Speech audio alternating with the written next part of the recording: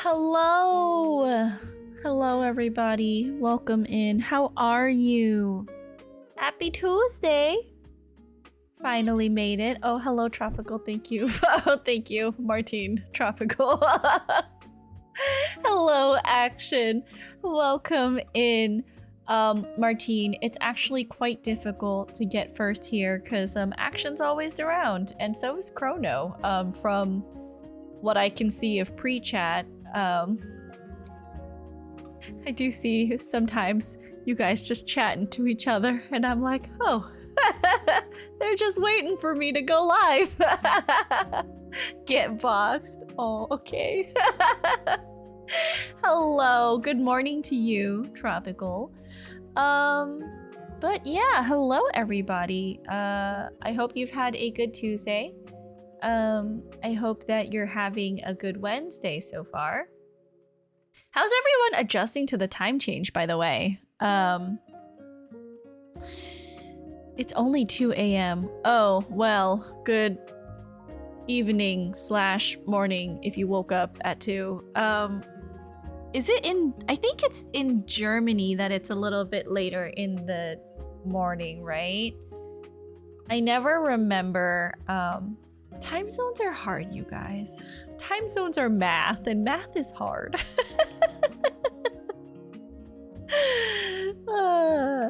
But how's everyone adjusting to the time change? I know statistically, I think it said that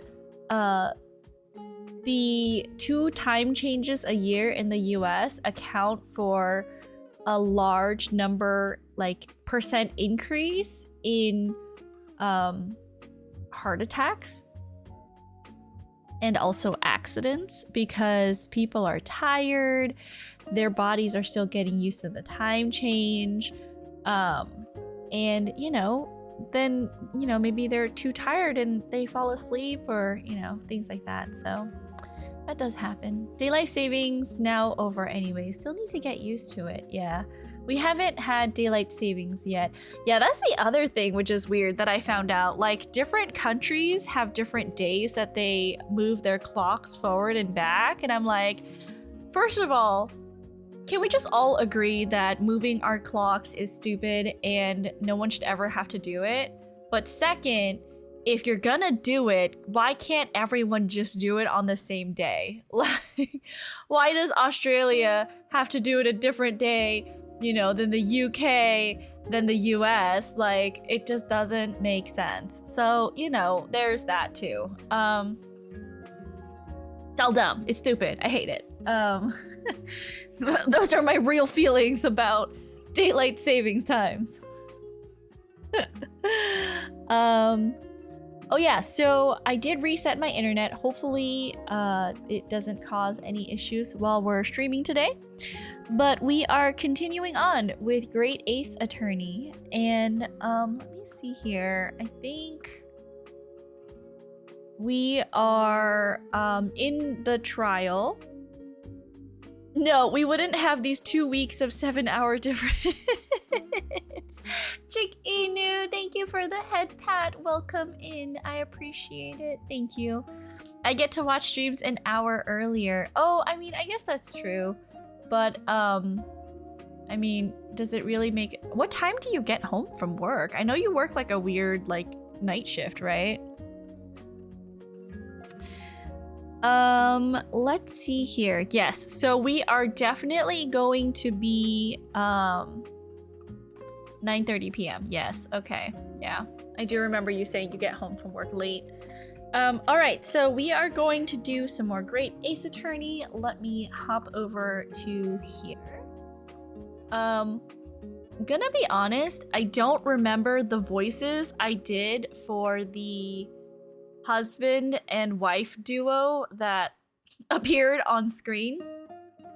And to be quite honest, I feel like stream ended quite abruptly last week because my internet cut out. So we're gonna try our best to remember, but if not, we'll just, assign a random voice. All right, so now that that's all set up, oh, thank you for the hydrate.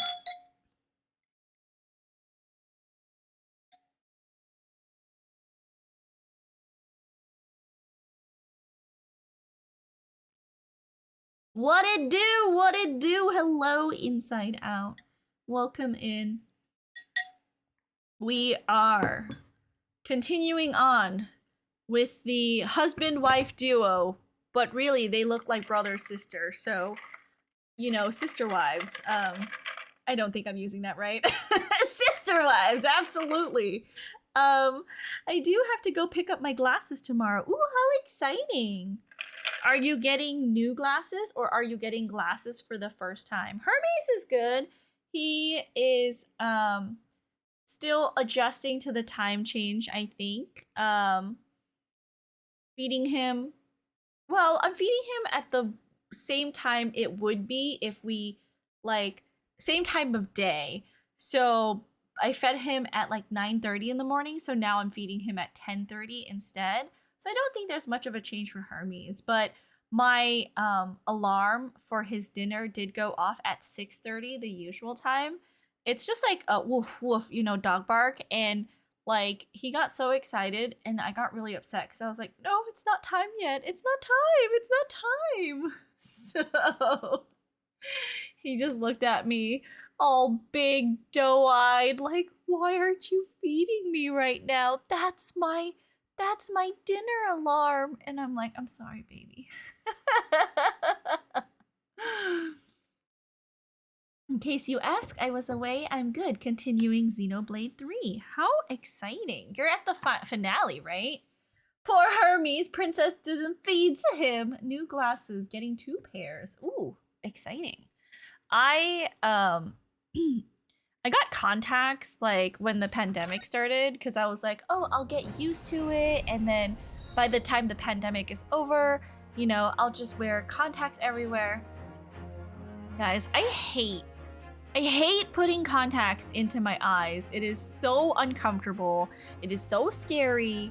And my eyes get all dry. And so those $70 got spent and are literally going to get flushed down the toilet.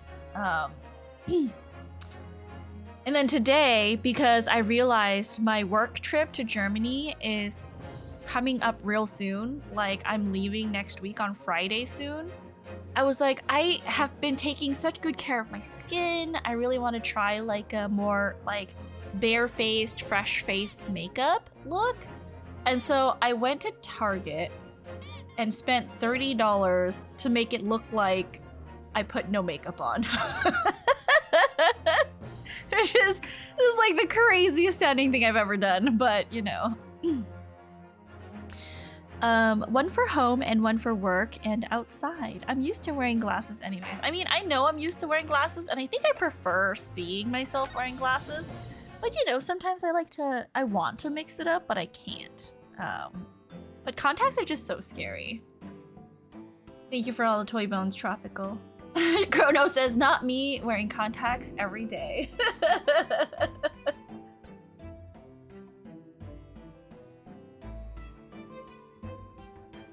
Germany is 8 hours ahead. I guess it's when we're later on, because I know Cloudy and Abaddon are come in and they're like, oh, good morning.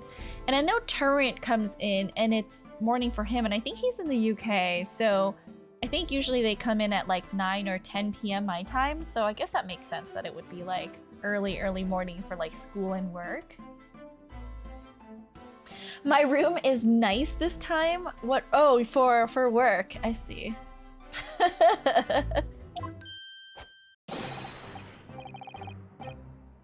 Oh, how should I make him sound?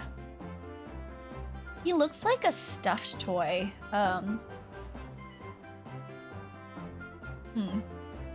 Constable Roy Beatty, sir. Nothing to report on the streets, sir. What a great witness he's going to be. In Sac? Oh, that's far. Did you drive or fly? Very good. I'd like to hear your formal testimonies now, please. You will tell the court exactly what you saw on the afternoon of the incident. Yes, sir.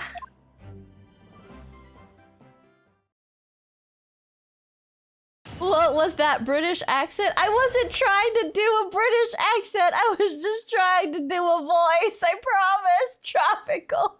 I promise. I would never try to insult anybody with my bad accents. I forgot how I made her sound. Siblings are dating. Cast your votes now. Hi, show. Welcome in. We're having a good evening. Okay. It was our wedding anniversary and Rolly was taking me out for a meal. There was no time to change after work. Anyway, two silhouettes appeared out of the fog on the pavement in front of us. All of a sudden, one of them just collapsed on the floor. Then the other scattered something before running off. We ran straight over, of course, and then went for help at a nearby police box. It was definitely that Japanese man in the dock. Rolly and I both saw him as clear as day. Not insulted, more concerned. Also wonder what will this racist loser say today? They're the white stripes, basically. Princess, you need to pay attention to voices in Xenoblade and imitate them. I don't know how to do that.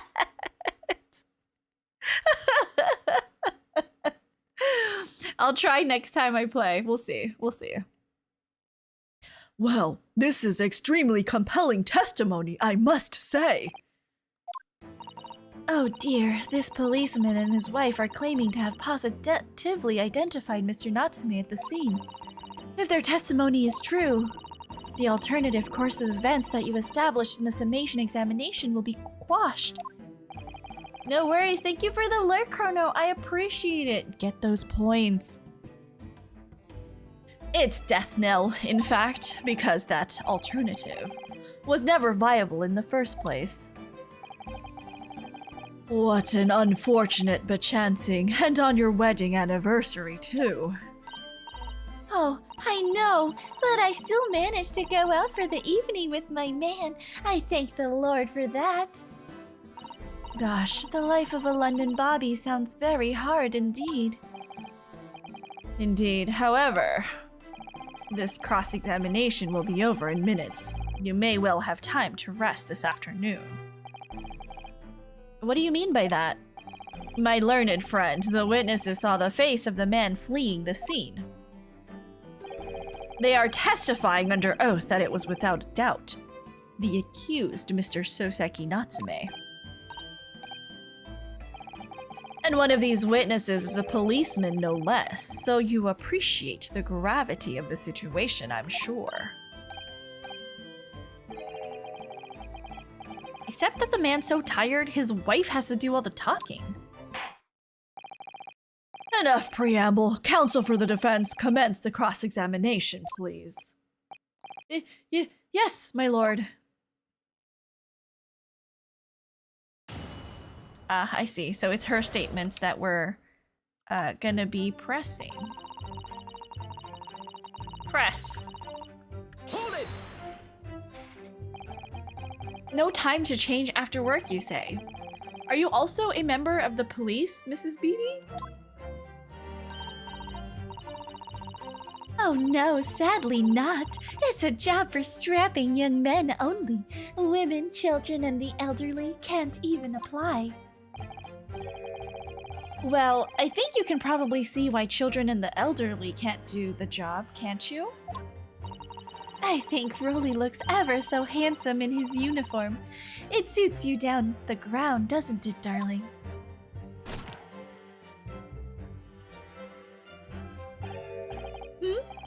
What? I just finished my meet. Pat and I were heading back to the station. I was actually planning on getting changed there. I don't know what voice I'm doing anymore. I've lost it. Is he talking in his sleep? This is creepy. Oh no, Rolly. I much prefer you in uniform. Sometimes I don't recognize you when I see you in plain clothes. It was fun while it lasted. just keep going the way you are. Oh dear, that doesn't seem healthy. Kindly adhere to the point. You were going for a meal after you finished your beat for the day, correct? That's right, yes, although I was fit to drop, to be honest, after spending the whole day on my feet. But policing is my life, sir. As long as I'm the proud owner of this, I'll serve my city and my queen to the end. What's that now? My warrant card, sir. Proof that I'm a London copper. It has the noble founding principles of the force written on it as a reminder to all us policemen of our sworn duty. Duty.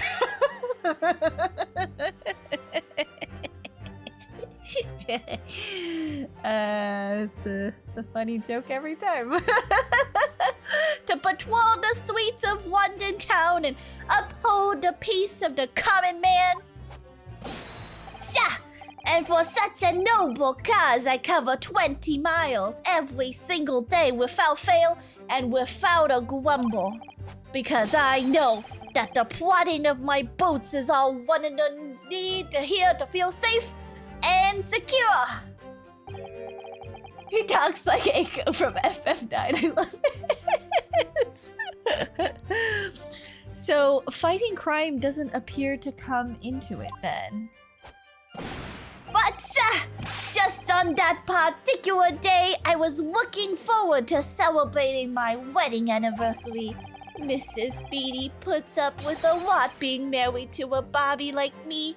I wanted to show my dear wife how much I care. Oh, Pat. Oh, Rolly. Oh, what a charming couple. Their young love is such a joy to behold. If a little over the top, perhaps? And then, kindly describe what happened next. Anyway, two silhouettes appeared out of the fog on the pavement in front of Hold us. it! Maybe I should give her some kind of drawl. Two silhouettes? That's right. They were coming towards us, walking up Briar Road in the opposite direction. There was a rather plump figure, followed by a scrawny, thin-looking man. That does sound exactly like the victim as pictured in this print, and like Mr. Natsume. Yes, unfortunately it does. And you're certain that at that time there was nobody else nearby? Oh yes, quite certain. It was dark, but there are streetlights on Briar Road, you see. There was nobody else around at all. Isn't that right, my darling?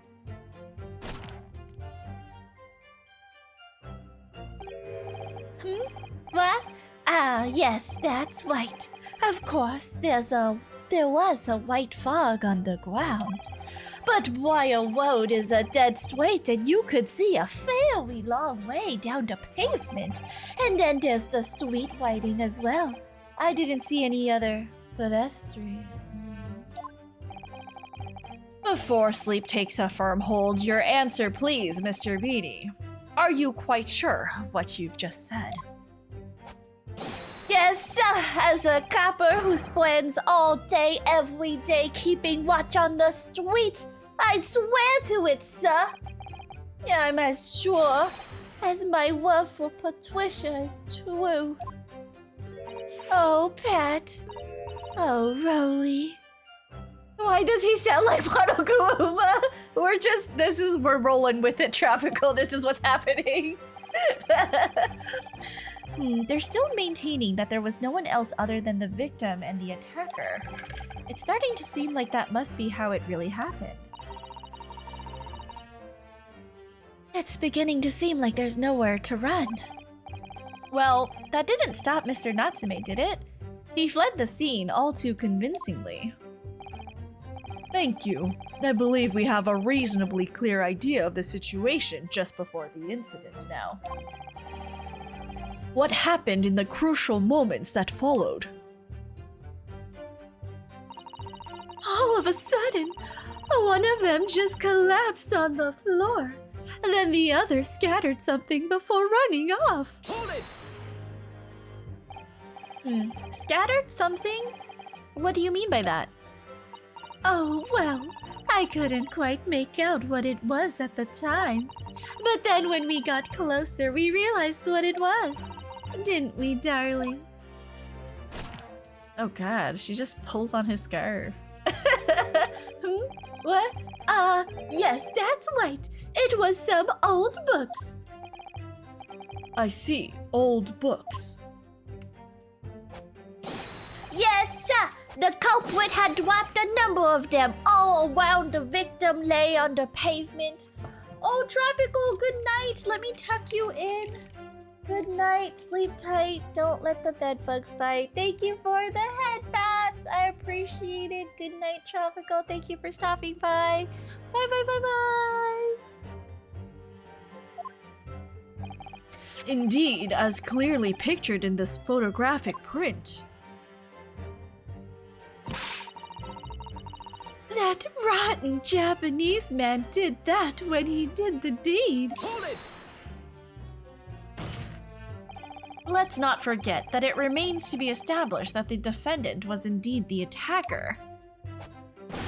But we saw him! It was the man in the dock without question, sir! The mustache, the hunched back, the cat-like eyes, the taut mouth, the snub nose, everything! Any more insults you want to throw in?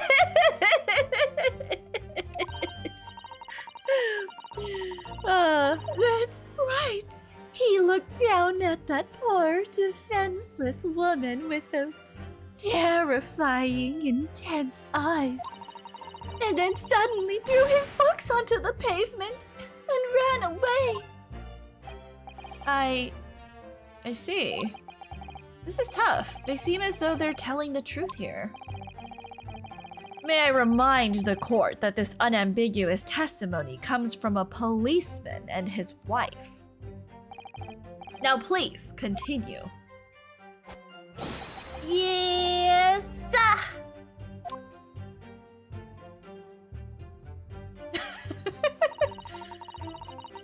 Ran straight over. Okay. Was it your husband who went to fetch help? No, I went. I may not be a police officer myself, but I am the proud wife of one after all. Isn't that right, my darling?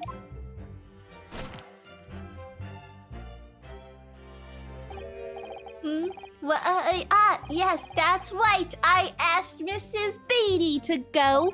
I was off duty by that point, but a Bobby's never truly off duty, of course. So I felt obliged to stay and guard the scene. Very laudable, Mr. Beatty. Preserving the scene of a crime is a task of considerable importance. That's why I sent Patricia, you see. I told her where to find the right police box. Forgive my ignorance, but what do you mean exactly by the right police box? Depends on a crime's location, you see, as to who deals with it. Where the woman was stabbed wasn't actually on my beat, so I told Patricia the way to the police box for the beat the incident fell under, so she could go and report it. I ran there as quickly as I could and asked for help from the Bobby on duty. There is nothing more potent than a young couple in... Oops! Young couple in love, working together, you know.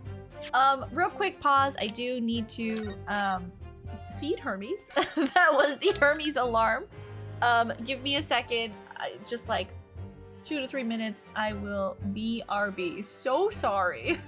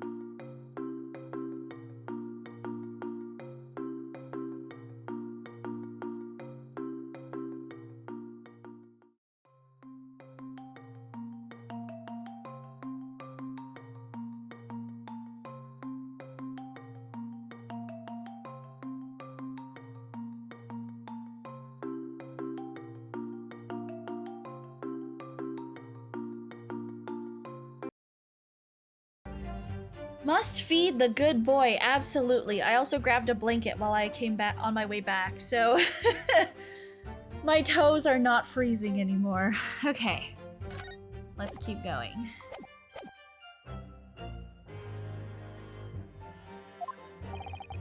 And thanks to your swift response, the case was quickly resolved. The actions of 2 model citizens. Oh, please, you're making me blush, isn't he, darling?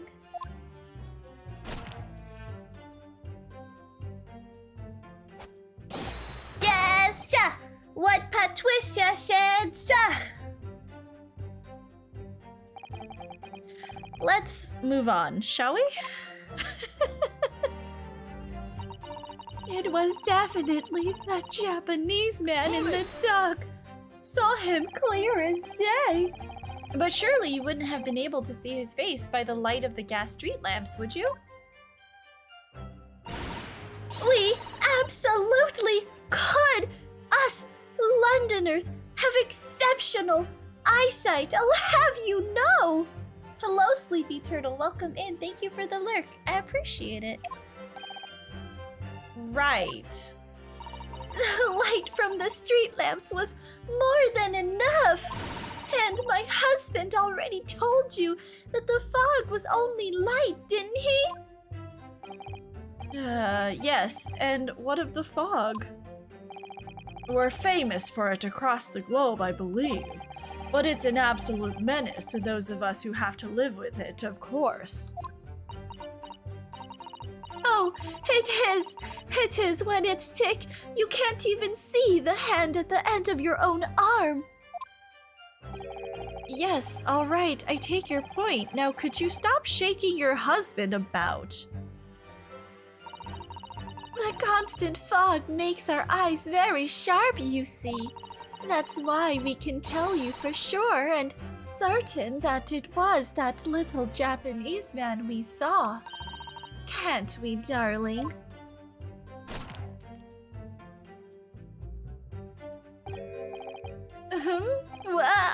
Yes, it was the accused, and no mistake. The mustache, the hunched back, the cat-like eyes, the taut mouth, the snub nose. Unmistakable, sir! As far as this couple's testimony is concerned, there can't be any question. It was Soseki-san they saw running away from the scene of the crime. So that's it, is it? That's their entire testimony? What do you think, Mr. Naruhodo? Well, I hate to admit it, but on hearing the testimony, it really does seem as though Mr. and Mrs. Beatty saw what they say they saw. Mr. Natsume running away from the scene on Briar Road that day. Hello, baby boy. Did you finish? Did you finish your dinner? You want me to massage your mouth so you can get all the crummies off of your face? So gross. Yes, you are. You're the most disgusting dog I ever met. Yes, you are. Okay, go on. Up! Come on. Good boy. What if she is lying? I know, right? What if she's lying? You don't know. Yes, I feel the same. So if that's true, where does it leave us? The members of the jury are sure to call for a guilty verdict after this testimony. Oh no, then what do we do?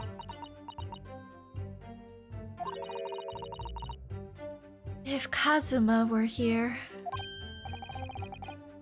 What are you trying to say? I think he would try to find a contradiction somewhere else within their testimony. What do you mean somewhere else? Their statement about seeing Mr. Natsume is unequivocal. Calling that into question won't help. But if you could identify some other part of their testimony which appears to contradict the facts, you might be able to discredit them, to make the jury doubt if the pair's memory of the day is accurate.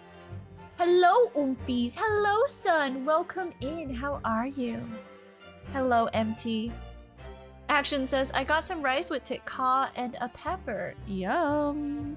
I love tikka. I am going to be eating rice and some hot links from Costco. It's so good. Oh, right. Put simply, we must focus on finding a discrepancy in these statements somewhere.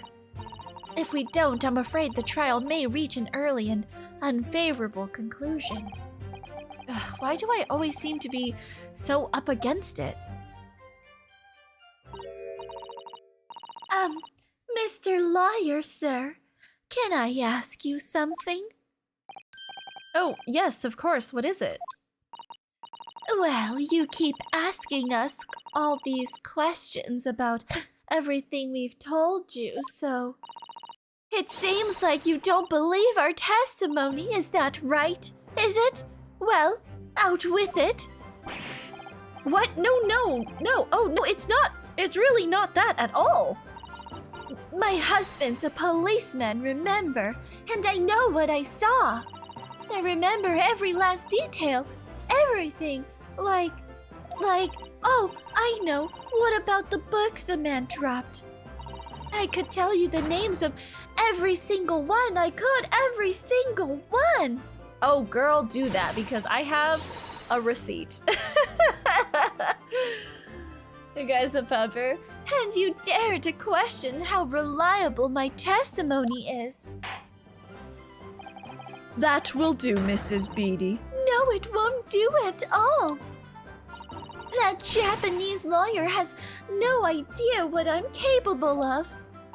Even if I decided to forgive him for insulting us, don't think for a minute that Rolly will. I really didn't mean to cause offense. Please put your husband's fist down. Perhaps you would like the opportunity to supplement your testimony, Mrs. Beatty. Might that, appease you?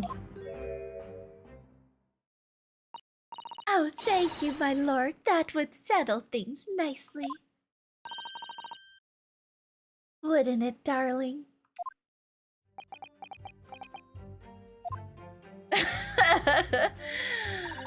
I could even tell you the names of the 4 books he dropped at the scene. Hold it! Ace Attorney has never not been weird. Very true. It is a very wacky series, and I love it so much. Yes, we know that there were books dropped at the scene of the crime, as you say. Those purchased by the accused at the nearby secondhand bookshop on the day in question. After I'd been to the police box for help, I decided to have a good look over the area for good measure. I am a proud policeman's wife after all. I did it for Rolly. And what was your husband doing at the time? Oh, he was lying face down in the snow, getting some well-deserved rest. He works ever so hard, you know, ever so hard. Don't you, my darling? Interesting way of guarding the scene of the crime. Well, Mrs. Beatty, seeing as you've regaled the court with tales of your powers of recollection, would you be so kind as to recount the titles of the books you observed at the scene? I'd be happy to. Now, are you all listening?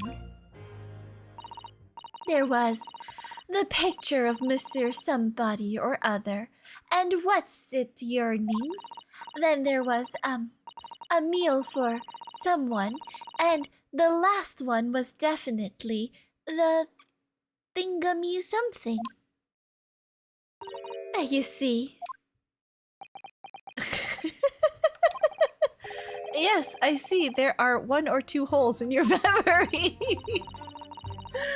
Oh, well, they were along those lines, I'm quite sure. There were indeed books found at the scene with titles along those lines, as you put it. Well, what did I tell you? So I think it's very mean the way you've been implying that my testimony can't be trusted. Don't you agree, darling? Anyone who upsets my Patricia will have to answer to me!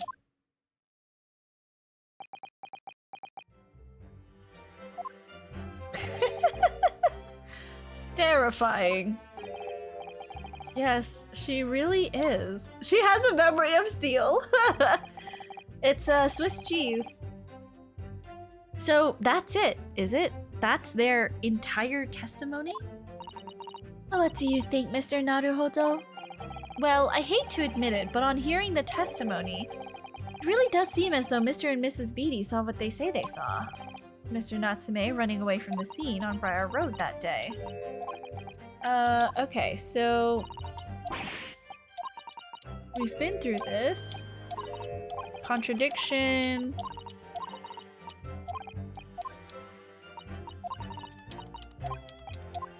Okay, so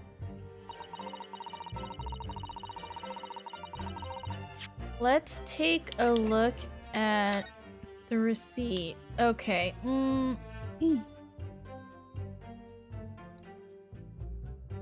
Oh, interesting. There is only 3 books, but there were 4. Huh, okay, wait, so it's 3 versus 4. So it's that last statement. Present 3 books. Yes, this one. Objection. There we go.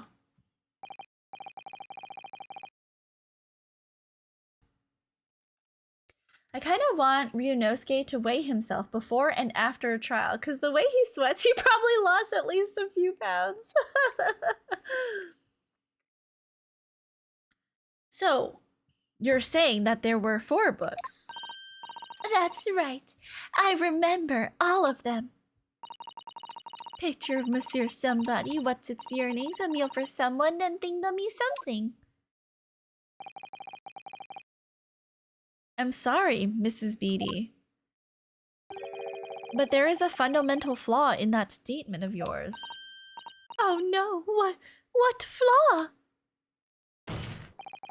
Simply that, at the scene of the crime, there were only 3 books, not 4. Boom! Objection! What?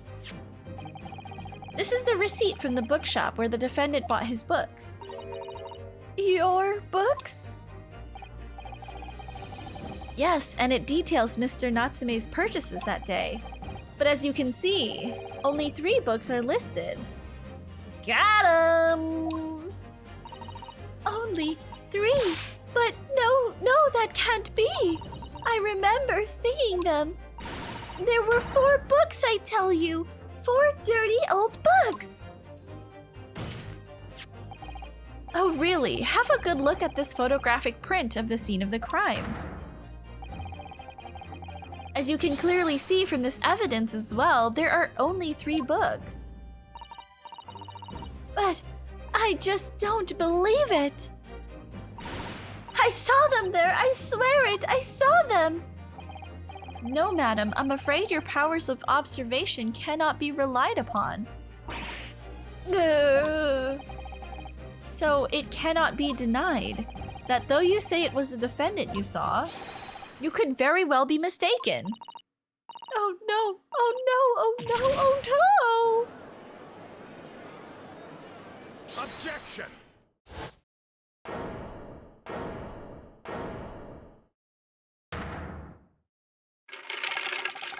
It's plainly evident that it is your powers of deduction that cannot be relied upon, my learned Nipponese friend. What? What cannot be denied is that these 2 witnesses saw the accused running from the scene. A fact that you know very well you have no hope of disproving. So you've striven to avert attention from that by dint of some inconsequential discrepancies. Would that be fair? He sees right through me. But your plan has somewhat recoiled against you, because he just proved 3 books and the 3 books was what Natsume was holding? Like, what are the chances, right? What are you talking about? It's quite simple. Let me explain with a toast. To the policeman's wife and her entirely accurate testimony in every respect. Oh. You see, the matter is not up for debate. At the scene on Briar Road, a total of, 4 books were most definitely found. But what about the photographic print? It only shows 3 books. Quite right, only 3 can be seen in that print. That print, you mean to say... Oh God. Allow me to present another, one that shows the victim's hand.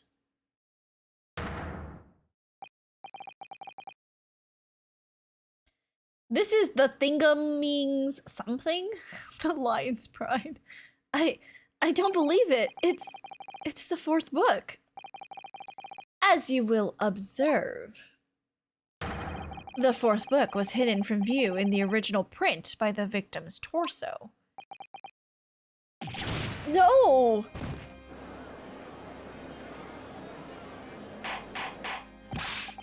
Order! Order! There, you see? You see? Look at that. Look, look, look. Yes. It's just like I said, isn't it, my darling? Yes, sir. Patricia's always right, sir. Let us study the receipts for the books purchased by the accused on the day in question. Objection! The prosecution is withholding evidence to make us look stupid. I object to this. Do you see this shit, Judge? Mrs. Beatty, the titles once again, if you please. Oh, yes, of course. The picture of Monsieur somebody or other. The picture of Monsieur Lecoq. What's its yearnings? Canterbury yearnings. A meal for someone. A meal for Gabrielle, in fact. As the court has just heard, the witness remembers the book titles flawlessly, save for a few minor details. Mrs. Beatty's powers of recollection can only be described as exceptional. Did you hear that, Rowley? The gentleman paid me a compliment. Yes, sir. Flawless, sir. Patricia is flawless. But there are only 3 books on the receipt, and Mrs. Beatty mentioned 4. There's nothing surprising about that. Clearly, the 4th book is that which is shown in the photographic print. I'm sorry, counsel, but does that not seem odd? Why should the 4th book be omitted from the receipt? It's not odd at all, my lord. It's because it belongs to the lady. As the photograph clearly shows, the 4th book was found in the victim's clutches. In other words, it belongs to the victim. The victim was holding her own book? I wonder what became of that 4th book. Obviously, it wasn't overlooked by the investigating officers at Scotland Yard. I have it here as evidence.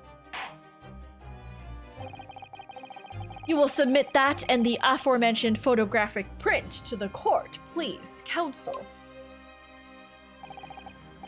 My pleasure, my lord. Second crime scene photograph. Okay. 4th book.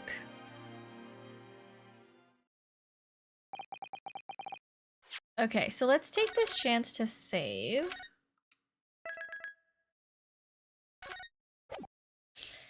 And then I'm also going to check the court record now. Why is this all weird? Like, this section of the book just looks all broken. It's a different book. No, it's the same book. Oh! Why is it burned? Oh, look at this. The book has been badly burned. You're right. You'd never be able to read it in this state, especially not the latter pages. What a terrible waste. Judging from the scorched edges of the paper, I think the damage must have occurred very recently. A book. Recently damaged by fire. Why does that seem to raise a red flag with me?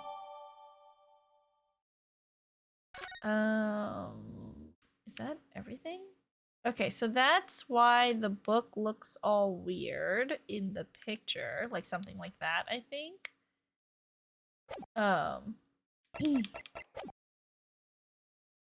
The prosecution rests. I have nothing further to add. What? You seem surprised, my learned friend. But your resistance until now has been in vain. Entertaining, yes, but futile. The spurious longer route to the accused lodgings that you tried to establish in your summation examination, and the attempted discrediting of the witness's powers of recollection in your cross-examination. Futile? I walked right into this, didn't I? You see, everything we've said is true. Isn't that right, my darling? Yes, Pat. Marry me, Pat. Wait, aren't they married? Why is he like, did he forget that he married her? He's been sleeping his whole life? So perhaps the ladies and gentlemen of the jury would like to reconsider their positions. Should the court waste any more time on this Nipponese travesty?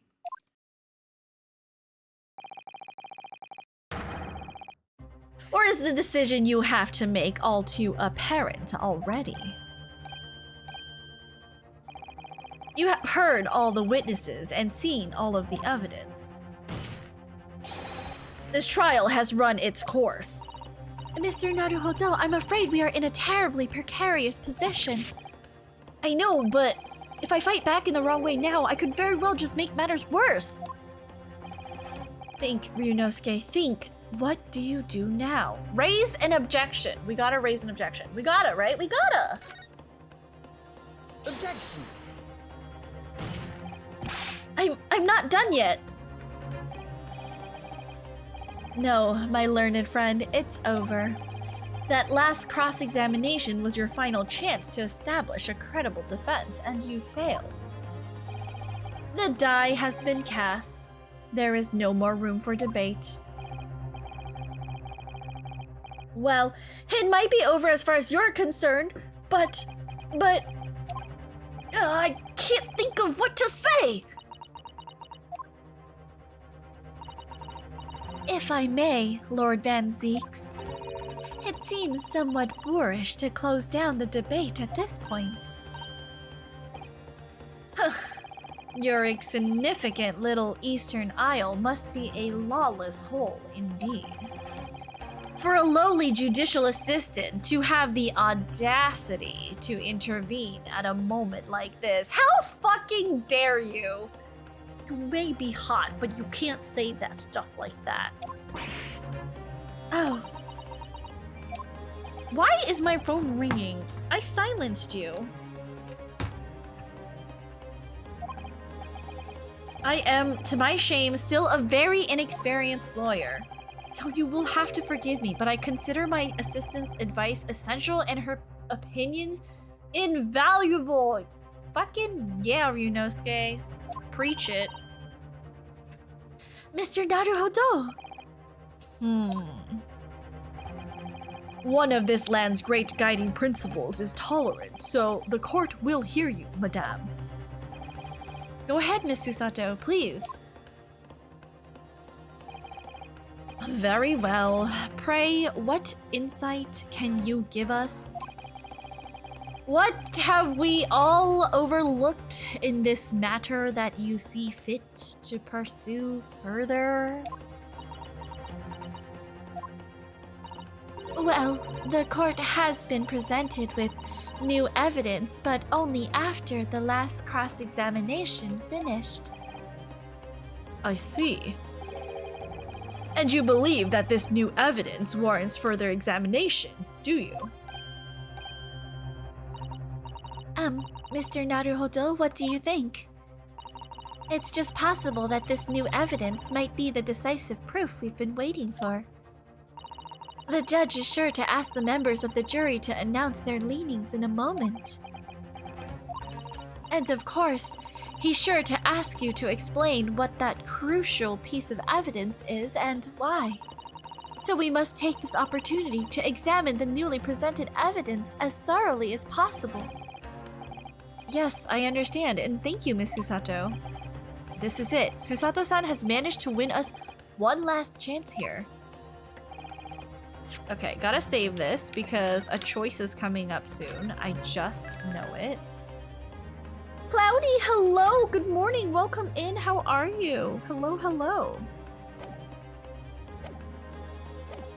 I hope you are doing well, I hope you had a good Tuesday, and I hope you're gonna have a fantastic Wednesday.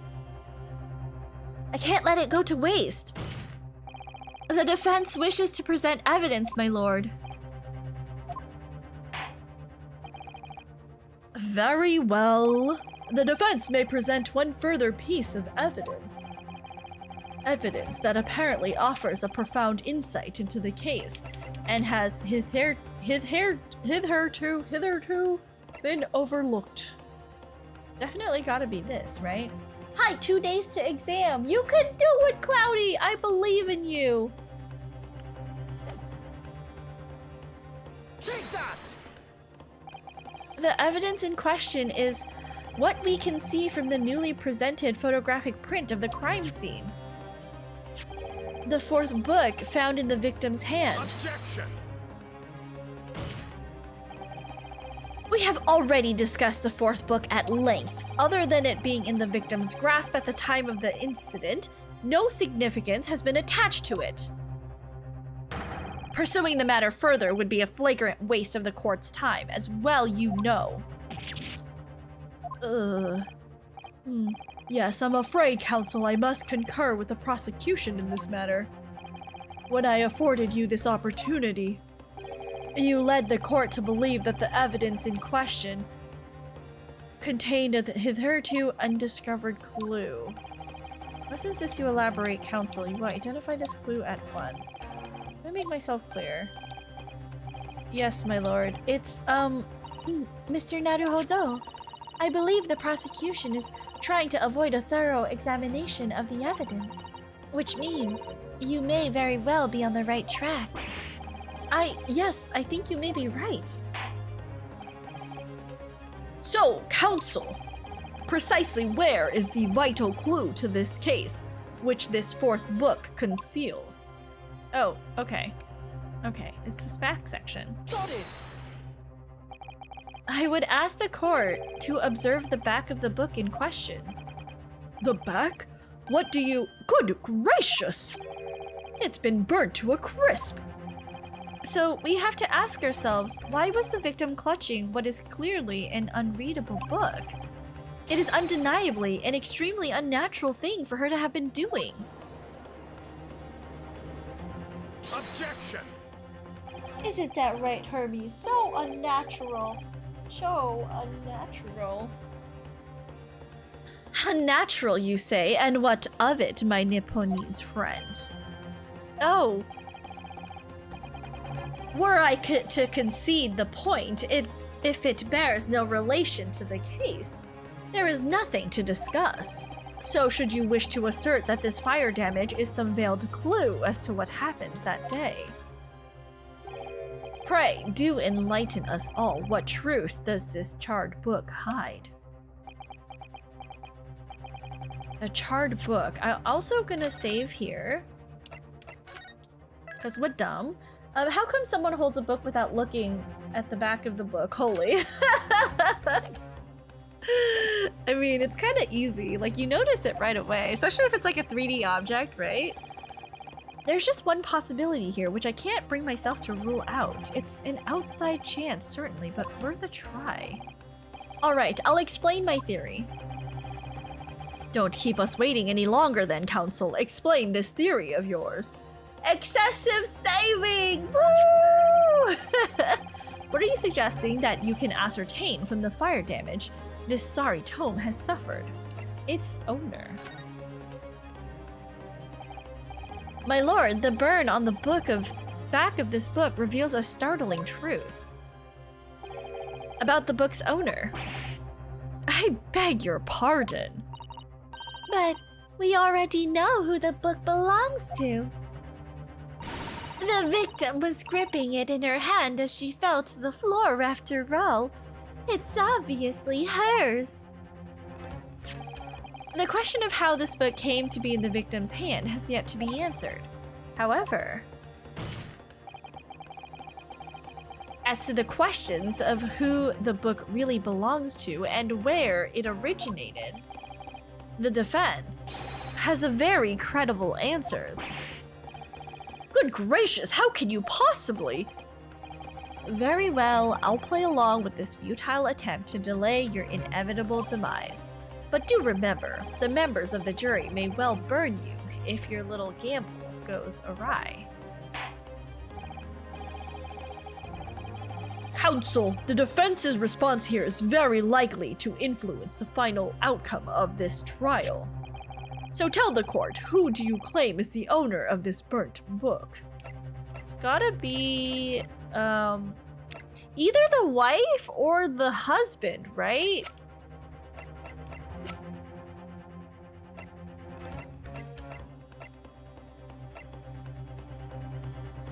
I mean, who would it be? Probably the husband? Take that! The answer is that the book belongs to the couple who owns the house where the defendant has his lodgings. She's a genius, Your Honor! I'm so smart, you guys. I'm a fucking genius. A certain Mr. and Mrs. Garadeb. The landlords? And whether this is some extraordinary coincidence or some kind of fate at work, I don't know. But of all the people in London, one of the 6 chosen for jury duty in this courtroom today is none other than Mrs. Garadeb herself. Oh my goodness, me! I think you must be mistaken, sir. I'm not Mr. Garadeb's wife. I'm his maid. Things would be so much easier if you would just drop the pretense. Alright then, how about a simple question for you? Have you ever seen this book in Mr. Garadeb's house? I would never presume to know all of the books he keeps, sir. Objection! This is outlandish behavior. This woman is the accused's landlady, you say? Bishop, hello, welcome in. How are you? Welcome in. Thank you so much for coming by. How are you today? Oh, sorry. I'm just yawning. You implicate this hard-working member of the public. You besmirch her without a shred of evidence. Your actions are unforgivable. Objection! This is not mere conjecture. The defense happens to know that on the day in question, at almost exactly the same time as the victim was stabbed on the pavement below, another incident was taking place in the room on the top floor of Mr. and Mrs. Garadeb's house. Good Lord, what sort of incident, counsel? A fire, my lord.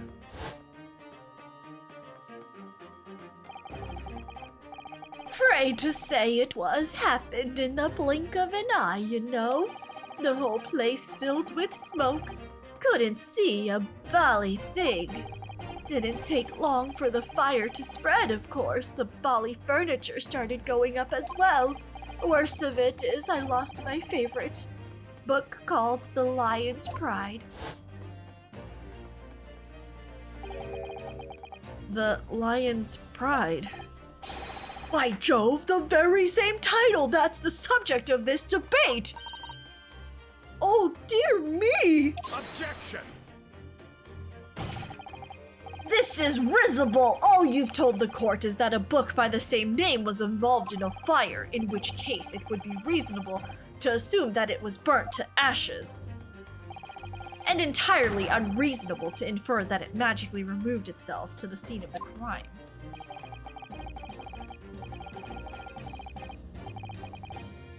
Perhaps it would make more sense if I told you that the cause of the fire was marital discord? Without going into details, it appears that Mrs. Garadeb was considerably enraged. Apparently, she continued to attack Mr. Garadeb even amid the flames. Oh, how awful! I can't even imagine being so horrid to the one you love.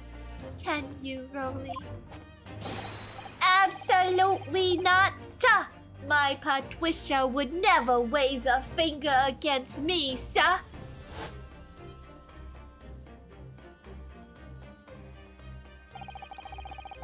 And all my favorite novels in that case, but as soon as the fire got hold of them, that was it. Whoosh! Up in smoke. Then the wife started hurling things at me. There was I, back up against the window, under heavy enemy fire, incendiary books incoming 10 to the dozen. Raska VA stream for real. Oh, Cloudy, thank you. I tried my best. The man had his back up against the window and he had burning books thrown at him? Goodness gracious, are you suggesting that the book was thrown through a window and landed coincidentally at the scene of the crime? Objection! No, a thorough investigation of the surrounding area was conducted the very evening of the incident, and there's no report of the Garadeb's window pane being broken. That's quite true. We also saw no sign of broken glass when we visited the Garadeb household. But is it not conceivable that the window was open at the time in... Not even remotely! Let us not forget the season and the chilling weather that accompanies it. No Londoner would ever leave a window open in the middle of winter. I mean, but what if there was a fire? And like, you wanted to cool down, I don't know. Does the defense postulate this scenario in all seriousness, counsel? Do you earnestly claim that the book was found at the scene was a flaming projectile thrown by Mr. Garadeb's wife? I believe it's a possibility, my lord. That's quite enough. Oxygen would feed the fire, it's true. Well, I hope that everyone can see you for what you are now, you foreign little trickster. You call yourself a lawyer, but you're just a coward, a mean coward. Really? Claiming that our little tiff set the whole neighborhood alight, honestly, implying that I'm merely posing as a maid for appearance's sake. How could you? It's nothing to do with this beastly case, not any of it. All you've done is sully our family name.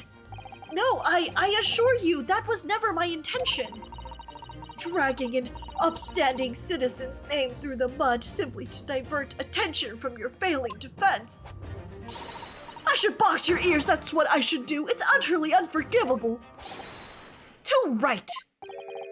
Here we go. How long have we sat here now listening to this Nipponese spouting out his fancy foreign theories? But think about it.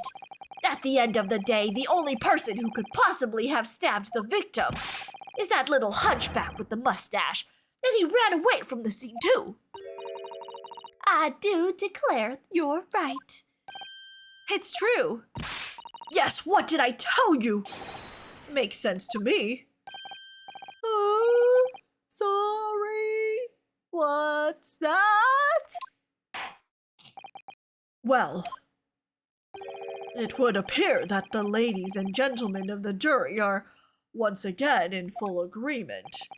What is your position, Lord Van Zeeks? In truth, my lord, I feel these have been unnecessarily protracted proceedings. But then, one must always exercise patience in order to savor the best vintage. No, wait! The mystery of the fourth book still hasn't been... You don't? That is so extra. You don't need to do that. Someone give the judge job to someone else. I'm sorry. The old man is just past his prime.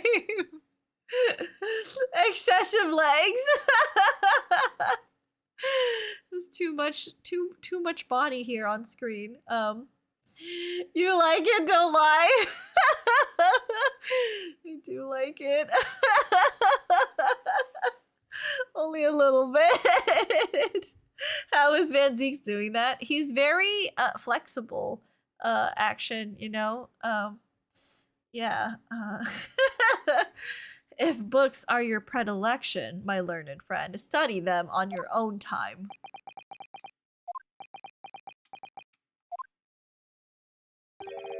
What? No, forgive the discourtesy this time? In that case, ladies and gentlemen of the jury, you will now state your individual decisions regarding the defendant's culpability for the court to hear. Guilty! Which can only mean one thing, he's a vampire. Guilty! Guilty! Guilty! Guilty!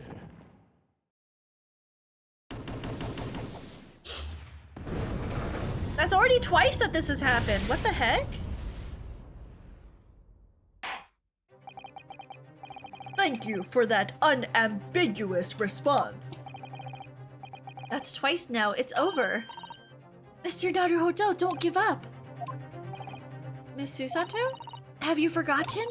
The battle isn't over yet. You're not suggesting. Of course, the defense has the right to another summation examination at this point. You could still convince the jurors to change their minds. You have one more chance. My lord, the defense asked to exercise its right to a summation examination. Huh. You believe you still have tricks up your sleeve. I don't intend to trick anybody. I intend to uncover the truth. This is no time to be downcast. As long as there's a chance, I have to stay strong and determined.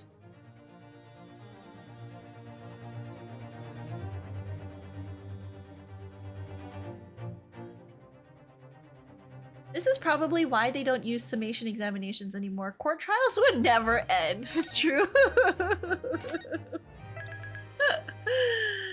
They don't do it in real life because otherwise we would never get anywhere.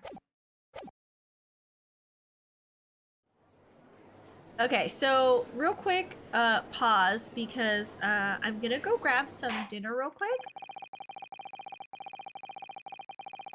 I'm gonna go grab dinner real quick, and then when I'm back, we're gonna continue with this. Okay, so I'm just gonna eat. I'm gonna run an ad while I eat. Probably like 5 minutes? I can probably eat all of this in 5 minutes, and then we'll be back. So BRB, you guys.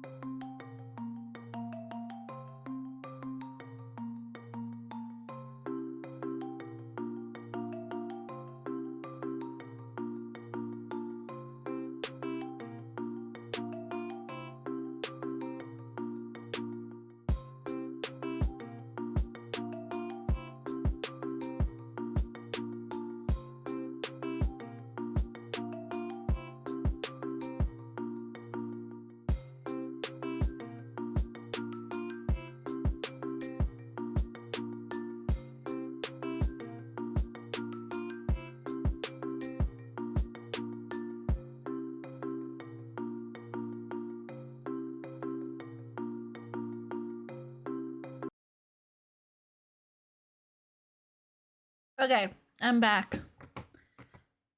Whew.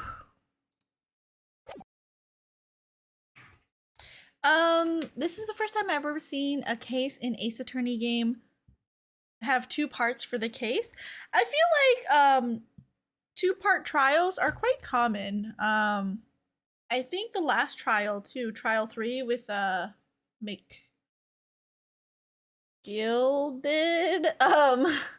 was also like it was either 2 or 3 parts, I think. So I think this is common. And I have determined that the court must uphold the defense's judicial right to this procedure. So, counsel, you will now proceed with your second summation examination. I presume the jury is ready, Mr. Foreman. We are, my lord. Very good. In that case, I must ask each of you now to state clearly and concisely for the court the grounds on which you find the defendant guilty of this crime.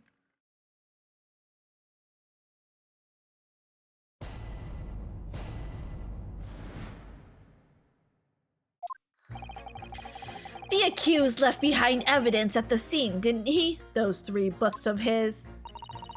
If there was some novel alternative explanation about how the victim was stabbed, I might reconsider. How do you eat that fast and not choke or get hiccups? It's a great question. I lived with siblings when I was younger, and I think when you and like my mom didn't really believe in like eating late at night, and so if you didn't eat your fill, she would, you know, everything would just get packed up. So I think like in general I would eat really fast so that I could get seconds if I needed seconds. And just fighting for food between my siblings, right, made me eat really fast. Like, one of the things that I had to teach myself when I was trying to like lose weight and do intermittent fasting was actually I like told myself, okay, each bite of food chew 30 times. And that like, you know, makes you more mindful about chewing and eating. But now that I stream, I'm like, don't got time for it. Just shovel all the food in my mouth right now. It's just a skill that I've earned over time. I don't know if anyone wants to see me eat. It's disgusting. I eat so fast. It's food. We love food. We do love food. Even if the woman was throwing books, it can't be related to this crime if the window was closed, can it? Dearie me, it was only a little book. Hardly life-threatening even with a direct hit. But what if it was a knife? Look, I just want to get this over with. If I don't bring home some pay tonight, I'll be in a tiny bit of trouble.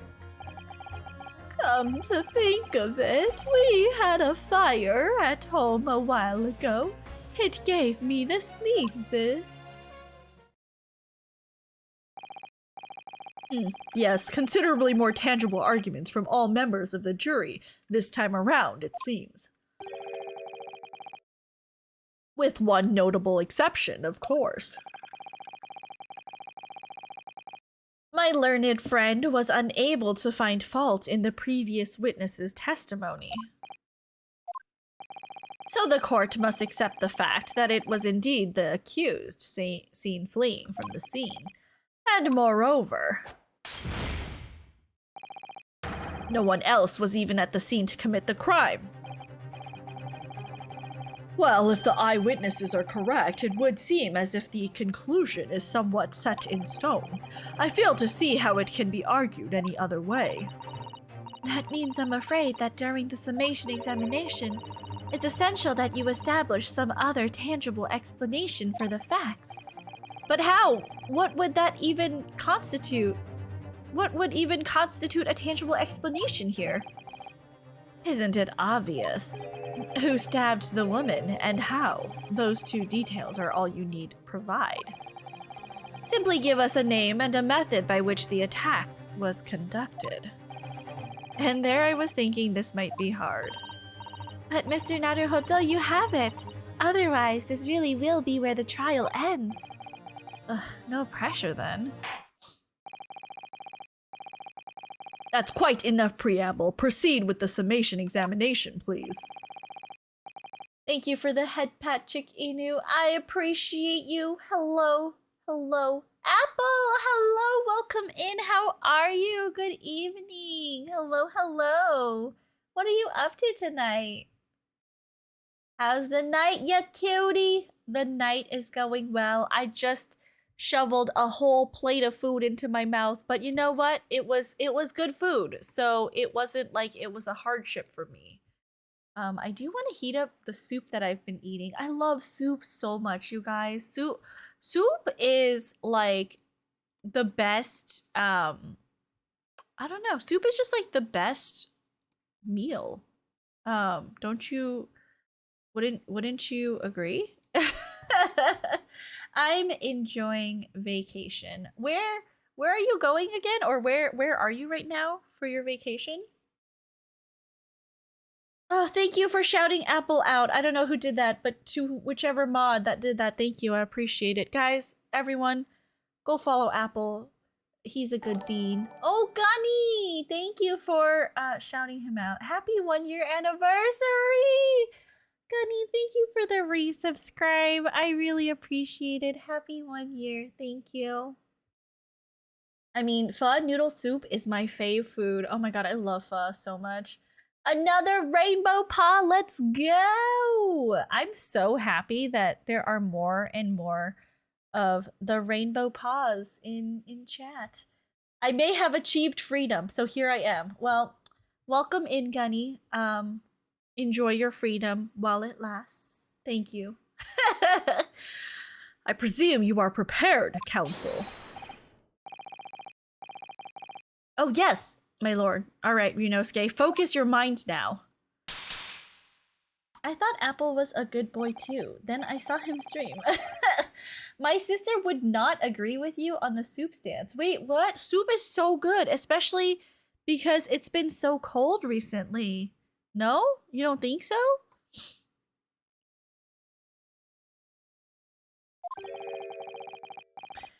It's going to be juror number 4, the maid, or should I say Mrs. Garadeb. Thought you were going beg. Oh, Jin? Hello, welcome in, Jin. We have a book that disappeared from the Garadeb's house on the evening of the incident, and the 4th book found in the victim's hand. There must be a way to link the two. Yes, that's what we have to find. Using every technique I've learned in my short career so far, whatever it takes. Don't forget to keep an eye on Mrs. Garadeb and how she reacts, even to the things other people say. Okay, so it's gotta be the throwing, like, the southern lady who says, I could be persuaded if you can find a way to explain, like, a novel way, this lady, she might reconsider. So let's press. Hold it! So you might be willing to change your decision, you mean? Oh my, sure, such delight on your face. But I'm afraid I shan't be swayed by emotion. Despite what you may think of me, I am a very modern, metropolitan, and rational woman. That's great.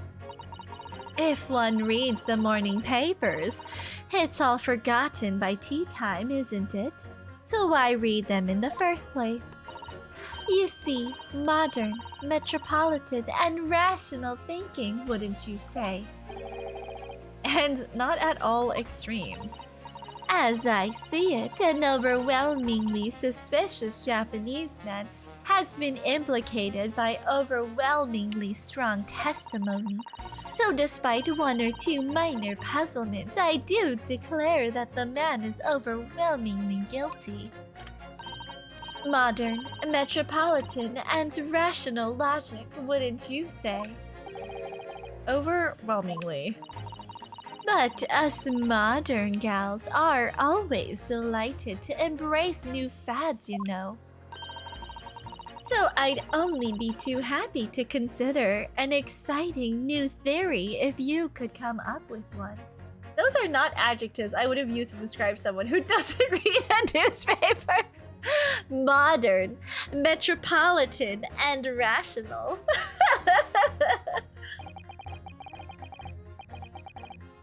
I'd be happy to do that too, if only I could.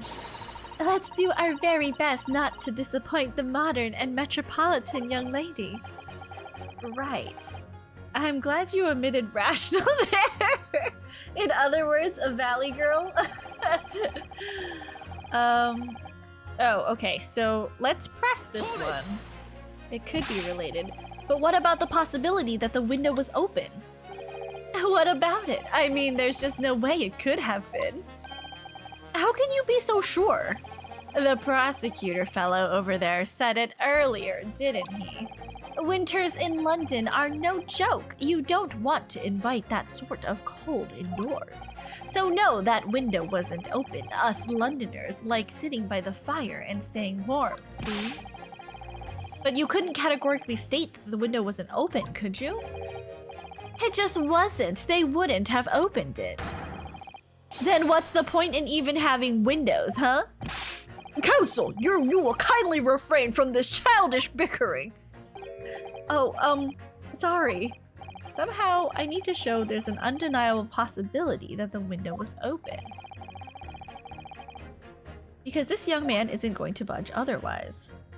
You'd fit right in, Jinzo.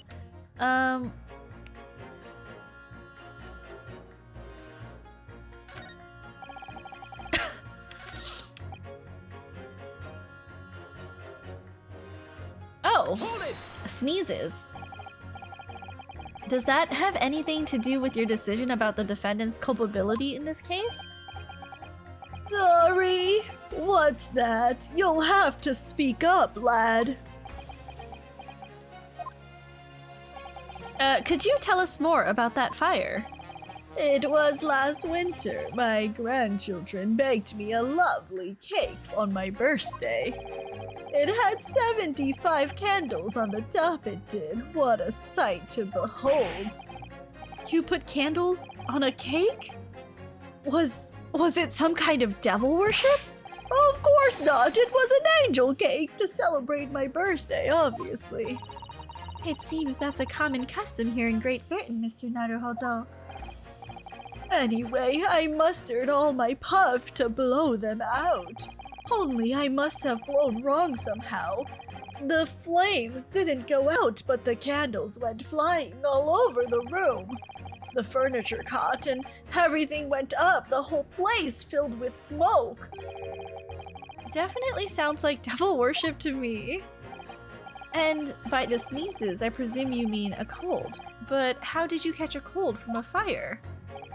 What a fiasco it was! The grandchildren, bless them, threw water over me as they tried to put out the flames.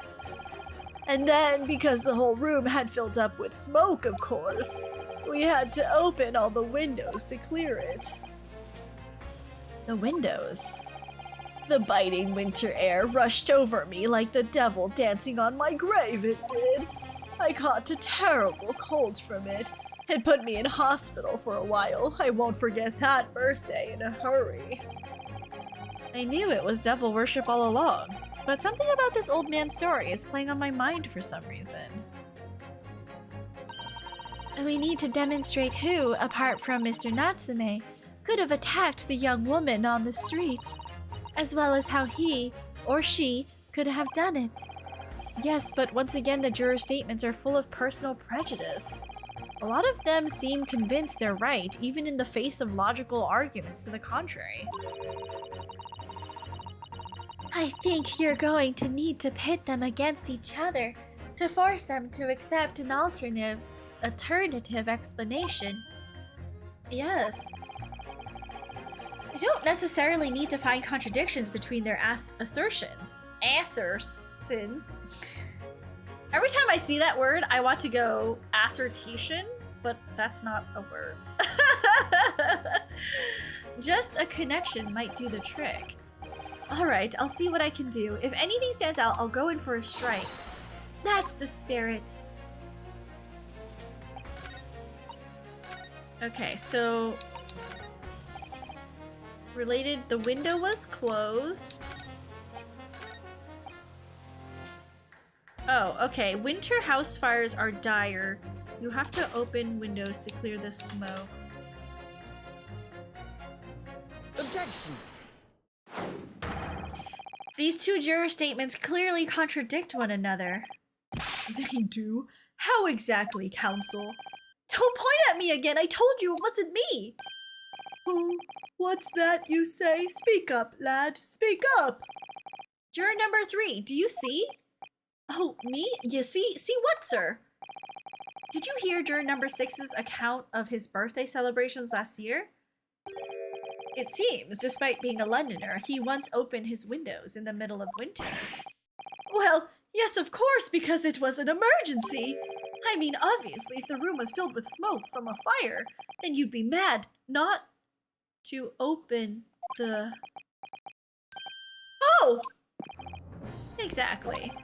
On the day in question, at the time of the incident, there was a fire in the Garadeb household. And Mr. Garadeb had the following to say about it. The whole place filled with smoke. Martine said, assertion is a word. It's the plural for, of assertion. Ooh! Oh, am I a genius or what, you guys? I knew a word before I knew a word. I'm fucking genius level right here. Oh my! Oh, my hat! Pursue. Excuse me! Juror number 4, do you have something to say about that? Mrs. Garadeb! Oh, dearie me! What is the meaning of this? How dare you imply that I'm hiding who I really am? It's imperative that you confirm something for the court. So please, it's time to drop the pretense now. You're not a genius, but maybe task failed successfully. If not a genius, then what, Joe? Huh? Huh? If not a genius, then what? Don't lick the couch, you dum-dum! What are you doing, numbnuts? It's not yummy. Oh, what is it? When the fire started in your house that day, did you or your husband open the window? What? I beg your pardon. What are you insinuating? Princess licked the couch? No, Hermes is licking the couch. And you're not supposed to, buddy. Yeah? Yeah, look at you. Look at you. I need to brush your tail. Your tail is so messy. Stinky boy. The room would have been thick with smoke after the carpet and bookcase caught fire as they did. In a situation like that, it's inconceivable that you wouldn't have opened the window. And what if we did? Oh, all right then. Yes, you're right. My husband was frantically trying to open the window, which can't have been easy since I continued to give him a justly deserved book battering. Even though your house was on fire? Oh, you never stop throwing until the anger subsides. It would be terribly bad for the nerves to do otherwise. Of course, I should have realized. That's a significant step forward, Mr. Naruhodo. You've managed to establish that the window was open. We simply must have added to Mrs. Garadeb's formal statement. You are princess. That's it. That's the tweet. No, I will not be taking any further questions. I will not be taking questions at this time. No comment. No comment. You in the glasses. No comment.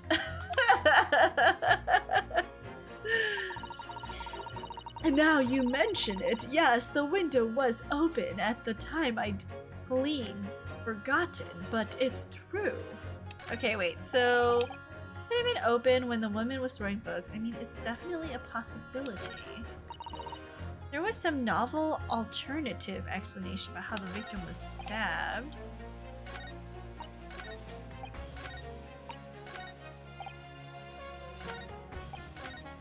Okay, so they say the same thing. Let's just skip this. Hold on. Oh. Oops, I went too far.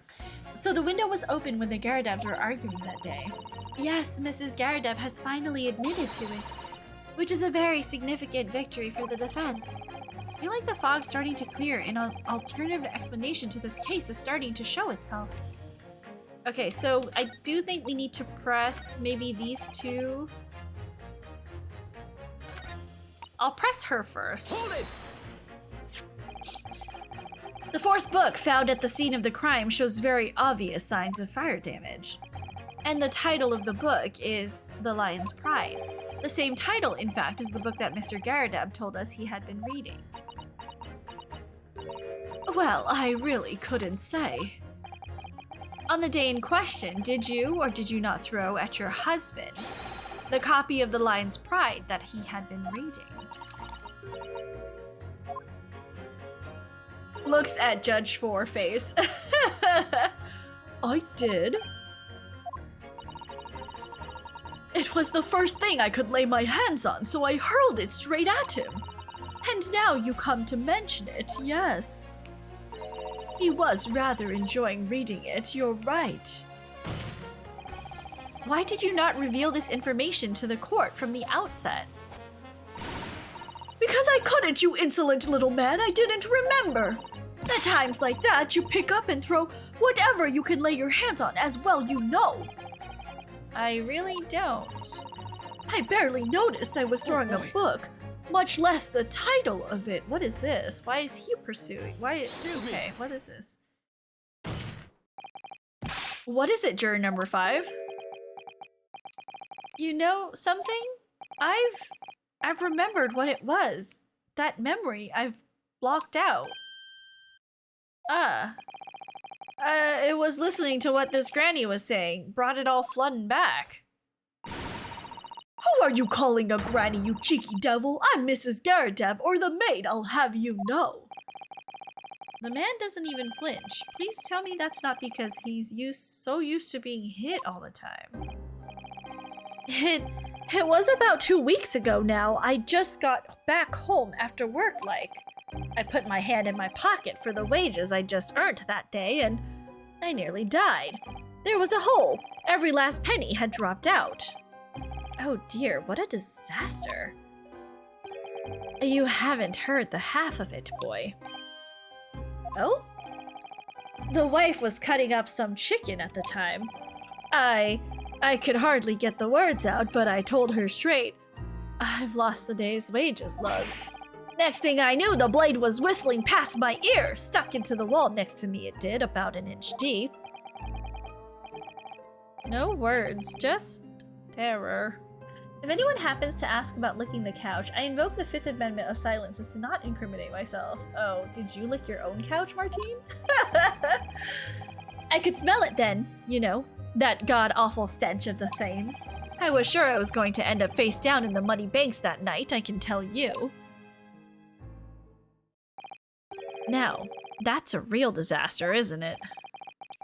I'll never use the word lightly again. Anyway, the point I'm trying to make is this. When women lose their rag, they'll throw anything at you. Knives, hatchets, hammers, you name it. Mr. Naruhoto, you mustn't think that all women are so short-tempered and unrefined. No, I wasn't thinking that. Throwing household objects at people is, well, it's so uncivilized. At least attack with honor, using a bow or the like. What? Attack? Who are you going to attack? Never mind. Anyway, this man's words could be rather significant, I think. Alright, we'll come back to the bow and arrow thing later, if I dare. Why throw objects when you can throw people themselves?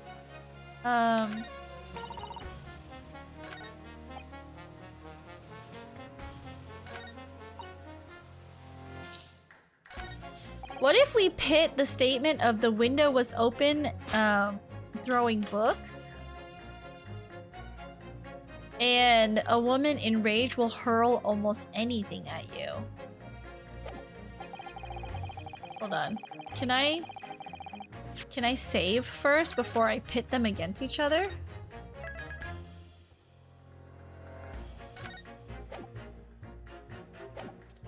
My grandmother, mom's side, once chased my dad out of her house with a cast iron skillet. Cast iron skillets are very heavy.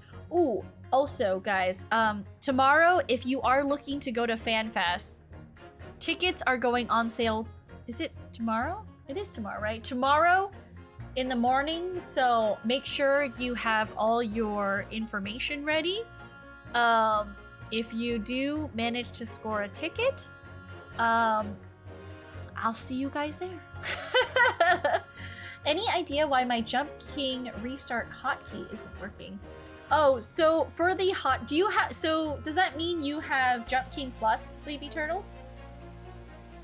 If you have Jump King Plus, you actually need to open up, I forgot what it's called, but it's like one of the documents. What is it? Hold on. I'm gonna look it up for you. Because I had to do it. It's actually, the hotkey doesn't work until you change one of the like true or false statements. Let me just find the folder that you have to, or like the file name. Oops, sorry, that was my thing. Open the config file inside your Jump King folder. It's the Jump King exe config file. And in that, you're going to make sure you find the line that says add key boomer-proof restart and change the value to false. So you want to turn off the boomer-proof restart. And that way, when you... And so save that, reload launch Jump King. Does it matter which program I open it with? I opened it with Notepad, and I just edited it, and then saved the config file. And I believe if you change it to false, save it, you should be able to restart with a hotkey. It's because they make it boomer-proof, so you don't accidentally restart your game, which I have done many times. But that should help you with that. Okay, so I'm gonna pit this with this. Yeah. Objection. Those two statements, I don't think they do. Have to object. That's complete nonsense. Okay, wait.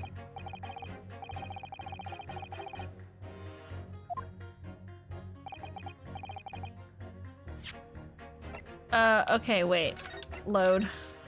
That's not correct. Maybe...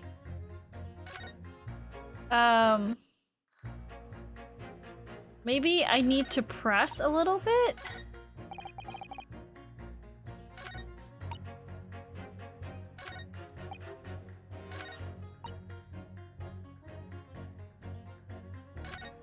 Like, how do we go from there all the way to... This is a new explanation for how the victim was stabbed. Do we want to press this statement? Hold it. Your wife really threw a kitchen knife at you? That's right, she was chopping meat with it. Had a tidy edge on it, believe me. Still, it's all memories, isn't it? It started with that smile she threw me when we were courting. And since then, the list of things she's thrown at me has grown. Hello, welcome in, Okachi Sakuna. How are you? Good evening. You're being in a shower? Have a good shower, Action Production. And since then, the list of things she's thrown at me has grown along with our relationship. There was a cup, then a glass, then a pot, a kettle, a chair, a wardrobe, a cooker, a bathtub. Your wife must be even beefier than you. And things came to a head last week when she threw me right into the flames. Still, she's not so bad when she's calmed down. She's a little sweetheart, really. I'm so happy for you. If you want to know what I think this whole idea of ladies first that we're so obsessed with in this country was thought up by some clever lads who'd been tossed in the Thames a few too many times by their wives. That's a very interesting theory. What a terrible thought. On the face of it, this juror's statement just sounds like a really extreme anecdote. But I think it might turn out to be an extremely powerful weapon, a weapon I might be able to use to make the jurors accept an alternative explanation. I must go now. Have fun streaming! Cloudy, thank you so much for coming in. 18.9k. You are getting there. Almost a fifth of the way there. Oh, you know what? What if we pit this and this? Objection. Oh, music stopped.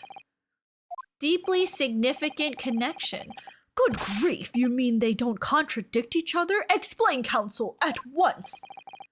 Juror number 2, do you think perhaps that this could be one such novel alternative? Oh my, whatever do you mean?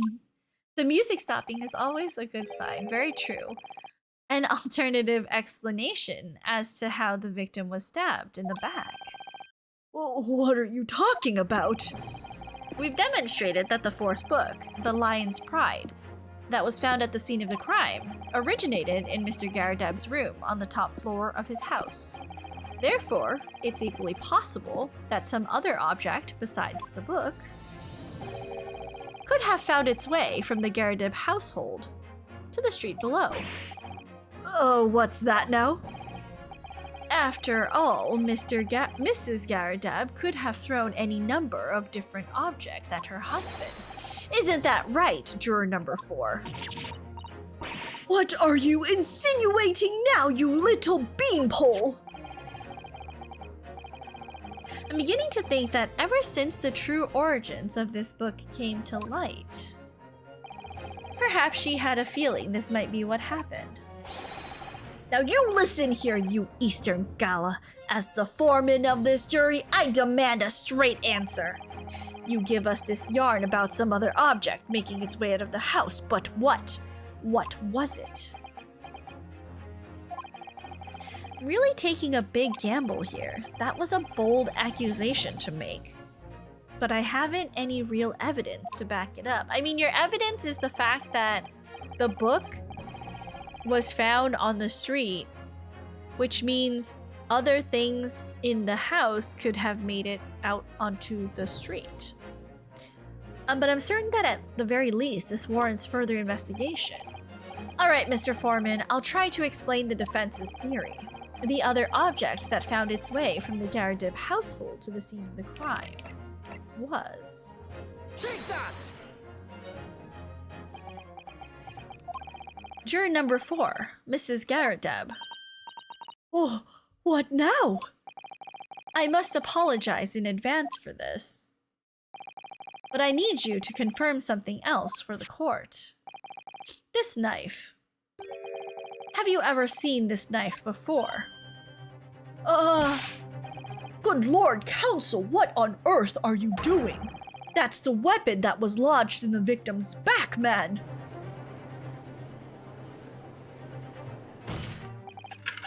My lord, remember that when the victim was attacked, Mr. and Mrs. Garadab were in the throes of an argument.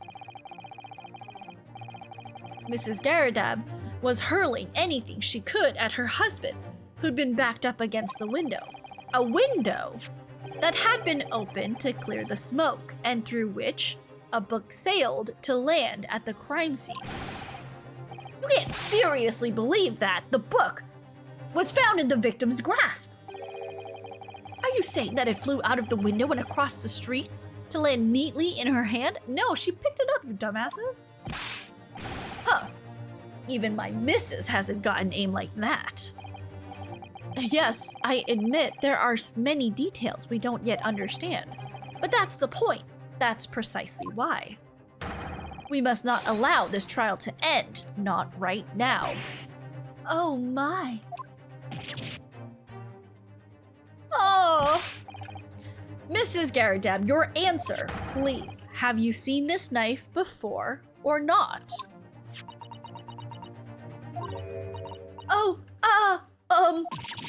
Ah!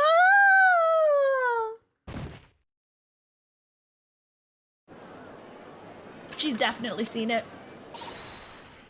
My lord! I wish to change my decision. I'm a woman of my word after all. Thank you, madam. Yes, I agree. I certainly didn't see this coming, but I just don't think it would be right for this trial to come to an end now with so many unanswered questions. Mr. Foreman? I'd have to agree. Not that I think the granny did it, mind. Yes, you know what? I'm not quite happy about this at the moment either. All together now, ladies and gents. Ba-da-ba-ba-da-ba-bum. Nice.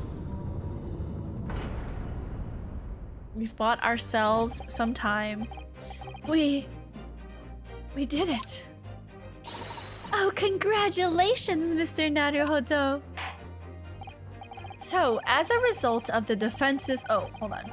As a result of the defense's summation examination, a number of jurors' leanings have changed. 2 jurors call guilty against 4 now calling innocent. Accordingly, the opinion of this court is divided.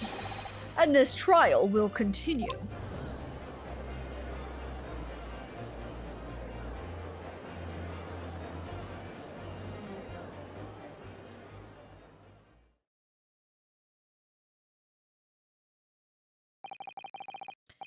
Now then, Lord Van Zeeks, how does the prosecution wish to proceed?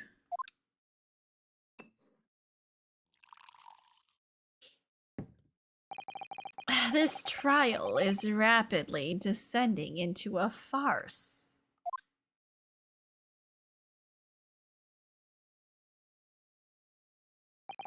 Like a corked wine, the first few sips are bitter enough.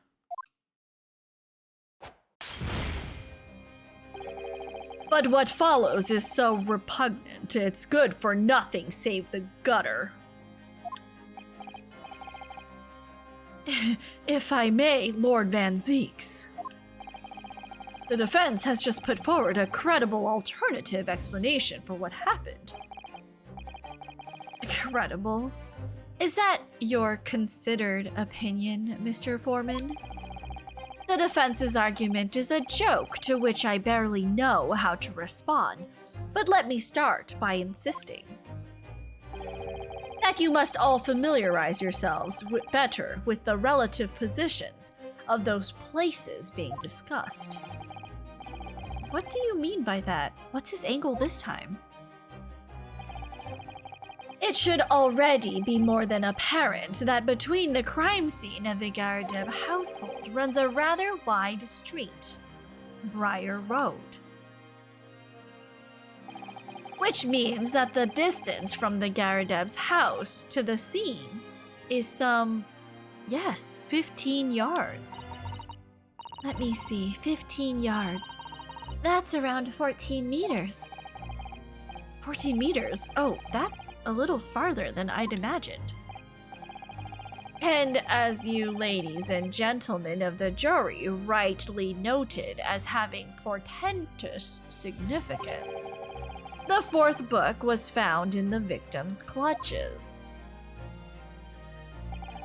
In other words, this smoldering book, wantonly hurled by the lady of the house, traveled some 15 yards to land on the opposite side of the road, neatly between the collapsed victim's fingers and thumb. Is that your final conclusion, my learned and deluded friend? And did the jackknife follow a near identical trajectory to plunge into the middle of the victim's back? This fantasy is somewhat stretching the notion of having a bad day for the victim, I think. Even those pathetic serialized detective stories have more believable plots. Ah! There's nothing I can say to that. That prosecutor loves the sound of his own voice. Miss Susato, serialized detective stories are pathetic, are they? How dare he? Maybe let's pick our battles here. My lord, might I be allowed to speak? As judicial assistant, you may speak for the defense. Yes, go ahead. Nani still going? It's only been 2 hours. We haven't been going too long. Hello, welcome back. Did you wake up from your nap? Did you take a nap? The prosecution may consider the idea a fantasy, but what the defense has postulated was believable enough to persuade the jury to change its leaning. And as such, the court has a duty to explore this alternative explanation as thoroughly as possible. To that end, juror number 4, Mrs. Joan Garridev, must be called to testify and submit to cross-examination. Saints alive! A cross-examination of a juror. Went to dinner with colleagues and getting pie for Pie Day now. Oh my gosh! You guys, I made you guys cookies for Valentine's Day. Where's all my White Day gifts? Hello? Didn't you enjoy the delicious cookie I made for you all on Valentine's Day? Shouldn't you, you know, my, White Day present? Well, at least it's not apparent. Excuse you, you bit it in front of us. But we were eaten by Ever. I mean, yeah, I made it for you. I'm sorry you couldn't eat it, but someone had to eat it. Where's my White Day present? I wasn't. I had a JR pass. Can you buy me a JR pass as a present, Martine?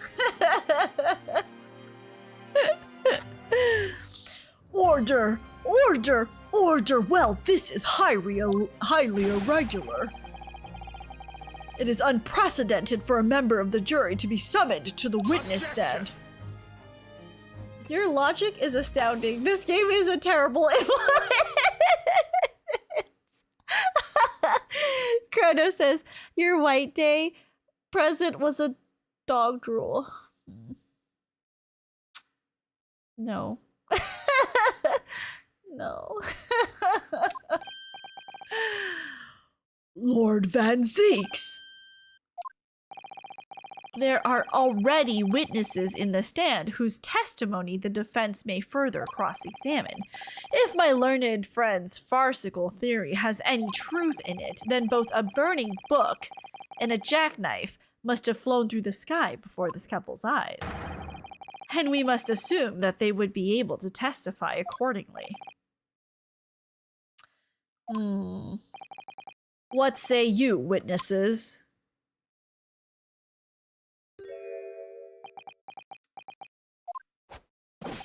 Yes, sir. Constable Roy Beatty reporting for duty, sir. Well, good morning, officer. Sorry for dozing until now, sir. I haven't slept for a month on account of a villain who's appeared on my beat, sir.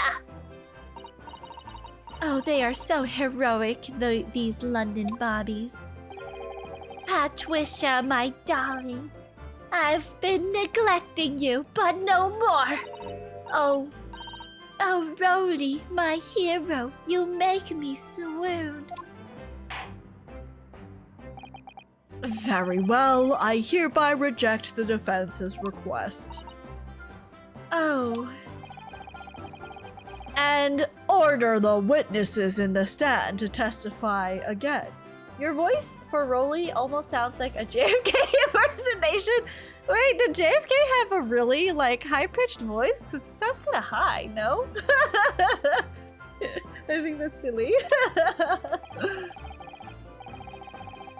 State forthwith before the court any details pertaining to the defense's alternative explanation of events. Yes, sir.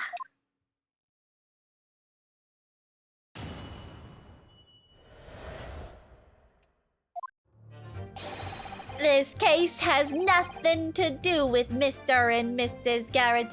Believe me, a London Bobby is good for his word. You see, sir, the windows on the top floor of the Garrett house are top-hinged casements. Obviously, if anything had been thrown out of the window, we would have seen it. I did leave the scene to go and fetch help, but my trusty Rolly was there to make sure nothing was disturbed. JFK had a Boston accent. Oh, I'm not even like trying. I don't know how a Boston accent sounds. I didn't take my eyes off the crime scene for one moment. Nothing strange to report on that front, sir. Well, this is quite startling. Top-hinged casement windows. That detail was not in the police report, Constable. Yes, I'm sorry about that. I must have been a little drowsy. You cannot excuse your sins with drowsiness every time, Constable. I have to say, after you sent me, what was it? The berries and cream? Berries and cream. Berries and cream. I watched it and it's just so funny. Let's see here. Hold on. How loud is this? Why is it not? Okay. Hold on. Here, read this. For supper, I want a party platter. No, no, no! Like this. What? For supper, I want a party platter. You want a party platter? I guess I do sound like that. That's so funny. That's so funny. Thank you for sharing that.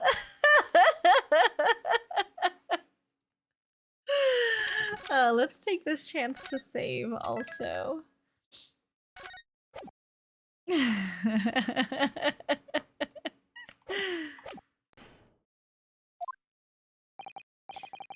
Sorry, but what exactly is a top-hinged casement window? And you cannot excuse your ignorance with such trite remarks, my learned friend. Of course, sorry. Princess can do any accent out there, just not on command and on purpose. It's true.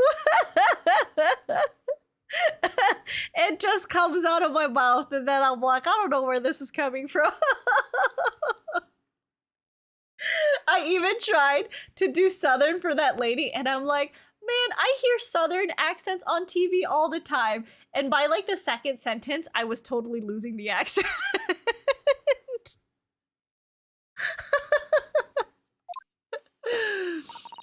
I found it, Mr. Naruhodo. Cast your mind back to the windows in Mr. and Mrs. Garadav's room. All right, I'll try. So the window opens in order to allow air to circulate inside the house. Oh. But as it's a top-hinged casement window, it swings open along the upper edge, you see. Interesting. So were they not on the far side of the road? The lady was walking on the closer edge? Because if it was like, if it hit the window and dropped down, that would explain it, right? I'm glad you've rectified your ignorance. The casement window's most prominent feature is its stay, a metal bar which prevents the window from being opened beyond a certain amount. It prevents it opening? This is all news to me. Absolutely correct, sir. In other words, if a book or knife were to have been thrown through the open window, it would have clattered against the pane and fallen straight down to the pavement below. No. You see the problem then.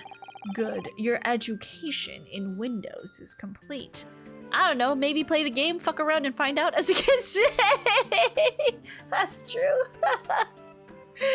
But how are they gonna explain that she was walking on the closer side? There was never any possibility of either the book or the knife traveling 15 yards over the road. That is, unless the window pane had been shattered, something we've discounted already. That can't be!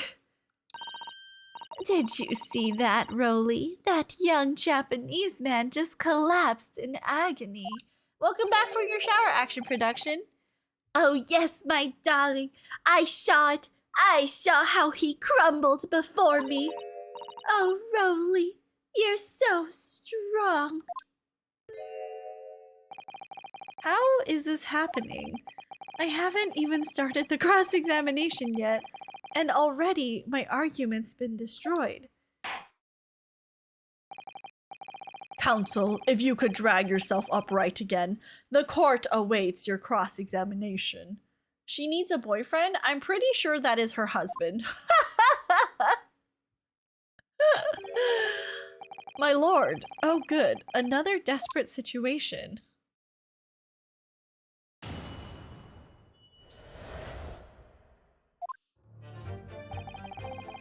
Case has nothing to do with Mrs. Ngaradeb.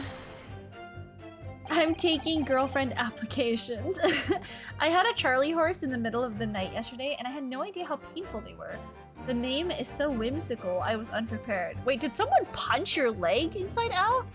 That's the only way I know, like, people give each other Charlie horses, is like, they get punched really hard in the thigh. How can you say that for certain? A very good question, sir. And the answer is this. It has the noble founding principles of the Force written on it as a reminder to all us policemen of our sworn duty. He showed us that before, didn't he? No, I had a night cramp of the calf. Oh my god, I've had those before. You're saying that's called a Charlie horse? Oh my god, I've woken up and like, you know that feeling before the cramp where you know like you feel if you move your leg the wrong way, it's gonna cramp?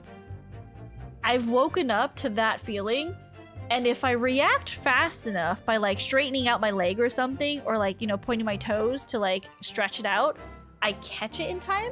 But sometimes I wake up and I'm like not cognizant, and then all of a sudden the pain just seizes me and I'm just rolling around in bed crying.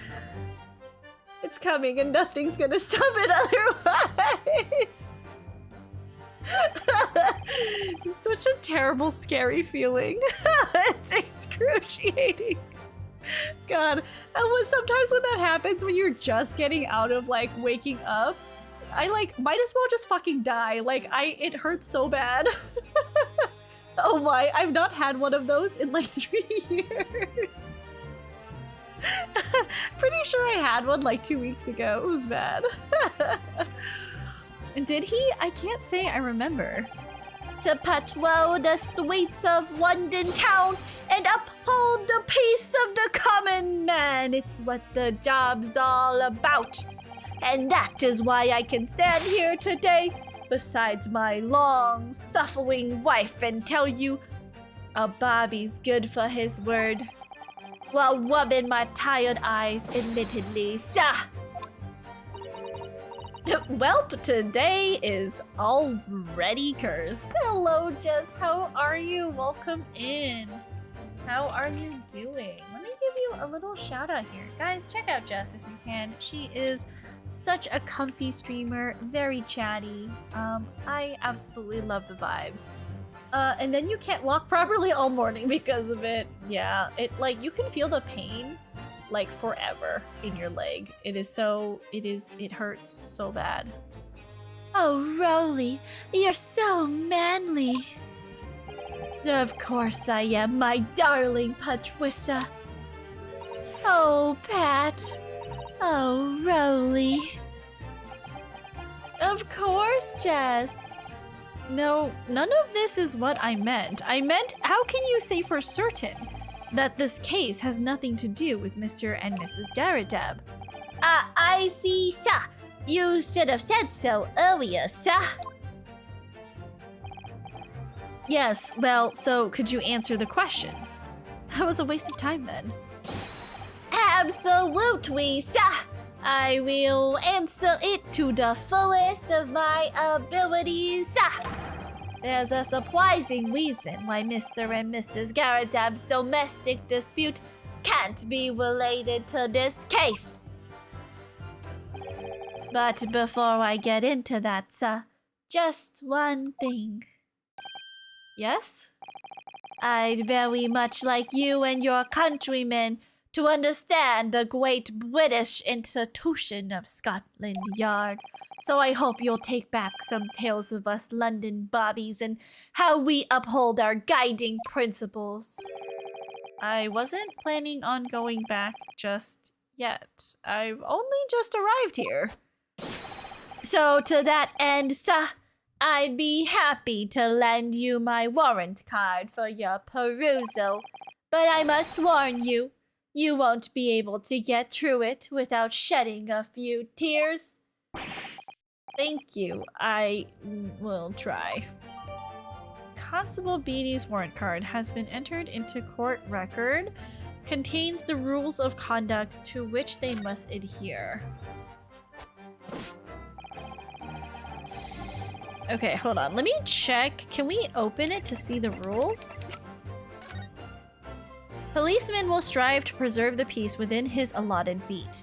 A patrolling officer is expected to walk 20 miles around his beat every day for the furtherance of community relations. Any crimes fall under the jurisdiction of the beat in which they are discovered. When a crime is discovered on his beat, a policeman must assist with initial investigations and help detectives. Okay. Let's press Hold it! the top hinge casements. By which you mean they don't open fully, is that correct? Yes, sir. They're just there to allow a bit of air through the house, you see, so they're restricted as to how much they open. And therefore anything thrown out of the window from inside the room would simply strike the pane and fall to the street directly below. For clarity, allow me to mark the map. Here is the location where objects would have fallen. Yes, directly opposite the scene of the crime on the other side of the rather wide road. Would it have been so hard for somebody to mention this top hinged casement thing before? Well, I have another question for you, Constable. And what would that be, sir? How do you even know? Why would you have any idea what sort of windows Mr. and Mrs. Garadeb's house is? That's actually a good question. How would you know? Well, sir, that's very simple. You see, I helped with the investigation yesterday. Oh, I see. Okay. Excuse Pursue me. this. Do you have something to add, Mrs. Beatty? Sorry. Oops, she's not Monokuma, so I have to actually enunciate her words. You look, well, delighted. Is there some particular reason for that? Oh, I was just remembering, that's all. We really were so lucky. Lucky? What do you mean? Well, of course I feel terrible for the poor woman who was attacked. Don't misunderstand me, please. But we were just so lucky it didn't happen on Rolly's beat. It was so close, you see. Oh, I hadn't realized.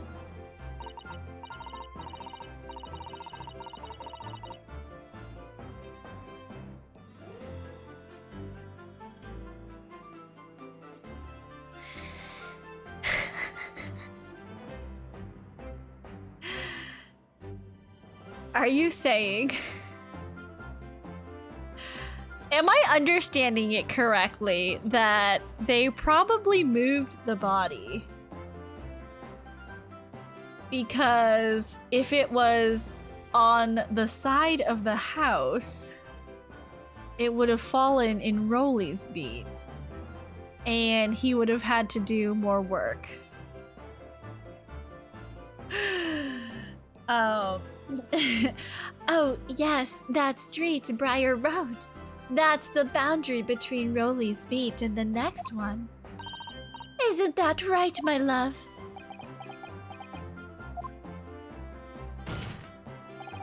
Constable Beatty. Yes, that's right. That's the reason I was helping out with interviewing the occupants of the Garadab household yesterday. Their house is on my beat, you see, sir. That really was cutting it close then. Constable, I wonder if you could clarify something. If the Garadab household is on your beat, does that mean that the pavement next to it is as well? Outside Mr. Garadab's house? Yes, ma'am. The pavement on that side of the road is part of my beat. It's ethical to move a body if it's to spend time with your girlfriend. Is it though? Is it? I see. I was unaware of that. Just think if the woman had been attacked just on the other side of Briar Road. We would never have been able to go for that meal to celebrate our wedding anniversary. But that's the life of a Bobby after all. Extraordinary people are Bobbies. I don't know that you should be saying that, Judge. Tirelessly working for the benefit of all Londoners. Do you know what I think? I think it was the good Lord's way of rewarding my Rolly for all his hard work. Don't you think so, my darling? That must be it, Pat, my love. That must be it. I think perhaps we should make sure we have that information officially on record. Leave it to me, Mr. Naruhodo. I'll take care of it immediately. Case file information has been updated in the court record. Okay, hold on. So, this one. So, location, pavement, Briar Road East, Rolly Beat. Salient was wait.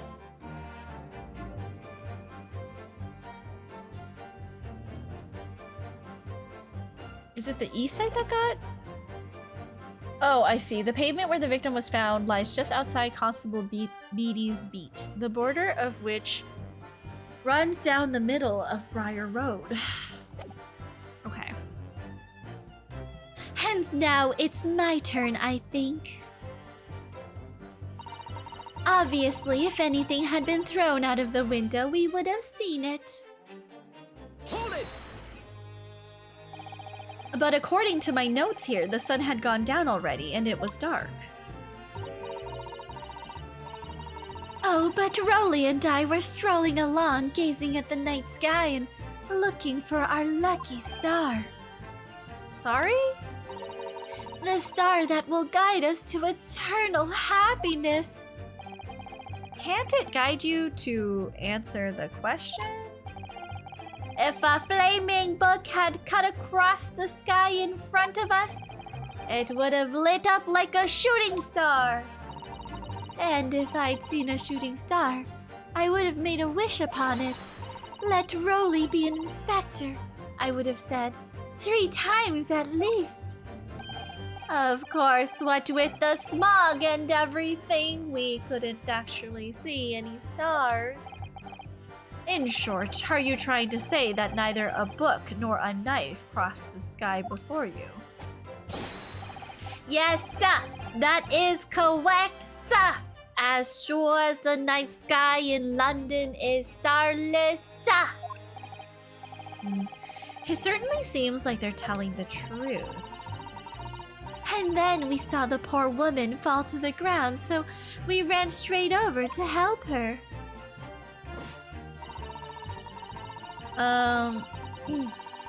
Okay, so let's press this. Yes, you said that. You went to a nearby police box to fetch another officer, is that right? That's right, yes. If it had been on Rolly's feet, I would have known exactly where I was going, of course.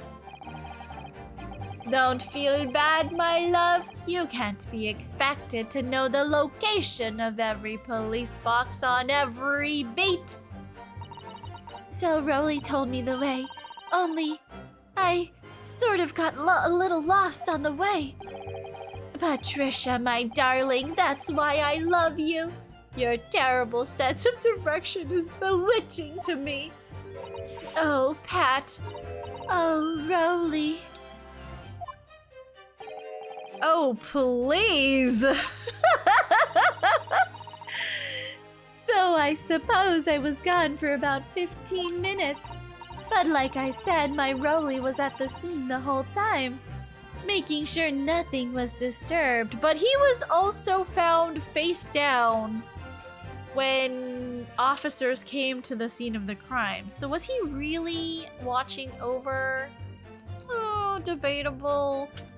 Wow, Romeo and Juliet, folks. Ryunosuke said romance is dead. I mean... This guy sucks on the strap of his helmet. I don't know. This is not Inspector material. Naruhodo just doesn't get het relationships, I think. I was off duty at the time, of course. But a true Bobby is never really off duty, sir. I didn't take my eye off the crime scene for one moment, sir. Nothing strange to report on that front, sir. Nothing to report. That's correct, sir. I had my eyes wide open the entire time. Never looked away for a second. Wait, didn't he fall asleep? What was it?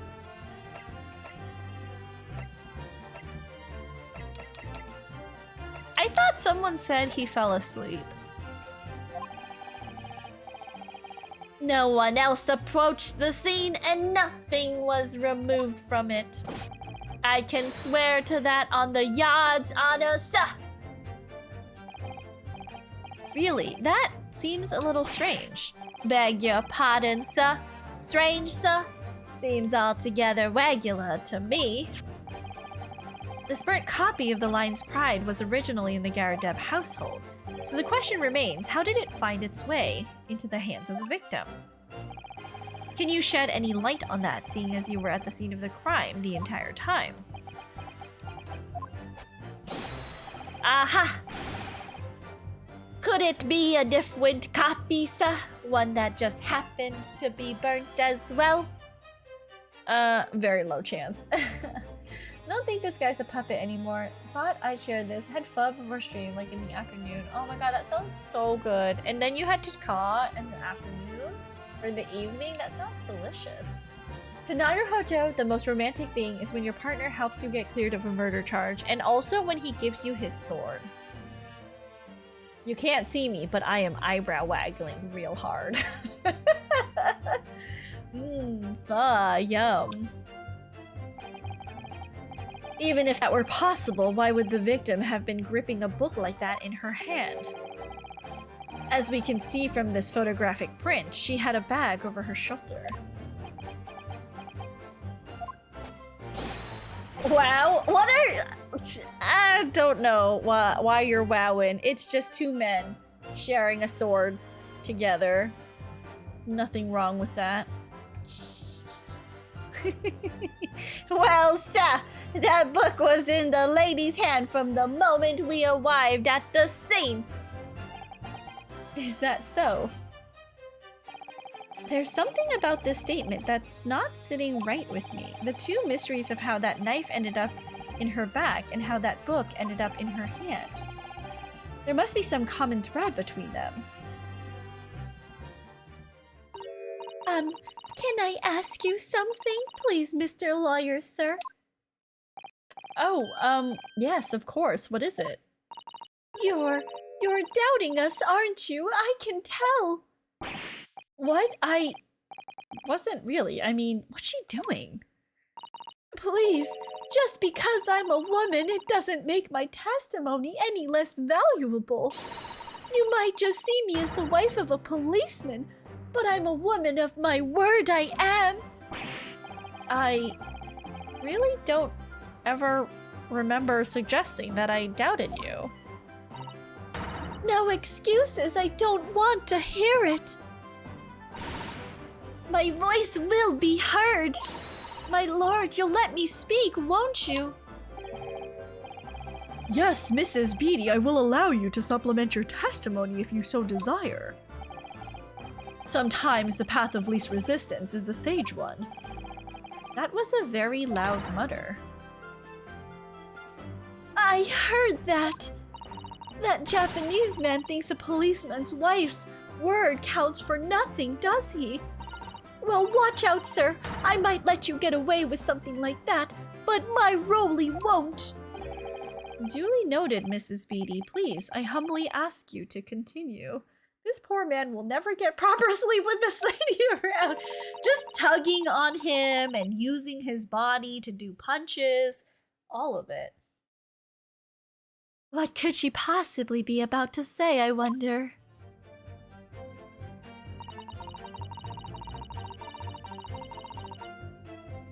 I know what I saw. My eyes never let me down. My sense of direction is a little off sometimes, though. Hold it! Mrs. Beatty, nobody is questioning what you've told us. I saw it, I did. That evening, I saw it clearly. That little Eastern man with the whiskers and the funny curved back, slinking away from the scene. And I know what I didn't see as well.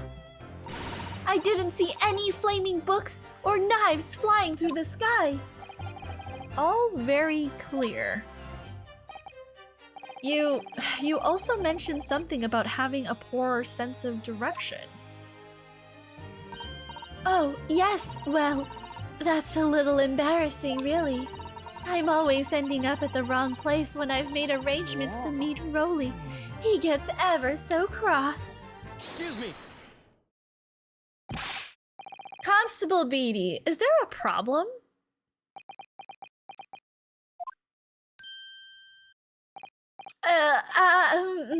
No, sir, no problem, sir. Did your wife's remark just now bring something to mind, perhaps? Oh, well, in a way, sir. Yes, sir. I was just remembering that the same thing happened that evening is all. You mean Mrs. Beatty lost her way on the night of the incident? Well, you see, I sent her off to find a police box in the next beat over for mine. But she was gone a fair bit longer than what I was expecting. I thought she'd be back inside 10 minutes, but my darling was gone a good 15. Oh, Roly, you're such a tease. But the reason I was so long was because of the bouquet, silly. The bouquet? Sorry, what bouquet are you talking about? Oh, it was a present for our wedding anniversary. Roly's so romantic. He saved up for it with farthings and halfpennies he found in the gutter while doing his rounds. Yes, how romantic. I'd forgotten all about it until just now. Had you, my darling? Ah! Oh, yes. But that was just between us. No talking about it to anyone else, darling. You have to promise. Will we? Oh. Well, talking about what? What was all that about? Yeah, Ryunosuke, what was all that about? Halfpenny is hey penny, just so you know. Oh, I see. I thought it was a half penny, but thank you for clarifying, because I've never, I've heard of a shilling. I don't think I've heard of a farthing or a hay penny. Interesting. Constable Beatty looked very obviously troubled during that exchange. I'm afraid I can't offer any useful insight, Mr. Naruhodo. But I'm quite sure of one thing. We have to ask Mrs. Beatty about the bouquet. Mrs. Beatty, this bouquet you just mentioned. Bouquet? Bouquet. Bouquet.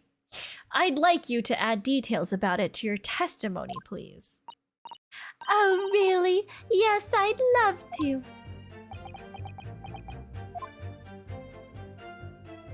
I think it is a halfpenny, but I remember it being pronounced haypenny for whatever reason. Gotcha, okay.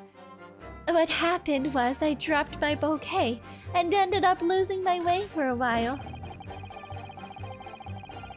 I didn't take my crime scene my eyes off the crime scene for 1 moment. We're pressing this statement. Hold it! The bouquet statement. You mean you dropped the bouquet at the scene of the crime? Yes, that's right. Oh, I was so upset when we ran over and saw it was a woman with a knife in her back. I was so shocked I dropped the bouquet Rolly gave me. It was in a dark spot where the streetlights weren't casting any light, so I didn't notice at first. And then you went to the police box to report it to the policeman whose beat it was on. Yes, and I came back to the scene together with the other constable, you see. That's when I spotted my bouquet again. But the funny thing was, when I went to pick it up, it was nowhere near the victim's Body at all. In case you need reminding, Mrs. Beatty, the victim is not deceased. I was all flustered for a moment before I heard a voice calling me from the other side of the road. Your husband, presumably. That's right, silly me, I'd gone over to the wrong side of the street. Although I'm going to blame the bouquet this time. I can't think how it got there, I really can't. That's because the body was on the other side of the street where your husband patrols that beat. So the bouquet somehow moved from one side of Briar Road to the opposite. Curious indeed. Isn't it? But the worst part of it is I forgot to pick the bouquet up again when we left the scene. That beautiful rose Broly bought me with that change from the gutter he spent so long collecting. By bouquet, do you perhaps mean this sorry, solitary rose? Oh, yes, that's it. That's the bouquet Rolly bought me for our anniversary with old bits of change he found in the gutter. Maybe just call it a rose. Tell us, Lord Van Zeeks, where did you come by the flower? According to the report by the police officer in charge of the crime scene investigation, it was found on the edge of the pavement in front of the Garadeb household. In front of the Garadeb's house? Although it wasn't noticed until the morning as it lay where the street lamps cast no light. It was believed to be of no relevance to the case since it was found on the opposite side of the thoroughfare. Oh, thank you, sir. Thank you. Could I have it back now, please? No, I think for good measure, this rose should be added to the court record as evidence. Oh.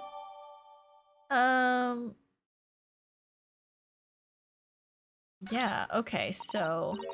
But it's a symbol of our love. I want it back after the trial, do you hear me? I want it back! Good grief, rest! Rest assured that I shall do my very best not to forget, Mrs. Beatty. I didn't take my eye off the crime scene for 1 moment, sir. Nothing strange to report on that front, sir. Nothing to report. That's correct, sir. I had my eyes wide open the entire time, never looked away for a second. No one else approached the scene, and nothing was removed from it. I can swear to that on the yard's honor, sir. Really, that seems a little strange. Beg your pardon, sir. Strange, sir. Seems altogether regular to me. Burnt copy. I feel like we already read this. Could it be a different copy? No. Gripping a book like that in her hand. Lady's hand from the moment we arrived at the scene. No, we have read this.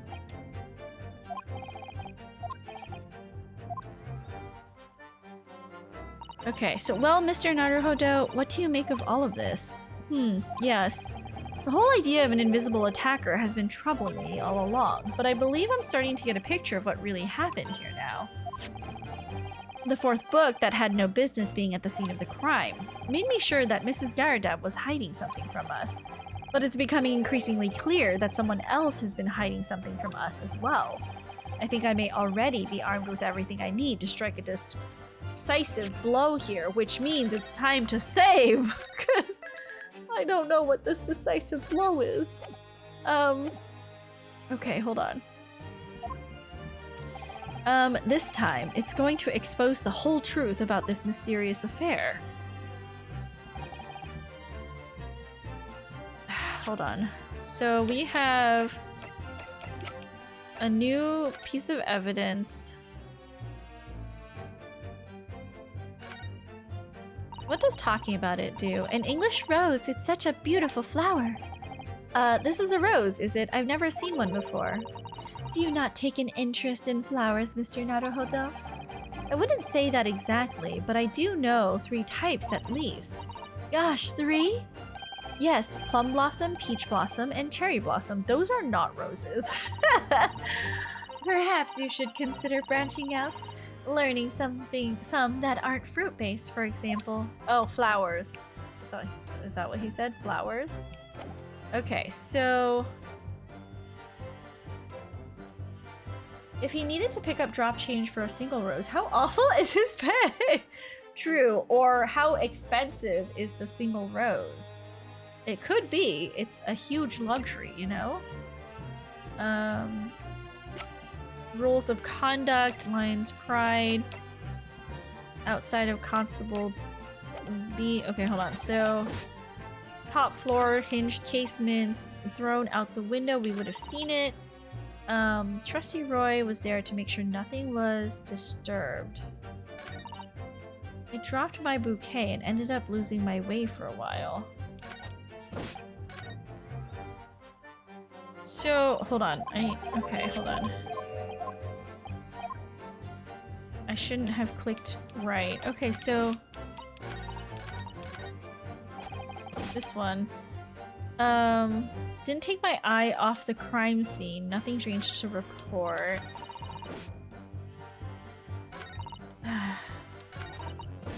Nothing was disturbed.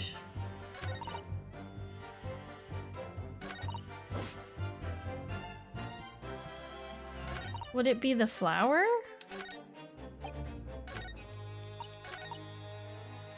Let's save.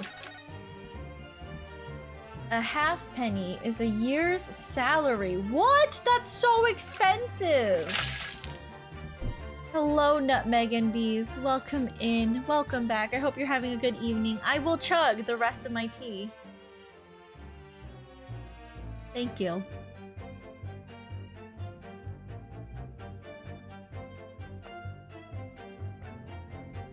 It is very delicious tea, by the way. I mixed the Costco citron and honey.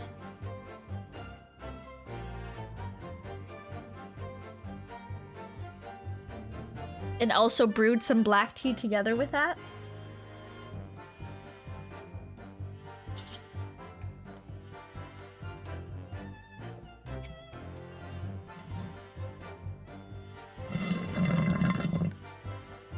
Got everything. And it's so delicious. Nice. I got to try this tea from a friend the other day. It was really nice. Pu'er tea. I love pu'er tea. It tastes really good. Like very earthy tea. I've been lied to. Show. Inside Out also saying, I don't think that's true. I was joking. Okay, so would we present here that nothing was disturbed? So I would... Here? Objection. The witness's last statement clearly at odds, and the judge is like, no, what the fuck you talking about, son? Okay, so... That's not it. Would you kindly desist from that wide-eyed, panic-stricken look you are wont to wear? Okay, so let's figure it out first, and then we'll load the correct... Okay, so...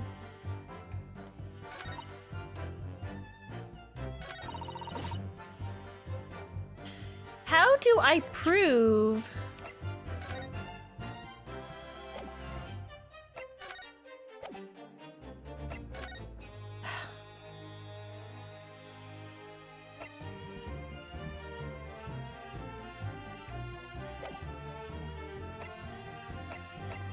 So this got updated. Are we...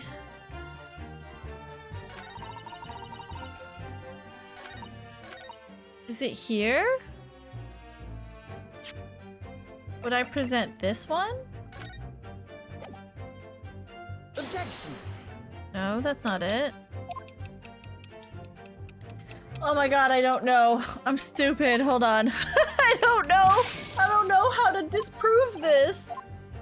They ran out of pie. Oh no, that's terrible. What pie were you going to get? Maybe you can get a chicken pot pie. That's still a pie, right? That'll still suffice for pie day. I wish I made chicken pot pie. Maybe I'll make it this week. That sounds yummy. I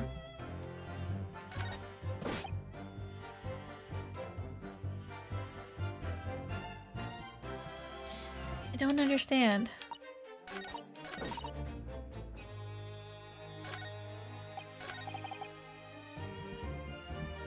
Case has nothing to do with Mr. and Mrs. Garadeb. Ended up with Devil's Food Cake instead. Oh, I see. Well, I mean, Devil's Food Cake is still really delicious. Fuck. Okay, so... This case file has info about the boundary of the beat. This has rules.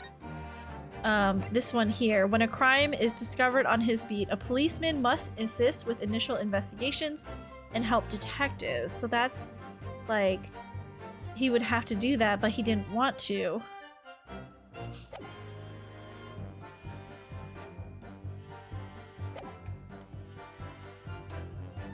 How do I disprove?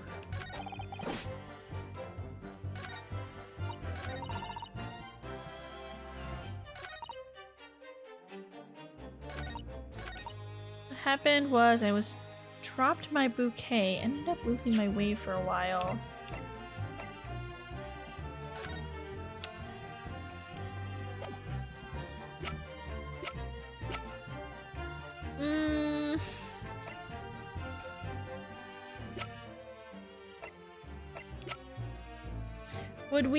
Would we present the rules? Objection. That's new. That's not right. I'm just poking around. I don't understand. Okay. Okay, hold on. So, can we just load?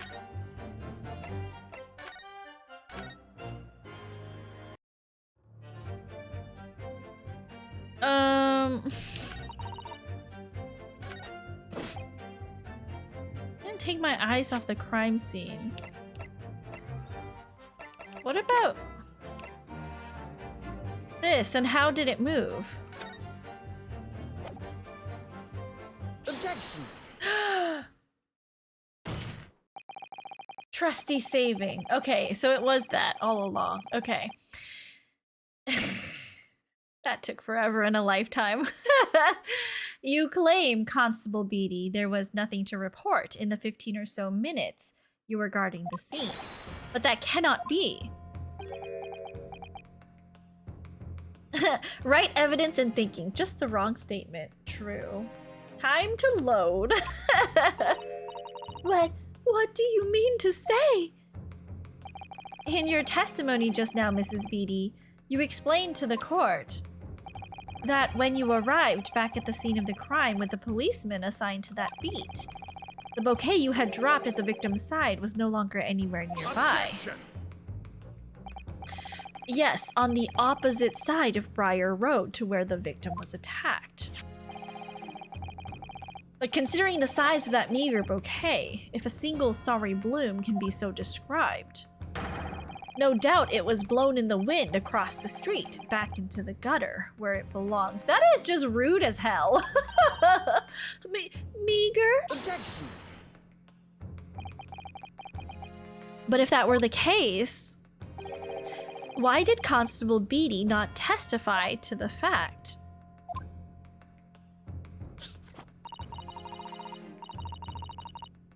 No one approached the scene and nothing was removed from it.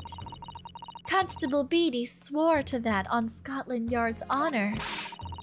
But the bouquet belonged to me. It has nothing to do with the case. That's why Rowley didn't mention it, I'm sure. No, because sadly, it's not only your bouquet we're talking about here. More than one thing in this case is mysteriously the wrong way round. What are you talking about?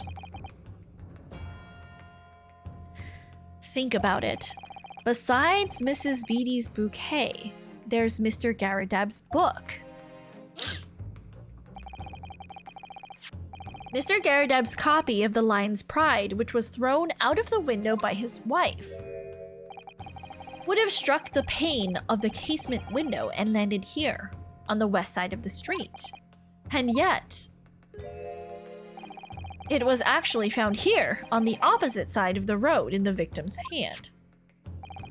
Meanwhile, according to the testimony we've heard, Mrs. Beatty's bouquet should have been dropped here, at the scene of the crime, on the east side of the street.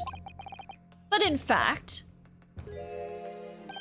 it was actually found here, on the opposite side of the road, in front of Mr. and Mrs. Garadab's house. There's no logical explanation for those things, unless somebody deliberately moved them.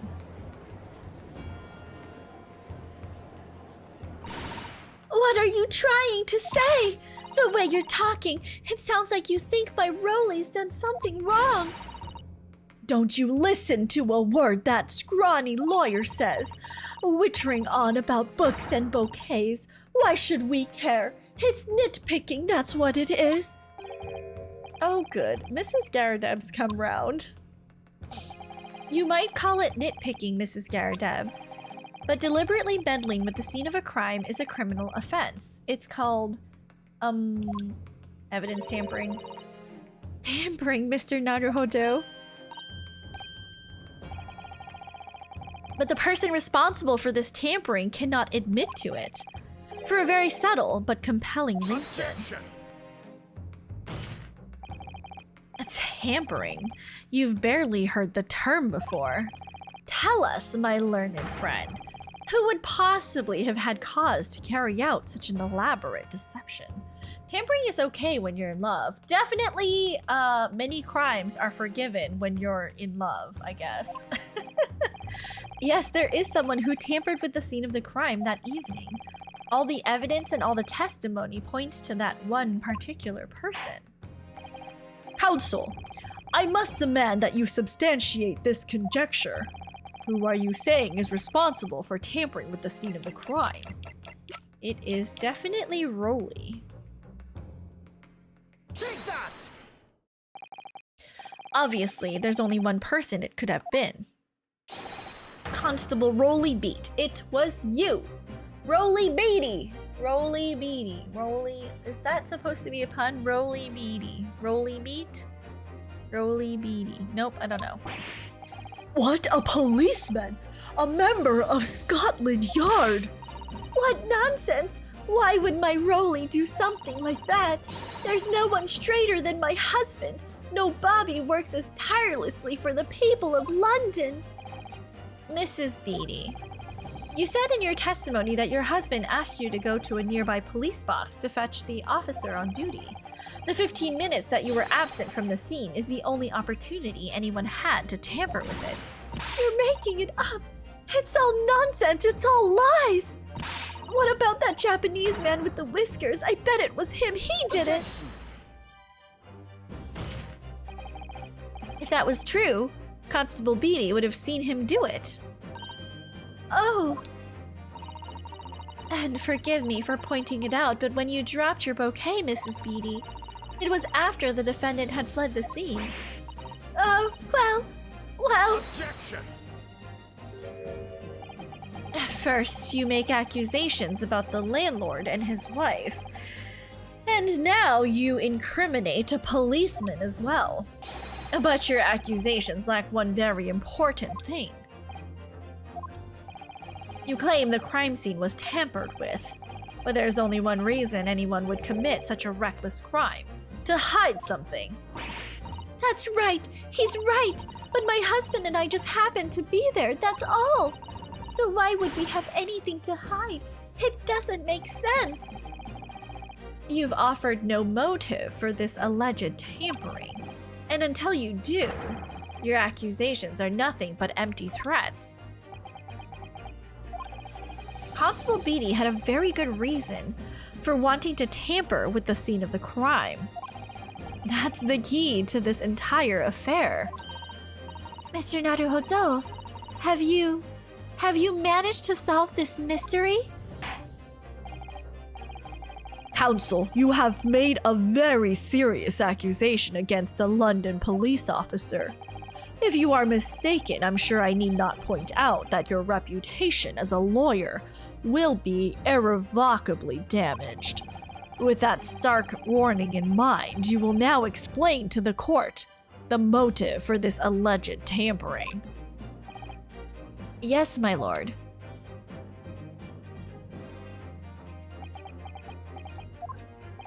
Constable Beatty's motive for tampering with the crime scene was to hide where the victim fell. Where the victim fell to the ground. That is what this Bobby had to cover up at all costs. What? Where the victim fell? You mean where she was attacked? What are you talking about? We told you at the very start, didn't we? On the pavement of Briar Road. We saw it happen, remember? It was right here, as if anyone didn't already know. That's certainly what everybody has been led to believe. But in fact, that isn't where the victim was stabbed at all. What? What?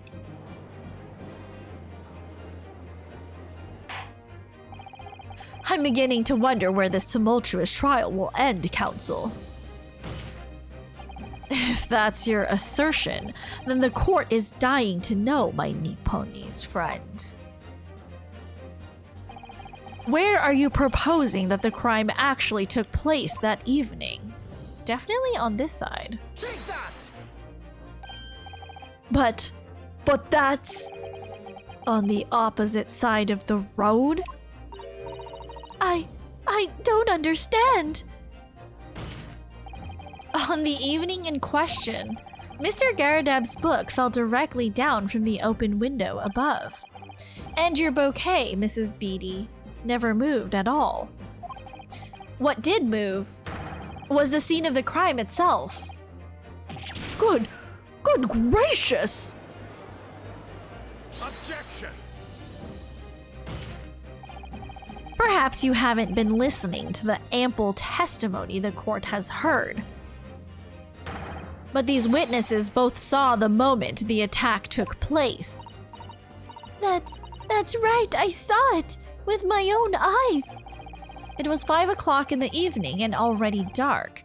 There was the typical London fog on the ground when you saw the incident unfold and ran to the victim's aid.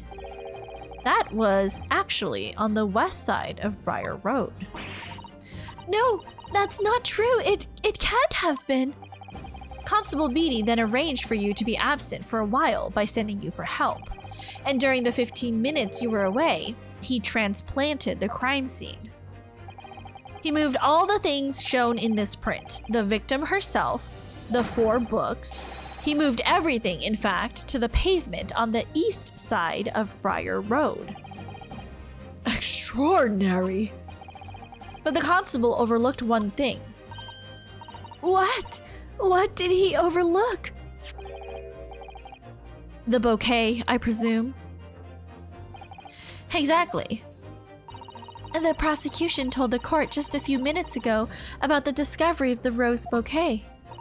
Lord Van Zeek said it wasn't noticed until the morning as it lay where the street lamps cast no light. Yes, it couldn't have been seen in the dark, obviously. Which is why it was only the bouquet. That was found in its original position on the pavement, on the west side of Briar Road. And that is the defense's theory about what really happened that evening. How do you respond? Constable Rolly Beatty?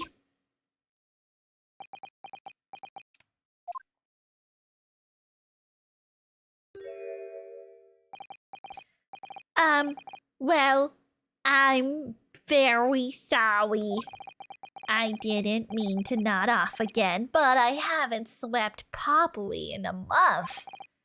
Did I miss anything important? Oh, he did. Gonna head to bed. Gotta get up early tomorrow. Good night, action. Let me give you a little tuck into bed.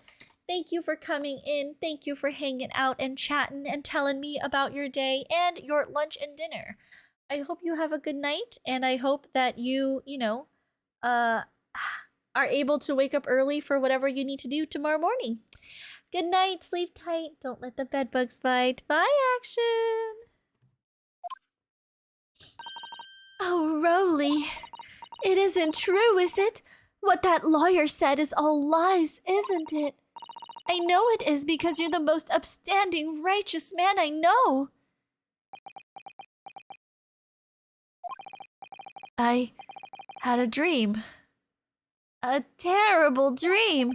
All the things I did that night. Everything come out. Everything exposed. Only it seems it wasn't a dream at all. Good golly. Order! Order! Order! What on earth is the meaning of all of this? Oh, Rowley, why? Why would you do something like that? Moving a corpse is a criminal offense, isn't it? Wishing the victim dead should be one too. Constable, explain yourself. Why would you do this? As a respected member of Scotland Yard, your duty is to protect the good people of London town. I can't say, sir. What? I really am ever so sorry about all this, for damaging the Yard's reputation, for everything. I have a possible explanation for why, on that particular evening, Constable Beatty felt compelled to move the scene of the crime. I can think of one reason. What? How could you possibly know? You, a foreigner, presuming to understand the mind of a Scotland Yard policeman. And yet, Lord Van Zeeks, it is this foreigner who has uncovered the startling truth of the matter thus far. I believe it would be beneficial to the court to hear this extraordinary young lawyer's theory. Counsel for the defense, if you please. I've been meaning to mention, is no one concerned about Ryunosuke's katana just in the open? I think they addressed it initially, but just the fact that a katana is a man's soul, apparently, so he's allowed to carry it in. Yes, my lord. Now then, I think you had better show us some evidence. At once, my lord. England, Japan, it makes no difference where you're from. Human emotions are the same. And I think I have a fairly good idea of the feelings behind this man's actions. What gives away the motive for Constable Beatty's unthinkable actions? It's gotta be the warrant card. Take that! I realize that I'm a foreigner in this land and I have only just arrived from Japan, which is why all this information about London's so-called bobbies is completely new to me. I've learned that, though honorable, patrolling the beat is the most demanding work in the world, for example. Keeping the peace, looking after the citizens on his beat in all kinds of ways. Welcome back, Corono, with your devil food cake. Would you approach a man with a sword and tell him he shouldn't have it? Good point, good point. There's no doubt that the young Bobby is charged with a great deal to do each day, certainly. But for Constable Beatty, the day in question was special. Special how?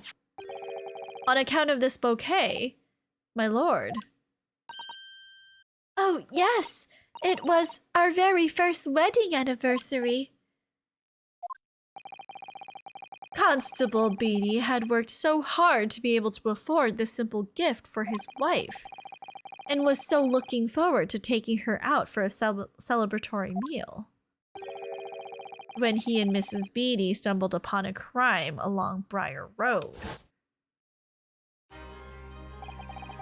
When he saw that shadowy figure through the fog collapse on the pavement ahead of them, what must have gone through the man's mind? But just on that particular day, I was looking forward to celebrating my wedding anniversary. Mrs. Beatty puts up with a lot being married to a Bobby like me. I wanted to show my dear wife how much I care. Only if I were in a courtroom with witnesses. You'd be brave enough to tell him? This is the warrant card that Constable Beatty offered to lend me earlier. Inside, among the rules for patrolling policemen, it says, when a crime is discovered on his beat, a policeman must assist with initial investigations and help detectives. Aha! Constable Beatty. Is that or is that not the reason why you moved the whole scene of the crime that day? Yes. Everything you said, it's all white. So that's it. It was all to do with the boundary of your beat. Oh. Exactly. To summarize, the incident actually occurred on Constable Beatty's beat. Good gracious! Constable, do you realize the gravity of what you have done? It was the first time since I became a copper that I'd ever cursed God. Stay close to me, Pat. The criminal could still be working somewhere. As we ran over to the scene, I had every intention of doing my duty as a police officer. We gotta report this to the station as quickly as possible. But then it dawned on me. I realized where we were, where the victim was lying, and what that meant for me. When a crime is discovered on his beat, a policeman must assist with initial investigations and help detectives. Why here? Why did this have to happen here? And why tonight of all nights? Why?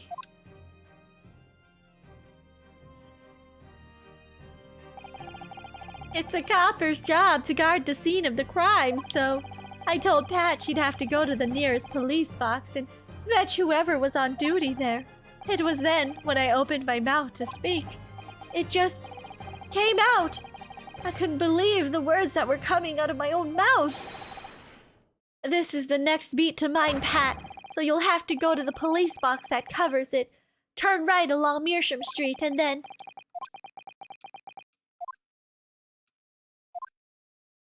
It was love. Love drove them to hide the scene of a crime. Terrible love.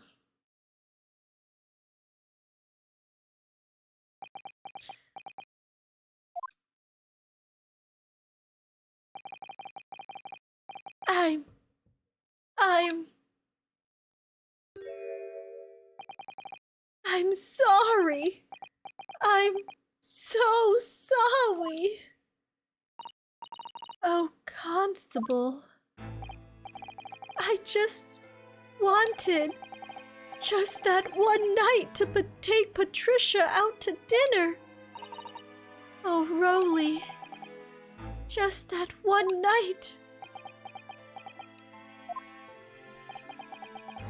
You knew that if the incident was on your beach, your evening of celebration would be ruined, and so you decided to move the entire crime scene outside your jurisdiction, just across the street to the east pavement of Briar Road, which falls under the neighboring beat's care. You see, I thought... I half expecting Princess's eyes to start shimmering too. I did want to cry a little bit because it is very sweet of him to want to hide the crime scene so that he could celebrate a wedding anniversary with his wife, but also, you don't fuck with a crime scene.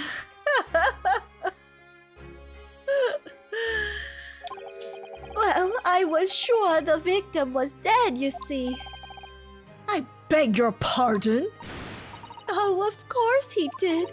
Otherwise, my Rolly would never have left the poor woman on the freezing cold pavement. Ah, I see your meaning now. But God got me back for my sins, didn't he? That's why I missed the rose I bought for Pat. Oh no, Rolly, that was all my fault. I should never have dropped it in such a dark place. I'm so sorry, Rolly. Why are people texting me right now? Can you fucking teams, like, log off work?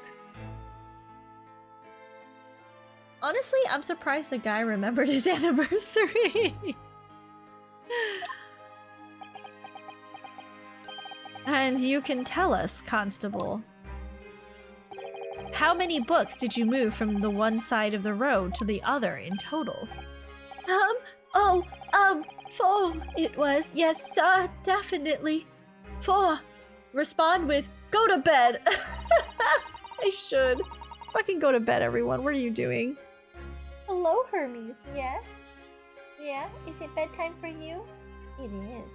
It's your bedtime. Yeah, buddy. Yeah? Lay down. Lay down. Yeah. Good boy. 3 of them dropped by Mr. Natsume, and the 4th, Tell them they're interrupting your unsay-so reading. I am not reading unsay-so things. Did you get pie today? I did not get pie today. I had a pie-less day today. But I had delicious food today, even if it wasn't pie. Don't worry. Being the one that fell from the window upstairs in the Garadeb household, of course. You are just unsay-so. But what made you place that book in the victim's hand? When all the others were scattered haphazardly around, I mean. Oh, well, sir, that's because that's how I found it. How you found it? What do you mean? When we first ran over to the scene, the victim was already holding the book.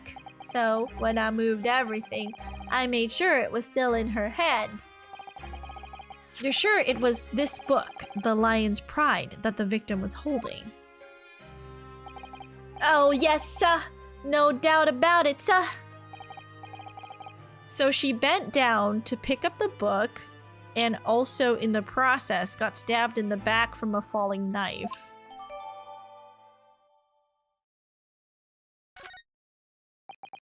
Did we get any more full body thirst action this time around? There was one point. There was one part where he put his leg up again.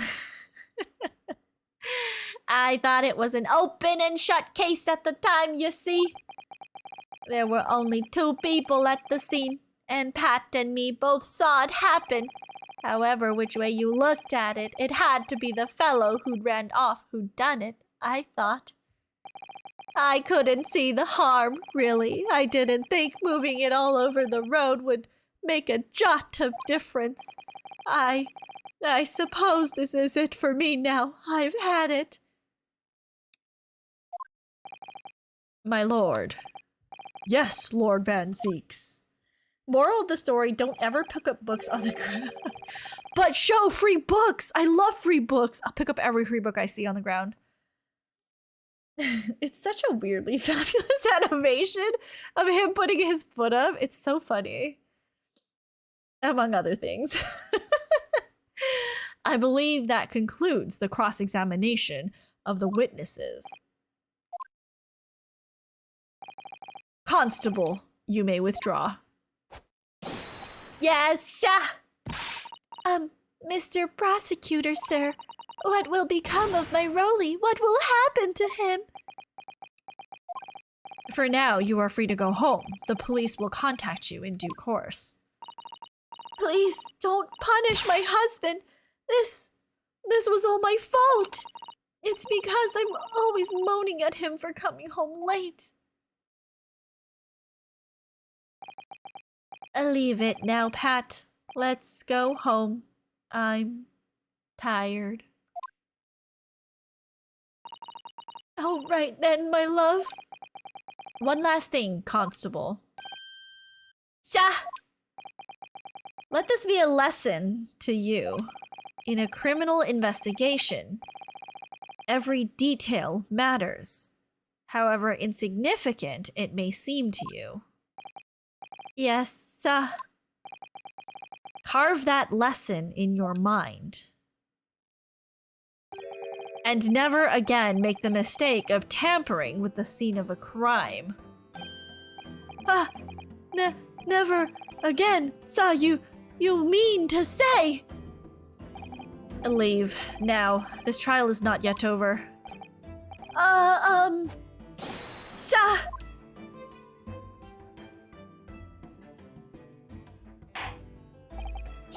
Well, quite a startling revelation, I must say. Whoever thought of a third party transplanting the entire scene of a crime like that? Indeed, my lord. Nevertheless, there are some immutable facts here, principally. You want Van Zeeks to teach you a lesson and scold you as well, princess? No comment. I will be taking no further questions at this time.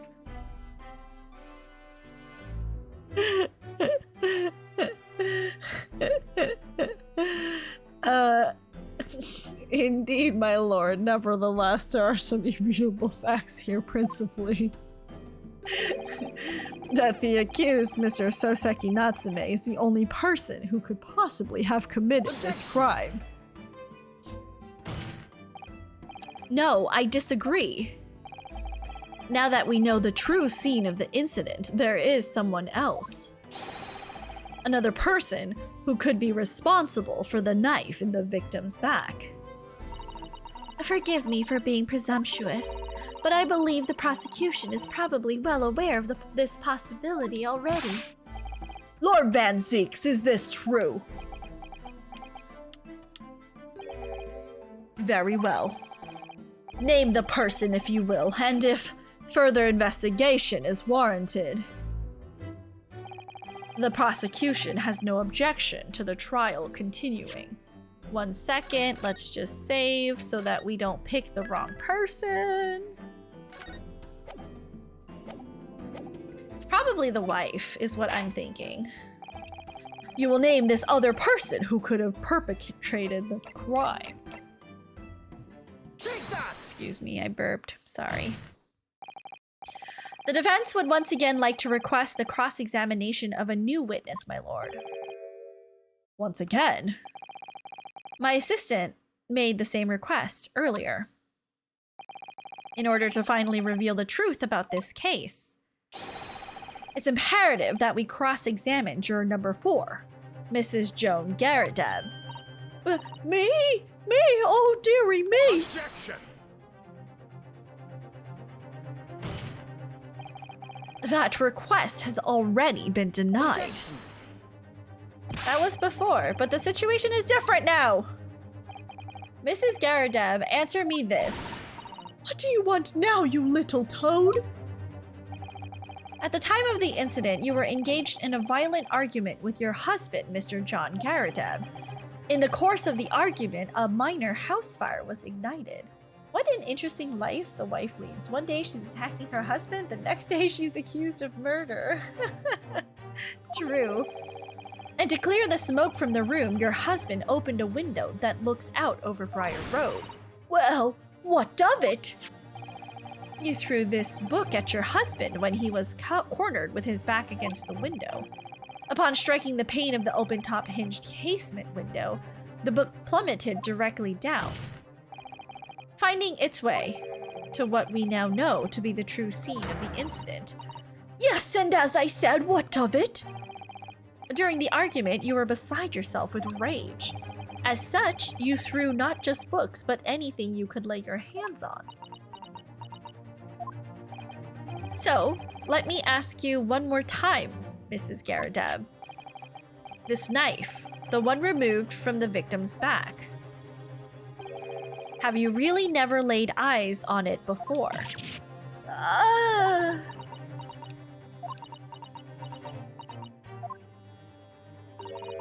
I don't recall it. Seriously? Am I supposed to remember everything I picked up and threw at my husband? And anyway, the man over there in all that regalia said members of the jury needn't testify, didn't he? But he didn't say that your husband couldn't testify. Conveniently, yes. Objection! No, I have no recollection of saying that at all, juror number 4. Oh! Make no mistake, you jurors are not special in any way. You are not immune to the judicial process. Yes, please remember your assaults, ma'am. Oh my goodness, hello? Hello, Raiders, welcome in. Hi, this is a new name that I don't recognize. Leia Bella, welcome in, Raider. Oh, thank you for the follow, Mr. Presto. Hello, viewers. Welcome into the Poppy Kingdom. Let me do this one here. Hi, what were you playing? Let's see. You were recently playing great Ace Attorney Chronicles. Can we get a Twitch shout out for Leia, please? Do you mind? Okay, so I saw on Twitter someone was like, oh, people who do clip shout outs really shouldn't do it because it's so embarrassing. So I wanted to ask for your permission, Leia. Are you comfortable with me showing your stream on my stream? Because I would like to do a little feature for you, but I would only like to do it if you are comfortable with that. Okay, awesome. So let me open up your stream here so I can find it. And let's see here. Let me find your recent broadcast. Oh, I don't see your Ace Attorney one. Do you not have it published yet? Oh yeah, okay. Just want to make sure. But while Leia does that, hi Raiders, welcome in. My name is Princess. You can also call me Roska, Princess Roska. I am a variety streamer here on Twitch. I play a lot of Jump King. But I'm also making my way through Great Ace Attorney. Yes, very important. Show says we are on case 4. So if you you can stick around for the feature, that's perfectly fine. We can chat a little bit. But if you do stick around, we will be playing more of case 4 in Great Ace Attorney. And I just want to make sure that you know that, I don't want to spoil things for you. So it should be up now. Okay, 1 second here. Go to home and videos, recent broadcasts. Got it. Court day. You better come. Okay, let me open up the correct scene here. It's gotta be this one. Twitch. Where's the raid window? There it is. Okay, so let me just turn that off. Did we get a shout out, a Twitch shout out for Leia? Did someone do that for me? Could someone please do that for me? Princess, also known as the greatest unsay-so jump king at. Oh my goodness. Thank you so much for the follow, Leia. Was supposed to have another friend join, but she couldn't make it. My god, is Great Ace Attorney so difficult to voice act by yourself. There's like so many characters. Wait, you just started. Okay, wait, I have to find what guys? Where's that? How many minutes in is that quote? Guys, how many minutes in is that quote of the friends being pals, being awesome friends? Chrono was on top of shout out. Oh, thank you, Chrono. It is also a little embarrassing, but I don't mind. Okay, that's good. Shout out channel for Twitch shout out mods. I know, right? I love your model, Leia. It's so pretty. Is there any chance you're mistaken? Perhaps your memory of events is hazy.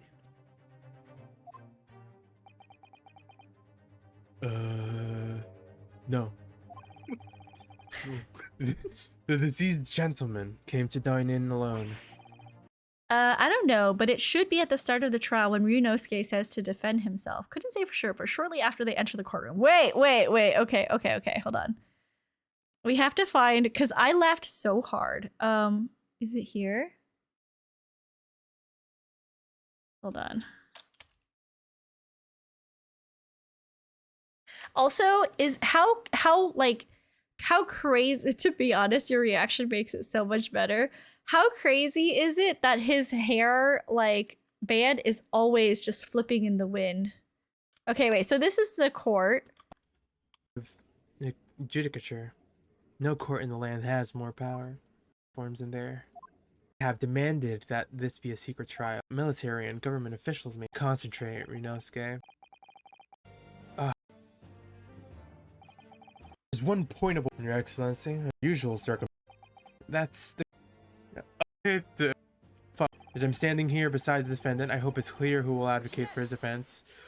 I love how you don't say it, but we all know exactly what you're talking about.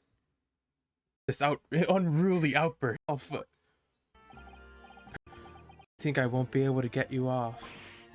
Wait, it didn't even like register for you.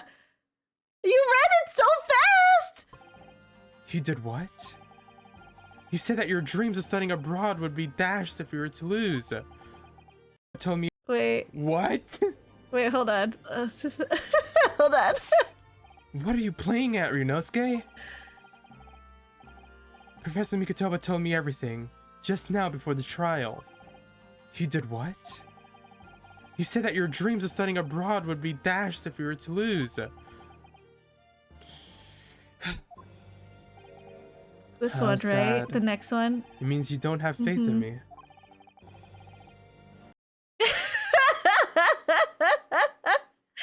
Right, chat? Noticed, but I didn't. Now we only gotta bring up your own clip. Wait, hold on. Let me see if I don't know if I can find it.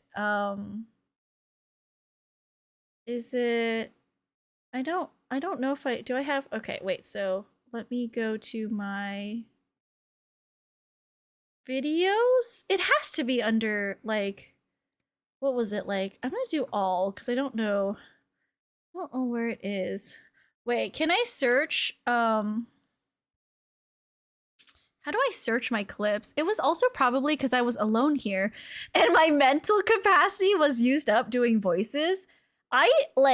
Dude, voicing Great Ace Attorney by myself, and I'm sure when you were doing it by yourself, it's so hard, right? Oh, here it is. I think this is it. Able to get you. You think I won't be able to get you? Sorry. My brain just went to a really naughty place.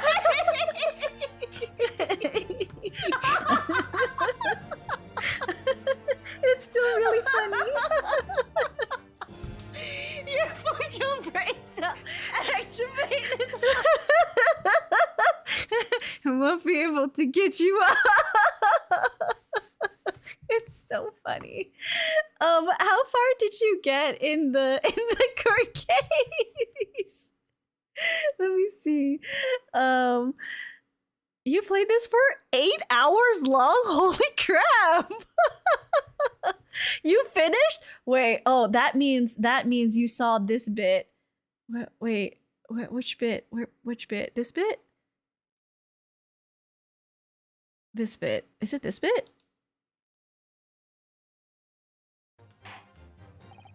The swan bit, yes. The table at the time of the incident. Sorry, I'm just gonna skip through here. Now this. Just gonna scrub through this. It's the highlights here. Just got excited. Brett. Is this it? Yeah. Oh, she's getting a heart attack. Die. Kill you. Done by a Japanese. Me. By a Japanese schoolboy. No.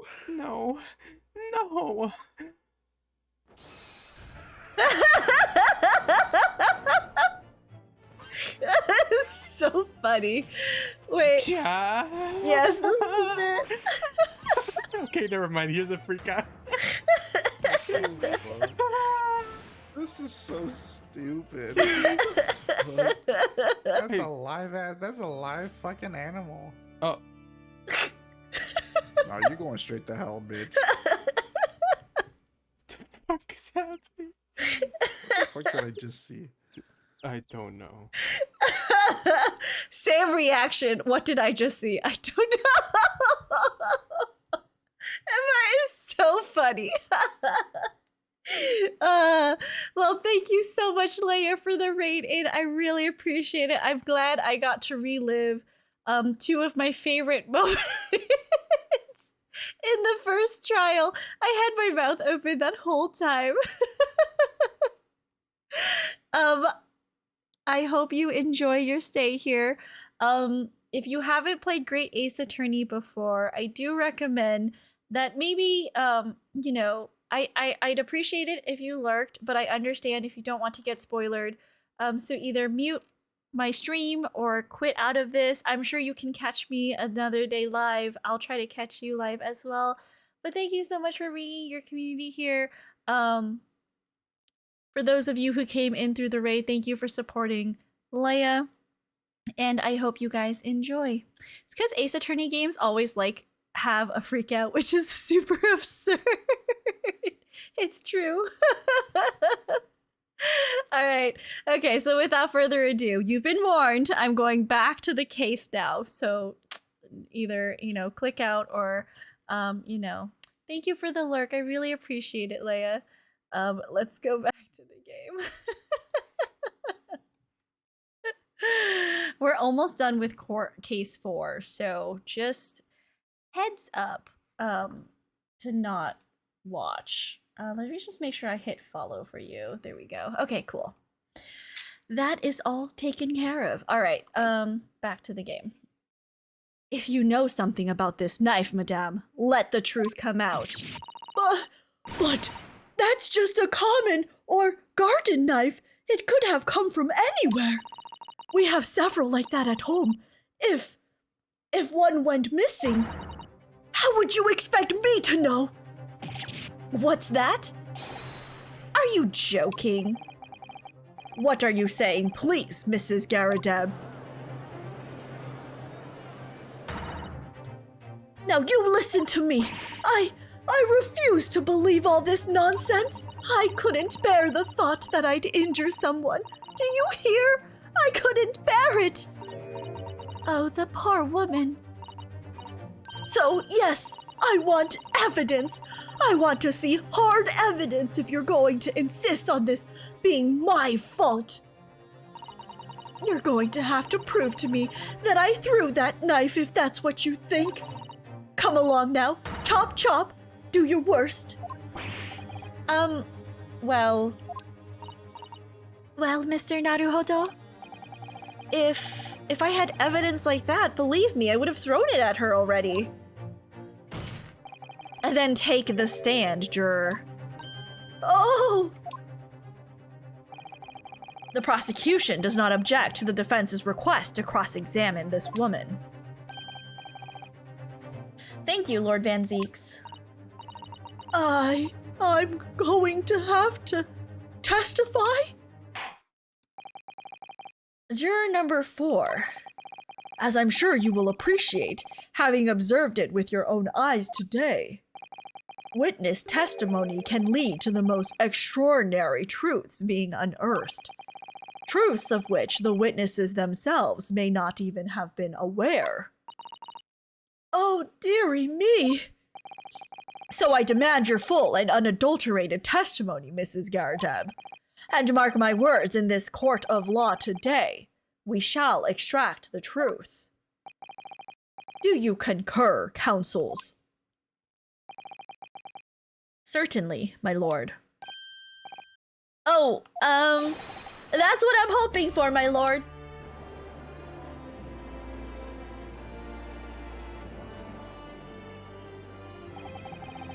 This is such a strange feeling. Also, Leia was my 750th follower. Thank you so much. Oh, I have now 750 followers. I've hit that landmark, you guys. This is such a strange feeling. For the first time since arriving in this country, it actually feels real.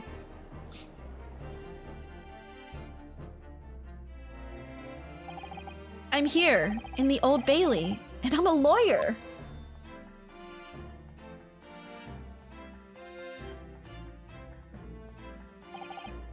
Thank you for the congrats, Mr. Presto. I appreciate it. Witness, state your name and occupation. Oh, yes, my name is Joan Garadeb.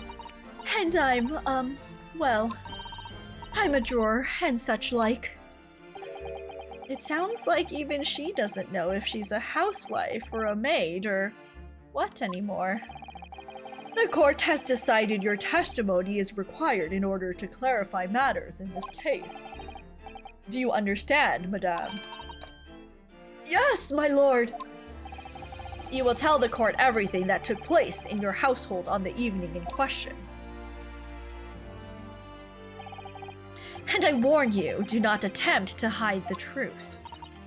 Oh, dearie me.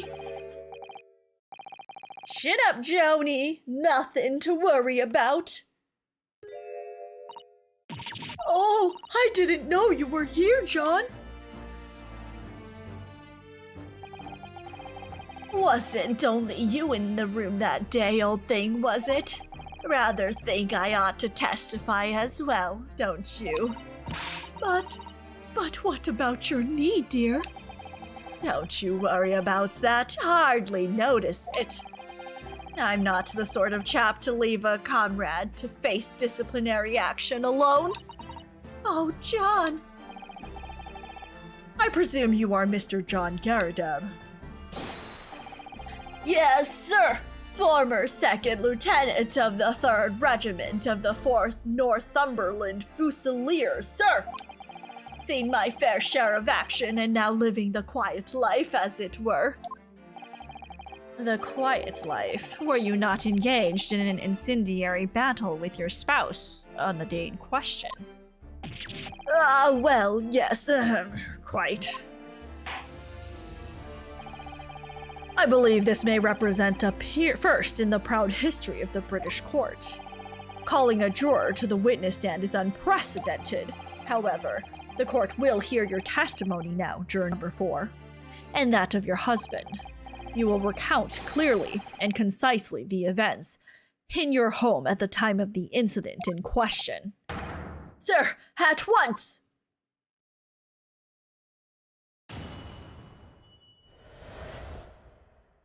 The Battle of Garadeb.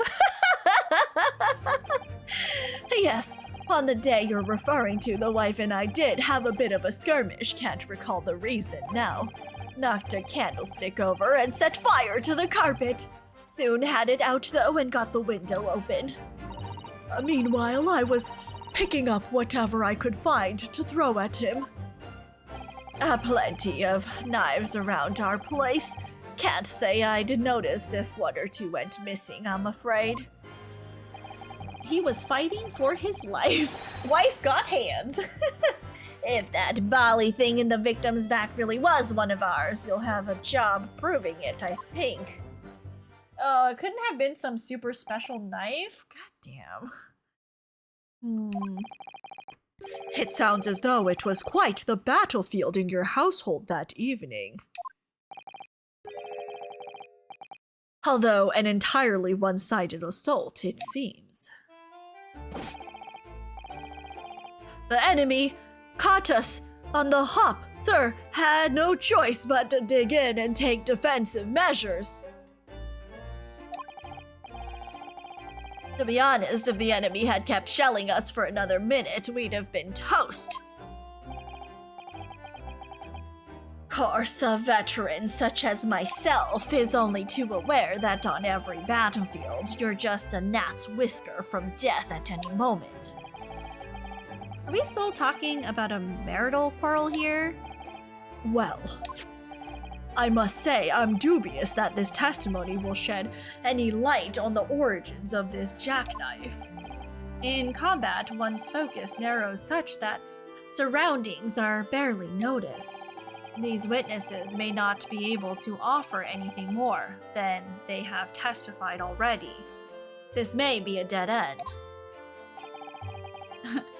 Van Zieks may well be right. Well, whatever the chances, we only have this last cross-examination to uncover the truth, Mr. Naruhodo. Yes, I'm afraid so. Very well, counsel. Begin your cross-examination.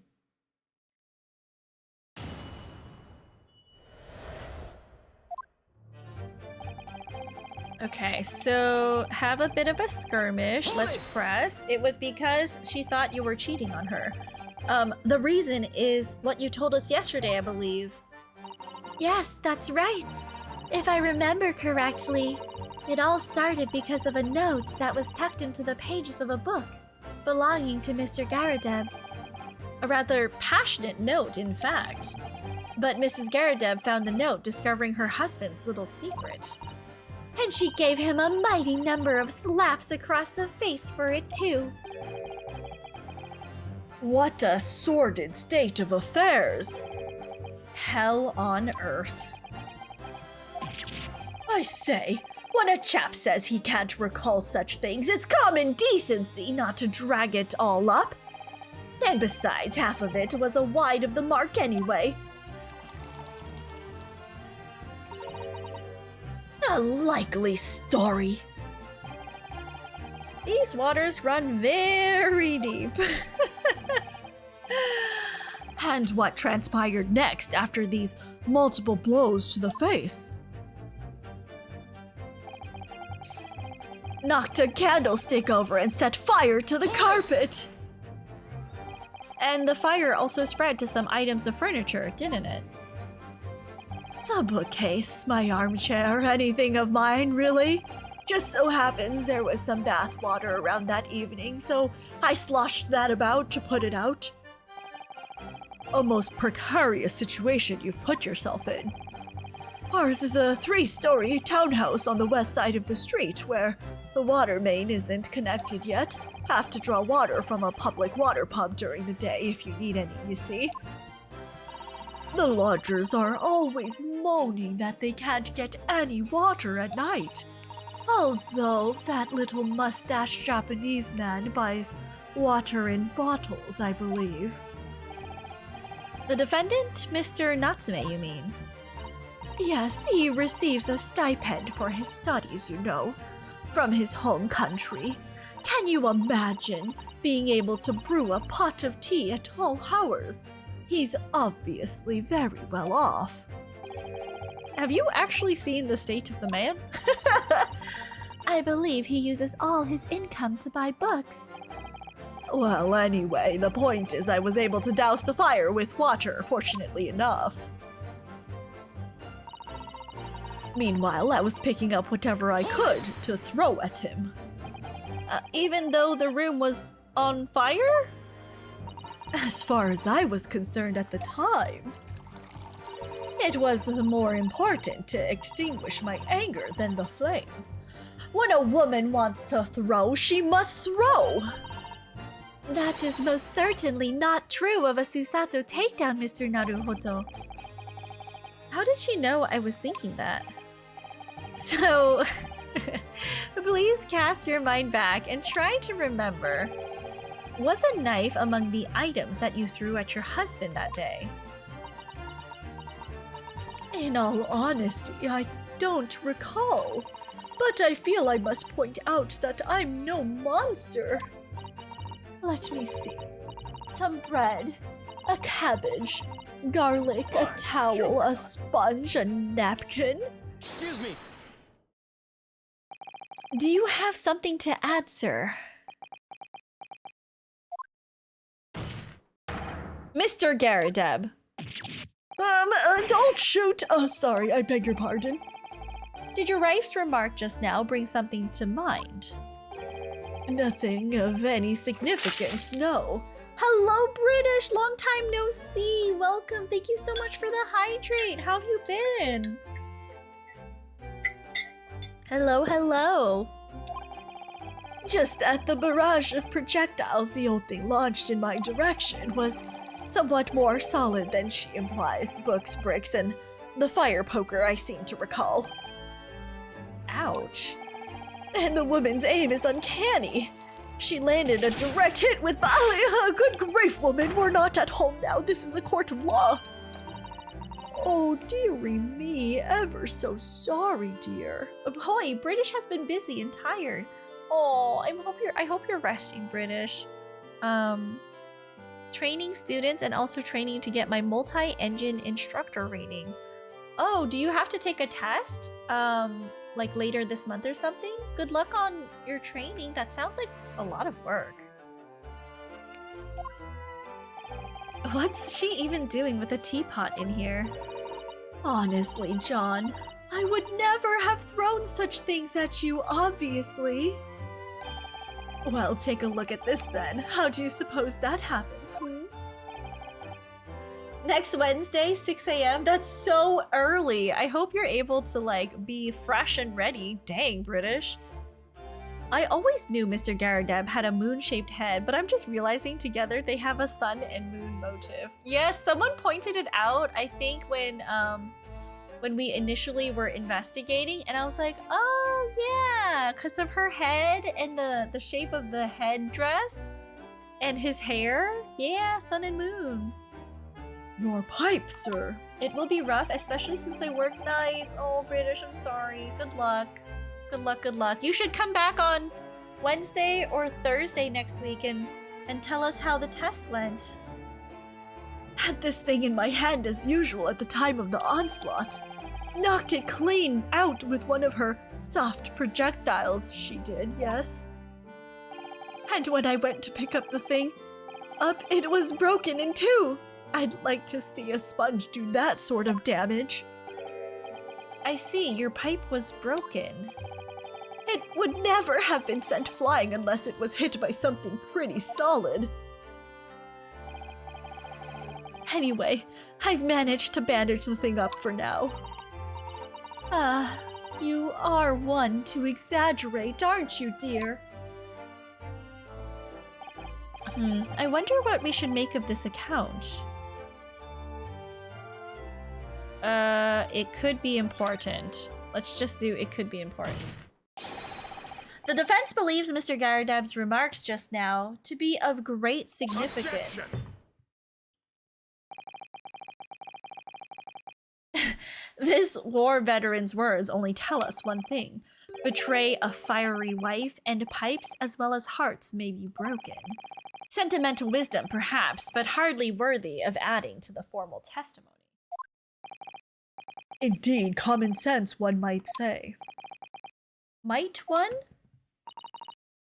In that case, would you at least permit us to examine the pipe, sir? Well, I don't see why not. Oh, dearie me, there you go again, trying to ingratiate yourself with a young lady. Very well, the court will accept the gentleman's pipe. Excuse me, as evidence. The pipe has been entered into the courtroom record. Mr. Garadeb's pipe apparently fell on the floor due to a domestic dispute he had with his wife and broke. Let's take a look at it real quick.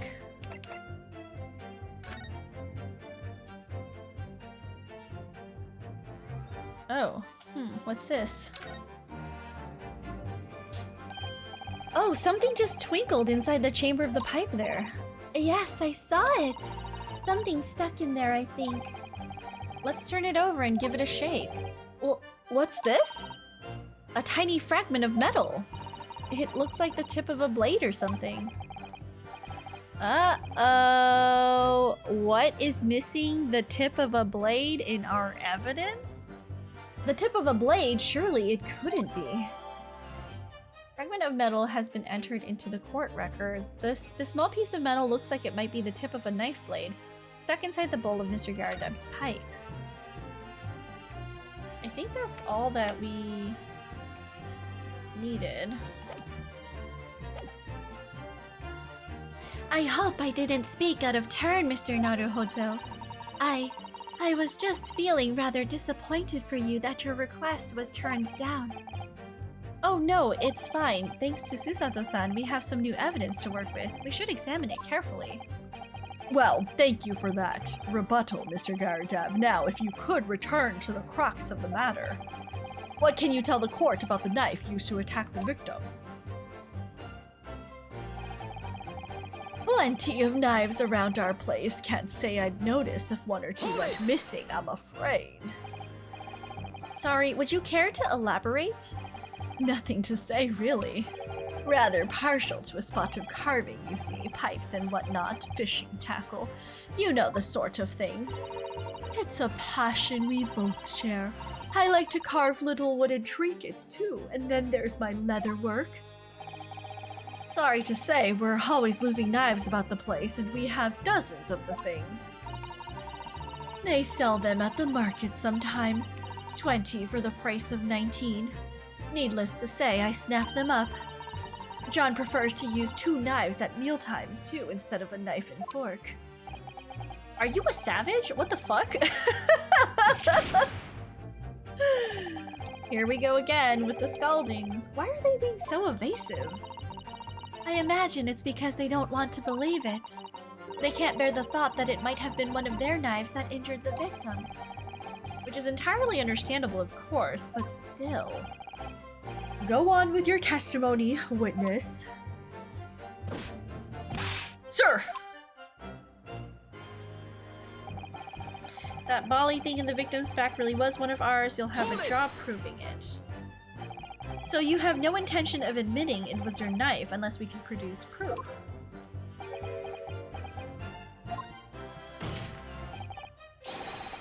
Even though there is no other credible possibility if Mr. Natsume is innocent. You forget, my Nipponese friend, that it has yet to be established that the accused is not responsible for the attack. As if I could forget.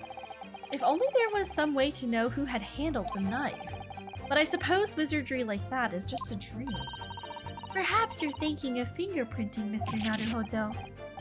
What, you mean it's not a dream? That sort of wizardry really exists? Whenever people touch anything, They leave behind a unique pattern from their skin, or so they say. But I can't see anything.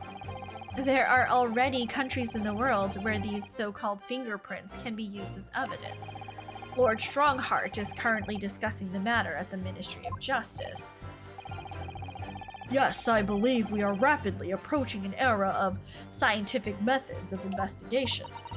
But for now, we shall have to find an alternative method of proving our assertion that this knife found in the victim's back was originally in Mr. and Mrs. Garadev's house.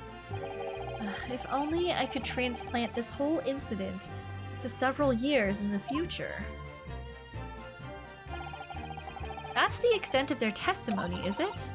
What do you think, Mr. Naruhodo? Well, I think we've heard all this before, to be honest. I can't say I'm particularly confident that we'll be able to prove anything new from this testimony. But in the cross-examination, it's absolutely essential that we establish how this knife came to be at the scene of the incident. Yes, I know. I'm sure both of them must be feeling very worried. Worried that it was in fact a knife belonging to one of them that caused the victim's injury. If we could find even a tiny shred of evidence to support that theory, it would clinch this trial for us. It would explain everything. Yes, it would. So for Soseki-san's sake, we must. We must find that last crucial piece of evidence. Okay, so let's save. Because I'm about to present evidence willy-nilly. Okay, so skirmish, candlestick. Oh, hold on. Meanwhile, picking up whatever I could to throw at him. Knives around our place, victim's back, you'll just have to prove it. I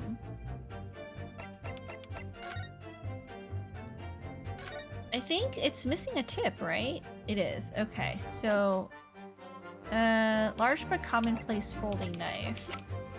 What about this? What if we present this? Objection!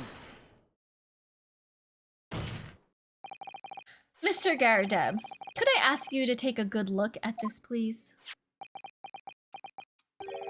You can ask, but I can't see a bally thing. You can't?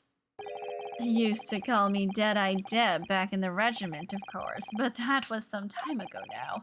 Even when I'm trying to enjoy a large print book by the fire these days. I struggle to tell a B from a D and a P from a Q, to be honest. Oh, he does, dearie me. It's rather wearing being asked about every other letter and every other word. You must be very doozy. Stupid Ryunosuke. What is that? A tiny scrap of metal? Yes, almost certainly from the tip of a blade. And what may appear at first to be just a tiny scrap is in fact a crucial piece of evidence.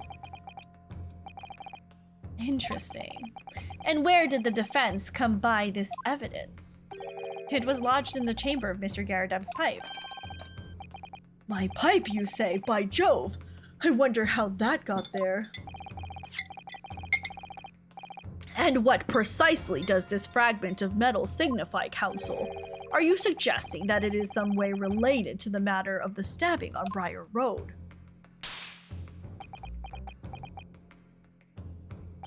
I am.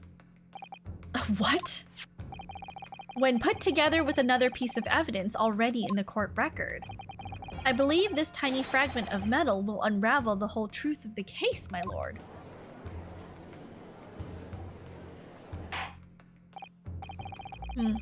You appear rather confident in that extraordinary statement, Counsel.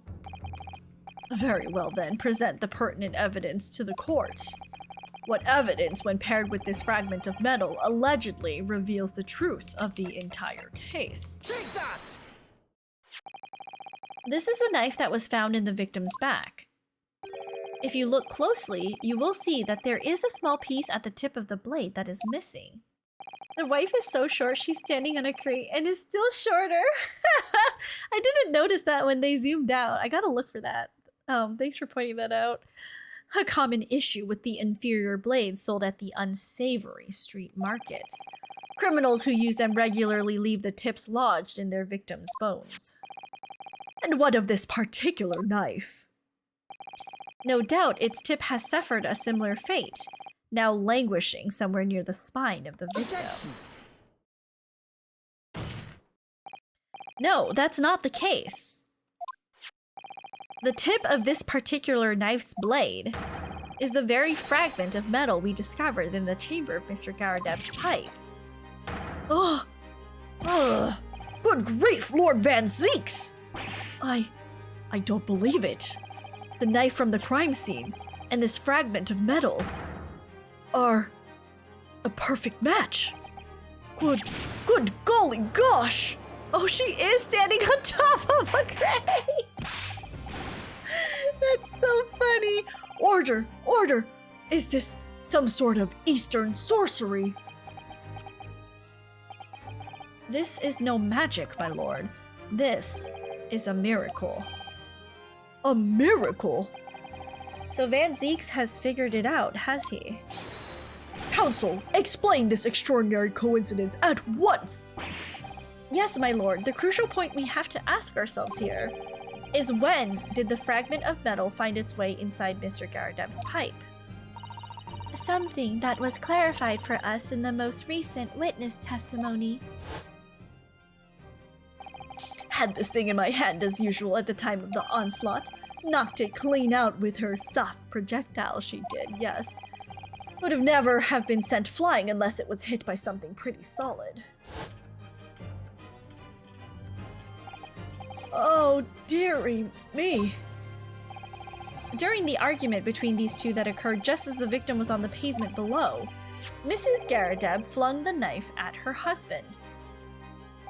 However, the knife missed Mr. Garadeb, instead striking the pipe in his hand at the time, which caused the tip to break off.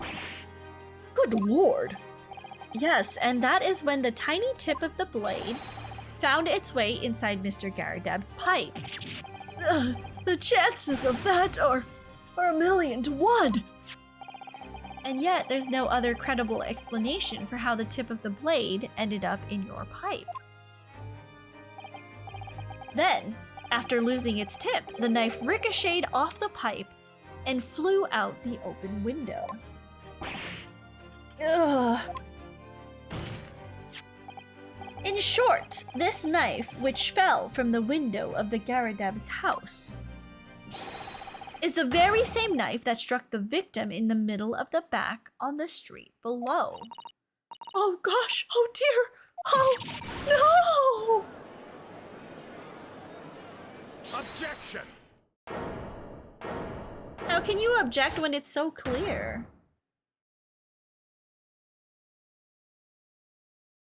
Do not throw it. Do not throw it.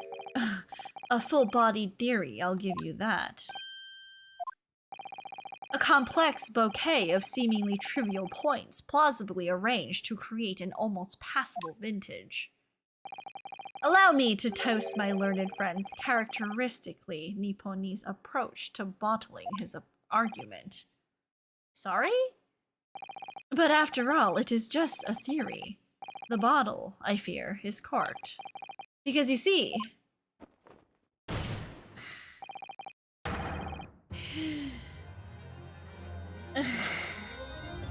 Oh, so you want him to crush it? That's hotter to you, isn't it?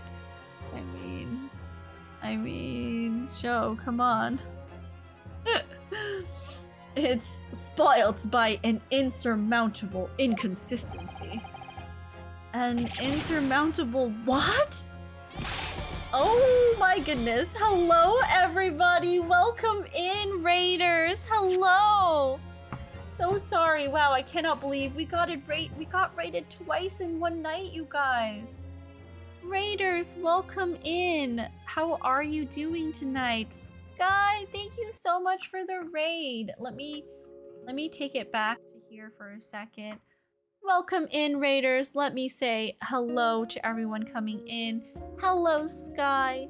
Hello, KP. Hello 121 Auntie. Hello Blur Cyrus. Hello Momolo. Momolo. Hello Leo Breaker Kupo. Hello Half Samurai. Hello Alfie.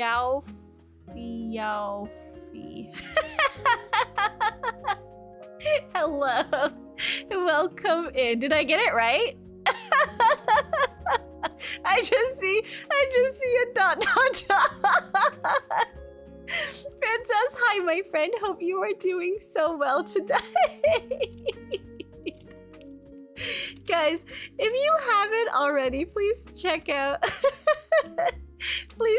our friend Skyen. He is such a comfy, cozy streamer, just like KP. If you know KP, they definitely have similar vibes. Hello, Busted Pumpernickel. Welcome in, Busted. Thank you so much for the follow, Momo. But if you guys know KP, and you guys do know her, right? I rated her many times. Don't embarrass me, chat.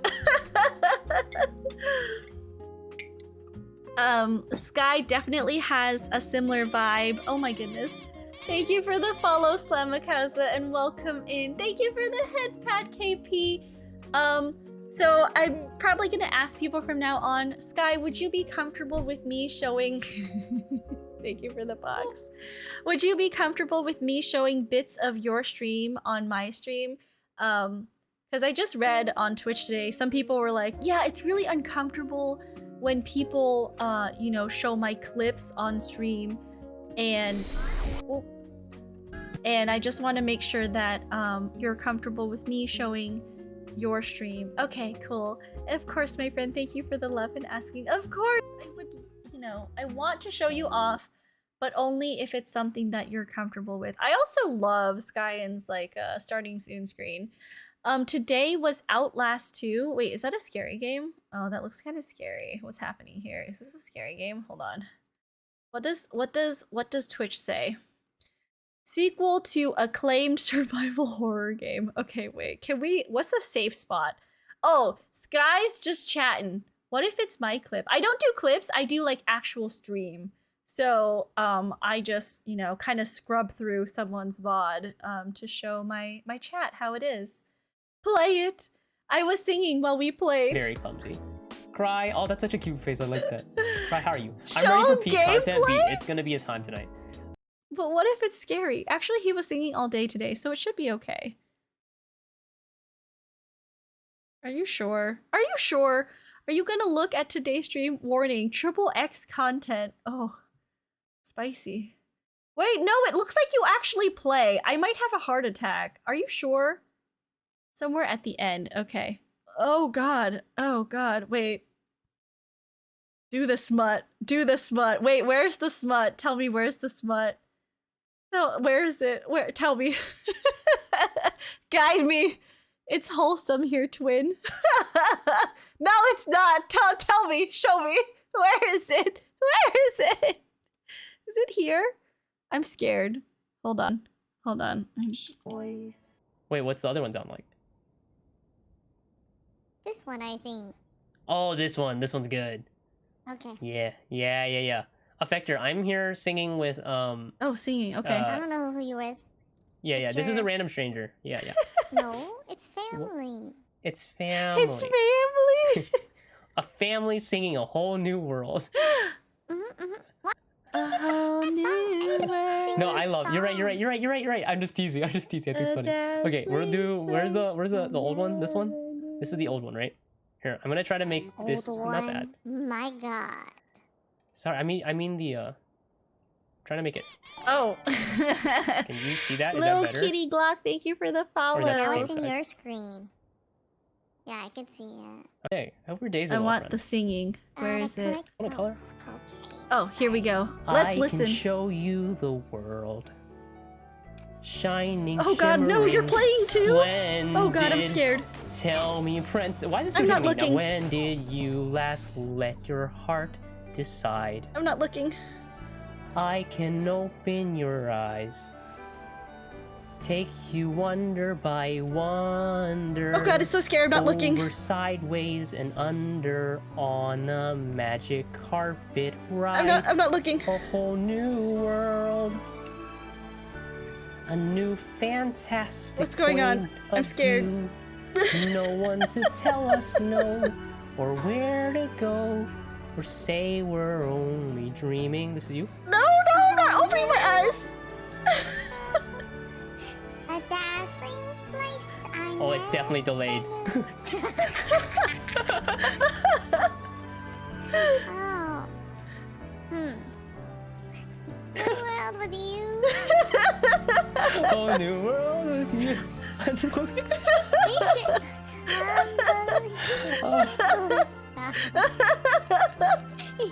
Maybe I'm just slow. Maybe it's just so. Oh, he paused. Okay. It's. Oh no, he started. Okay, it's fine.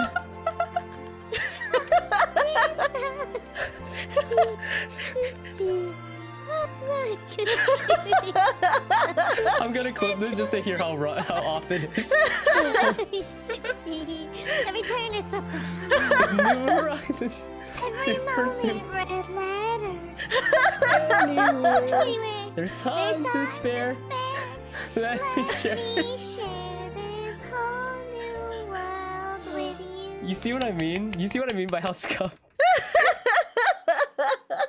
I love that so much. Thank you for letting me feature you on my channel, Sky, and family or guest. That was really good. Thank you for the raid, Sky. I really appreciate it. Raiders, hi, welcome in. If you don't know who I am, my name's Princess. I am a variety streamer here on Twitch. I play a lot of games, actually. I've been playing Jump King, some great Ace Attorney recently. We've been playing Crisis Core, and also Xenoblade Chronicles. So, you know, if you want to check my schedule, I have a link to my schedule on my Twitter. It's my pinned post every week. You're welcome to, you know, hang out, lurk. We talk about a lot of crazy things, and I like to think it's a comfy, cozy space. But, you know, I'll let my community speak for themselves. Of course, Princess, thank you for always showing love and being so welcoming. Of course, Sky, thank you so much for bringing all your friends here. I really appreciate it. Today we're playing some great Ace Attorney, and we're just about to wrap up the fourth case. I think we are, at least. I feel like we're really close towards the end. So welcome in. Enjoy your stay here, you guys. I really appreciate it. And without further ado, let's get back to the game. Turn the music back on. Oh yes, sorry, I missed your message earlier, Half Samurai. I am not a Shiba owner, but I have a golden retriever. This was one of the sweaters that I found as a downloadable asset, and I love dogs. I love dogs so much. Shibas are also very adorable. I wish I had a Shiba. I love their little eyebrows. They're so cute. I'll be lurkies because spoilers, but I'll keep you up. No, thank you so much, KP. Please, if you feel like you're gonna get spoiled, you don't have to stay. I really appreciate the sentiment. You're always, you know, in my heart, so I appreciate it. But yeah, if you're gonna get spoiled, please don't stay. You don't have to stay. We Shuber owners stick together like a shub with its fat. I mean, I love Shibas. They're so cute, but also kind of like, I feel like Shibas are very standoffish sometimes. So I prefer how clingy clingy my golden is. I'm gonna get some noms, Princess, but I appreciate you so much. Thank you for being you. I'll be hanging out while I post stream. No worries. Thank you so much, Sky. Take it easy. Do all that after stream care, whatever you need to do. Don't be afraid to raid and run because I know you've been streaming for a while. Singing really takes it out of you, you know? Oh no, I'm so sorry about the ad, Half Samurai. Hopefully it'll be over soon. And then you can come back. I'm so sorry.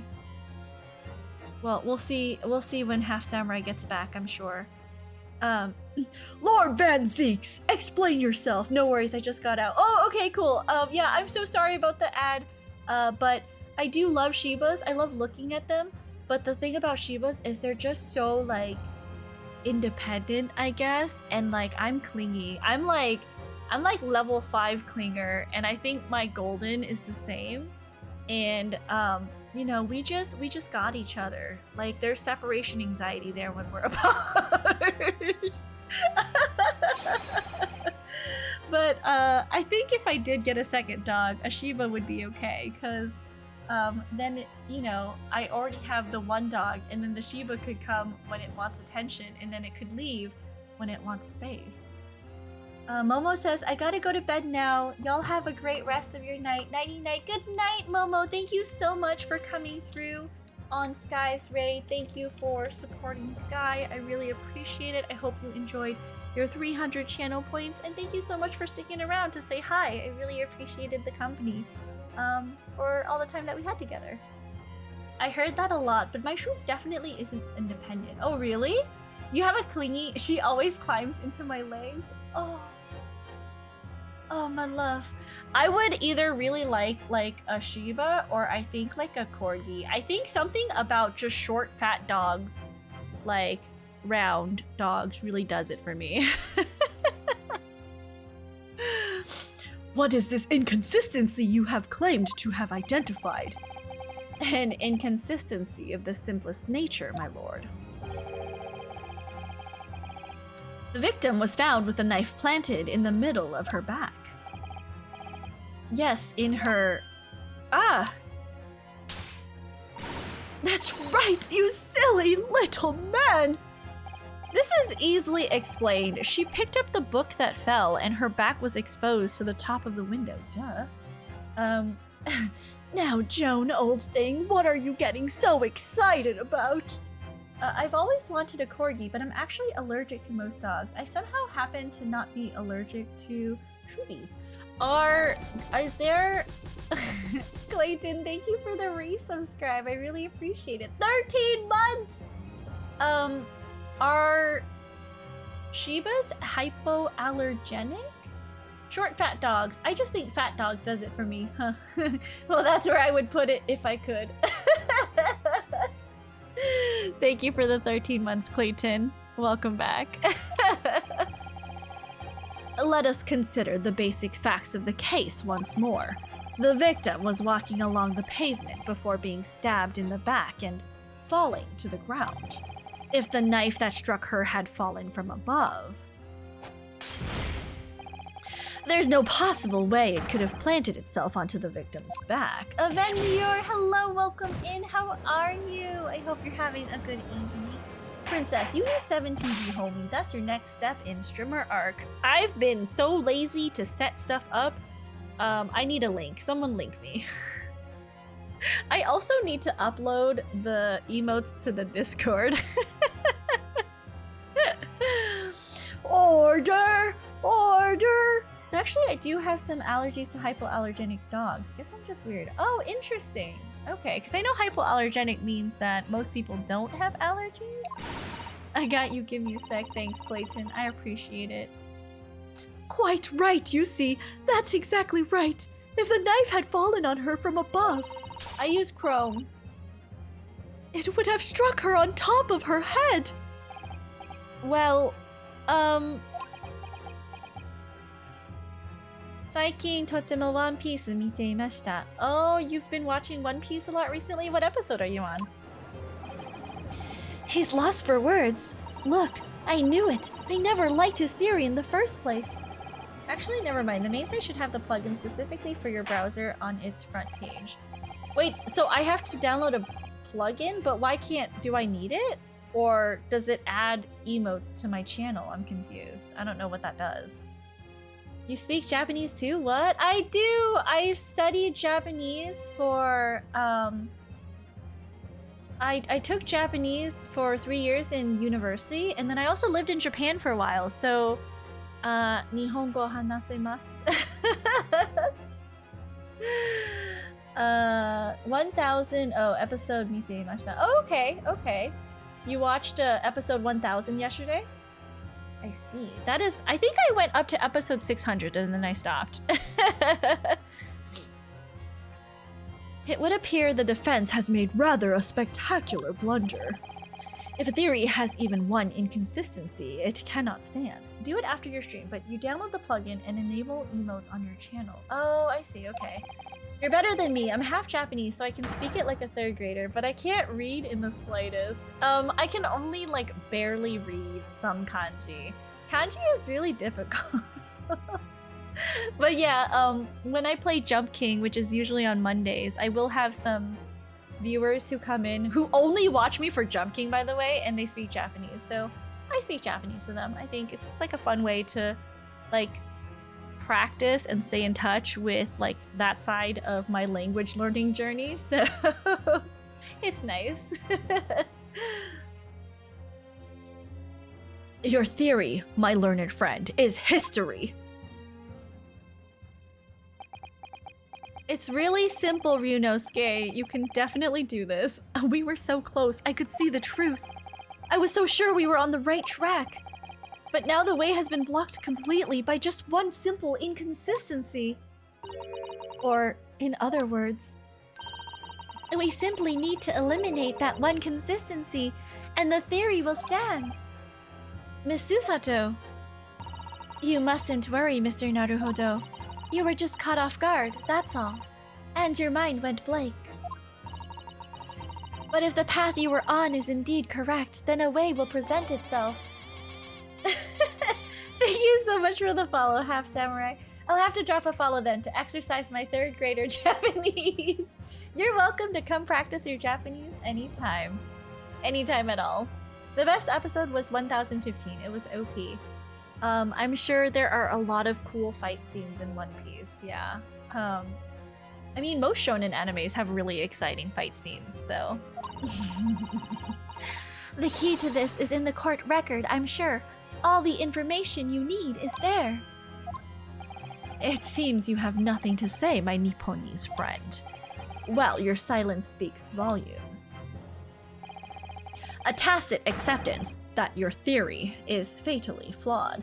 I have to go now. I've got class in the morning. Have a good stream. Of course. Thank you so much, Half Samurai, for coming through, supporting Sky, and joining him on the raid. Thank you again for the follow as well. Sleep tight. Wait, hold on. How does it go again? Man, I forgot how I sleep tight. Don't let the bed bugs bite. Is that what I usually say? Good night. I hope you have a good night. Thank you so much for joining us, and I'll see you around later. Bye! I like One Piece more due to the adventure than fight scenes. Oh, that's true. I mean, also, One Piece is all about the friendship, the nakama, you know? Good night. Good night, good night. Who knows? It probably changes every time. Very true. It probably changes every time. This inconsistency doesn't mean I was on the wrong track. It means that I need to sharpen my mind and dig deeper for the truth. It's a test. That's how they connect things in very old episodes to the latest episodes. It's all about dropping the, you know, the crumbs, the foreshadowing. Yes, if the knife fell on the victim from above, there's no way that it could have hit her in the middle of her back. Under normal circumstances, that is. What are you implying? Counsel! There is a piece of evidence in the court record that can explain this inconsistency. That can explain how the knife that fell from above could have pierced the victim's back. We already have the answer. Goodness! Utter madness! Surely this must be the last time. Counsel, present the evidence of which you speak. This is the last inconsistency The final piece in the puzzle. If I can successfully make sense of this, the truth will be laid bare at last. The evidence that explains how the falling knife became lodged in the victim's back is...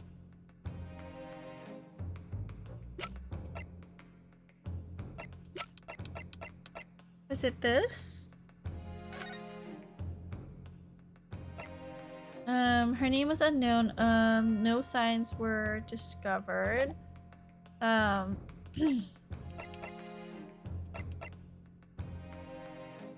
it this? Or was it this? Oh, this was in the victim's hand. Okay, so present this.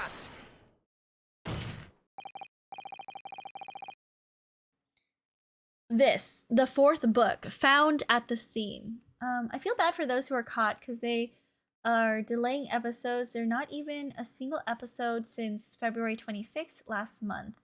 Next episode will come on March 19th. Oh, that's like almost a whole month. I guess they don't want to do filler episodes, so I mean, it makes sense. This is the final piece of evidence the defense will present. The burnt book? Is that not Mr. Garadab's book? Yes, and to understand its significance, we have to consider how it came to be at the scene in the first place. This photographic print clearly shows the book in question, and the victim holding it in her hand. But as we all know now, it was the police constable that put the book between her fingers like that. Quite so, as part of his wholesale transplanting of the crime scene to the opposite side of the road. That's true, however. As part of his testimony, Constable Beatty made an extremely enlightening statement on that point. She was already holding it. But what made you place that book in the victim's hand? Oh, well, sir, that's because that's how I found it. When we first ran over to the scene, the victim was already holding the book. So, when I moved everything, I made sure it was still in her hand. In other words, the victim had already picked the book up of her own volition. And clearly, that must have been before she suffered the knife wound. Well, I should say so. After being attacked with a knife, I don't imagine she'd have been doing much of anything. So the question becomes, why did the victim have that book in her hand? By jingo! I think I'm beginning to see what may have happened now. Oh, dearie me. Plus, they're not getting broadcast slots due to some marathon going in Japan due to last episode, which came on 26 February, was delayed a week or two as well. I mean, for a show as established as One Piece, I'm sure, like, if they wanted to, they could have asked for a slot for broadcasting. I can't say that I know Japanese television too well, though. I just know that, like, some of the variety shows are whack as hell.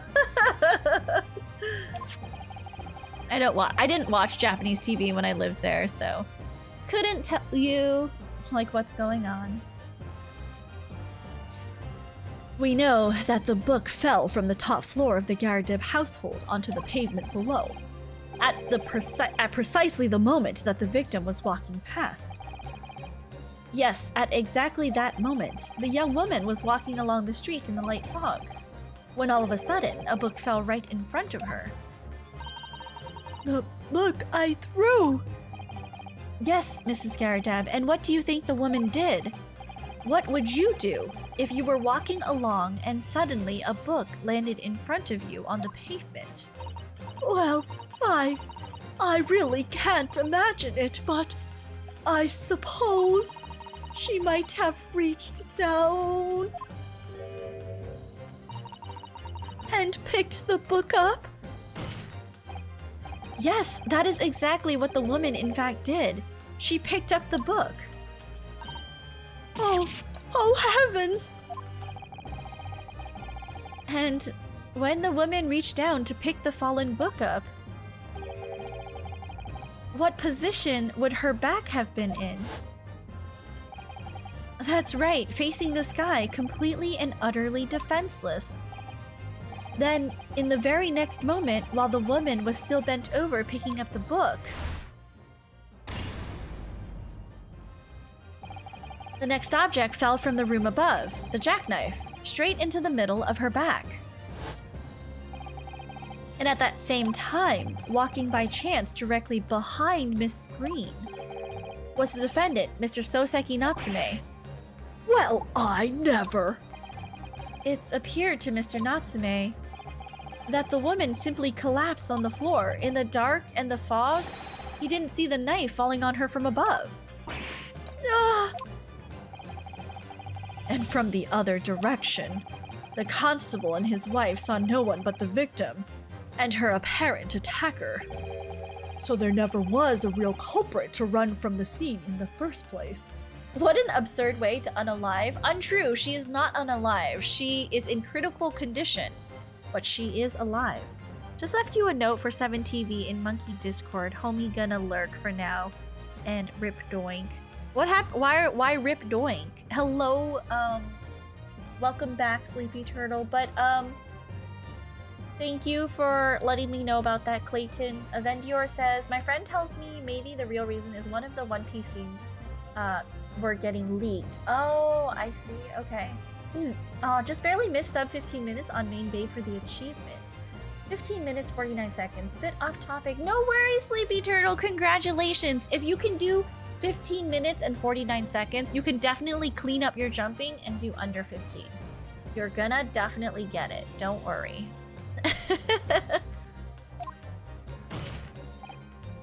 No, this was nothing more than a series of unlikely events that culminated in an unfortunate accident. And that is the real truth behind this case.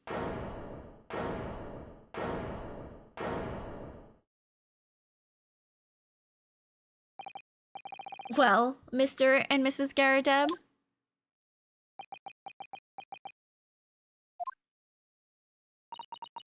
The very first time you showed me that knife, I had my suspicions.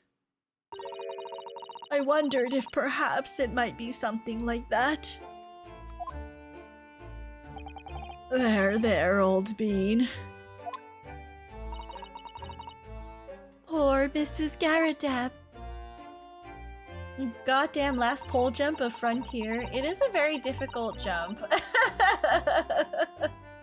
It is difficult. Of course, I never meant for anything of the sort to happen, but... It was all my fault, wasn't it?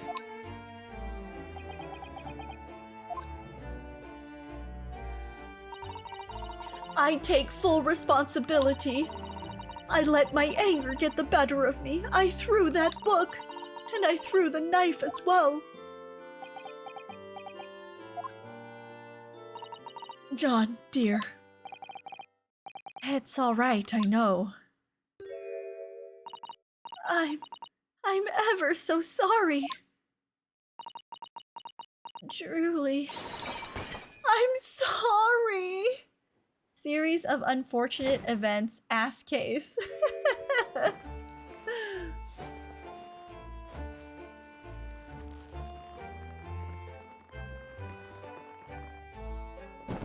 Okay. He can't even lift her up. Got it. He's too weak now. Too weak.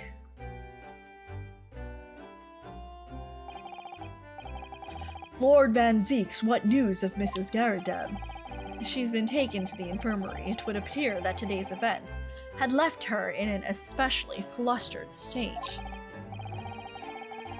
However, I believe she will recover in due course.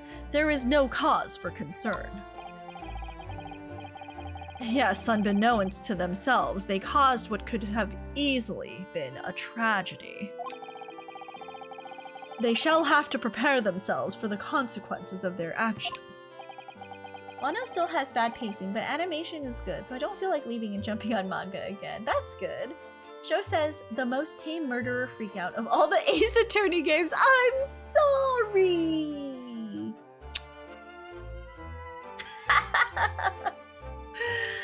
There is some good news, however, my lord.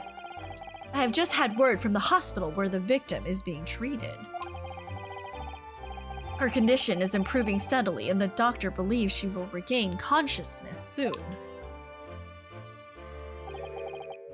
It's strange. We've been talking about the victim all this time, but we've never once met her. How wonderful. The woman is out of danger, it seems. Yes, that's good news. So, Mr. Soseki Natsume.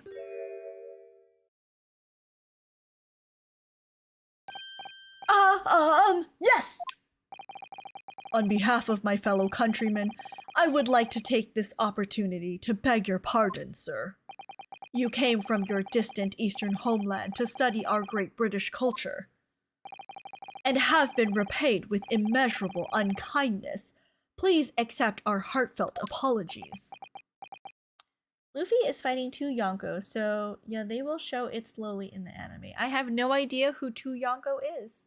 Your neck kind of broke there for a sec. Yeah, that's what I wanted. That was the intention.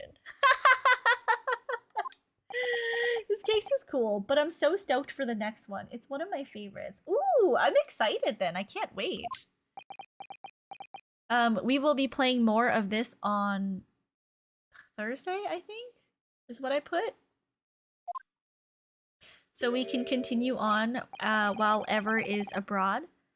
No, it's me who should be begging your pardon. Oh no, Mr. Natsume. That evening, when the young woman just collapsed on the pavement before my eyes, I jumped to the wrong conclusion again in my confusion. What conclusion, sir? Indeedly. I was sure that the woman was dead. Yes, Constable Beatty said the same thing, didn't he? He thought she had been killed, too. I suppose she must have looked completely lifeless. It's been about a year since I arrived in Great Britain now, but I still can't get used to life here. I can't relax. I'm sure there are evil spirits lurking in the fog, like they're haunting me. Poor Soseki-san, his imagination really has got the better of him. Yes, poor man. So when it happened, I thought the young woman had been taken by the fog spirits. I should never have dropped my books like that and run away. I should have called for help, for a doctor, for the police. Instead, I've managed to create a rift in the relationship of trust between our two empires, and for that, I am truly sorry.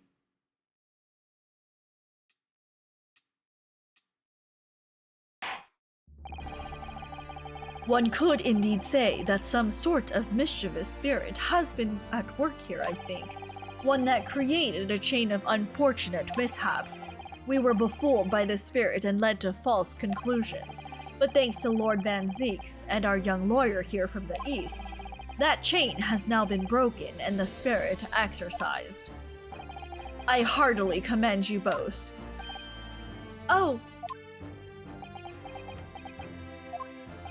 Now then, ladies and gentlemen of the jury. Yes, my lord. In concluding this trial, I must ask one last time for your decisions regarding the defendant's culpability. Are you ready to present your findings to the court? As the foreman of this jury, I can assure you we've reached a fair and just conclusion. I do declare the truth can be extremely cruel at times. Well, I didn't suspect the woman next to me, that's for sure. Sitting in for the old bean while she's out of action, you know, but I know what her decision would be. Does this mean I'll finally be able to get out of here and start work? Well, it's about time. I say, I'll have a corker of a story to tell the grandchildren when I get home, won't I? Very well, ladies and gentlemen of the jury, I hereby demand your final decisions. Mr. Foreman. Not guilty. Not guilty. Not guilty. Not guilty. Not guilty. Not guilty. Woo, we win!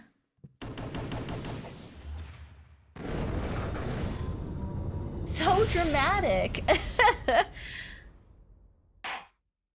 Avendior says Yanko means top 4 pirates. He's fighting 2 of them. Won't tell names though, but yeah, gotcha. Very well. Mr. Soseki Natsume, I hereby pronounce you not guilty! We did it! That old man juror was so out of it the whole trial, and yet his statements were the most useful. I know, right? It's like, I sneeze when there's a fire inside, and it's like, what does that mean? Explain, sir. And finally, Mr. Natsume. Oh, yes, Lord, sir. You are now a free man once more. It is my hope that you will continue to further your education in British culture.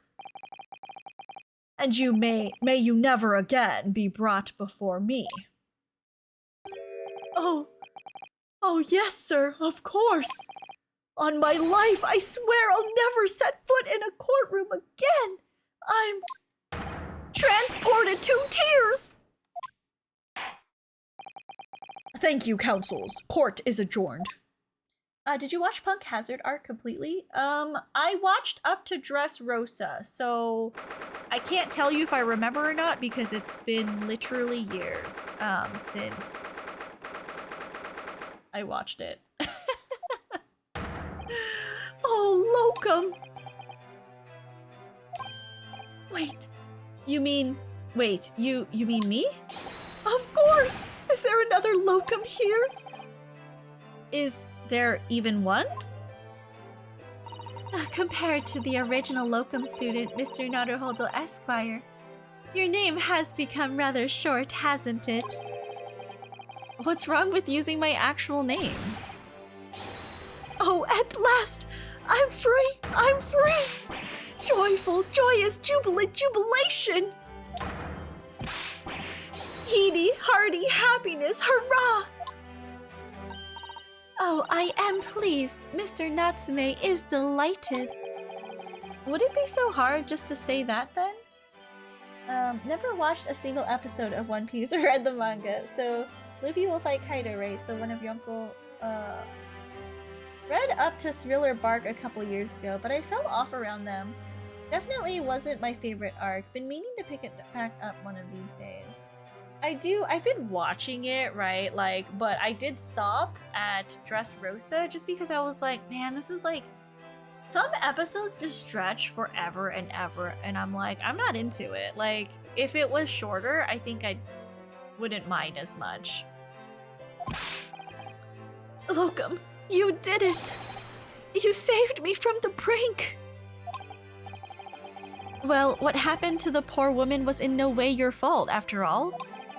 I'm just glad everyone can see that now. No, not that!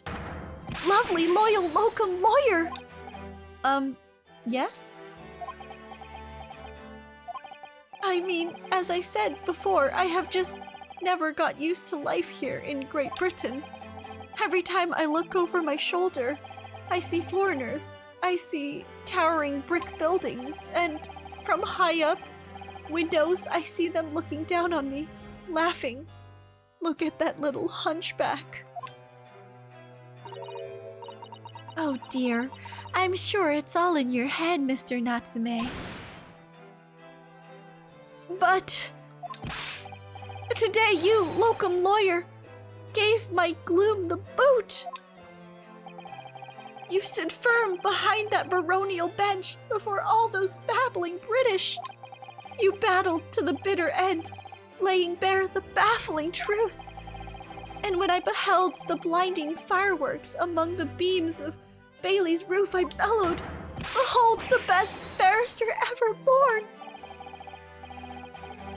Well, that's very flattering, and we're very pleased for you. This has given me a wonderful anecdote to recount to my old friends back in Japan. And an anecdote? Is that what's to become of all my hard work? Ah, there you are, my dear fellows. Avendior said Dressrosa was stretched too much. I read manga instead till Wano and watched just the good fighting scenes between them. Gotcha. I apologize for keeping you waiting. I rose late this morning. Oh, Mr. Sholmes, what a pleasure to see you. I see I am here not a moment too soon. A disaster has been averted, I am glad to say. Oh. The trial shall begin presently, Mr. Naruhodo, and I wish you the very best of luck. It's just finished. What? No, then my haste was in vain. It's you! Herlock Sholmes! Oh, have we met, sir? This is Mr. Natsume, the man you had arrested, Mr. Sholmes. Ah, I see. I failed to recognize you at first. Our previous encounters have taken place in the gloom. Either of your bleak lodgings or that prison cell. I simply couldn't place that curious face in the light. Charming. This is all your fault, Herlock Sholmes. You're the reason I had to go through this terrible ordeal. I'm going to give you a piece of my mind. My apologies, sir, but I assure you, I have placed you now. You're the fellow who abandoned that poor young lady, and ran off, are you not? Ah. Had she been taken to the hospital more urgently, I feel perhaps she would have regained consciousness by now. Oh. But it was unavoidable, I'm sure. We are but human after all. Anyone would have been shaken by such an experience.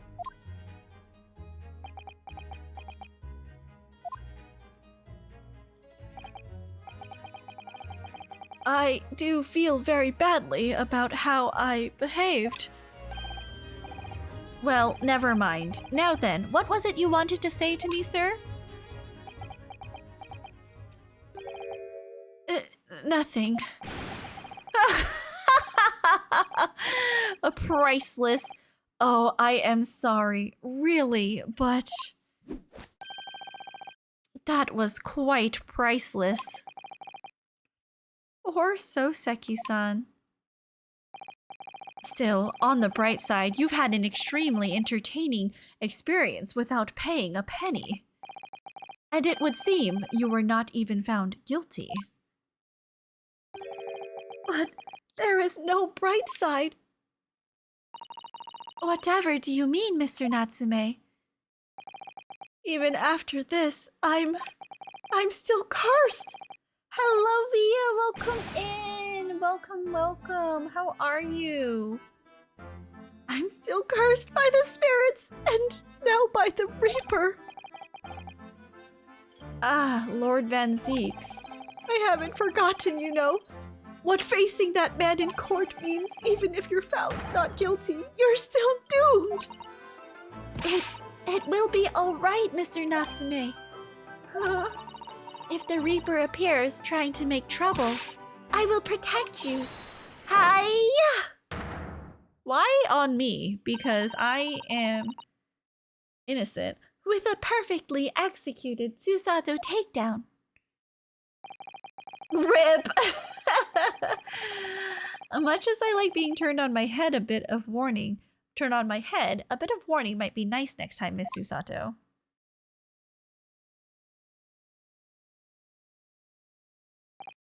So, Mr. Natsume, what do you intend to do now? You mentioned something about recounting your experiences to your friends back in Japan?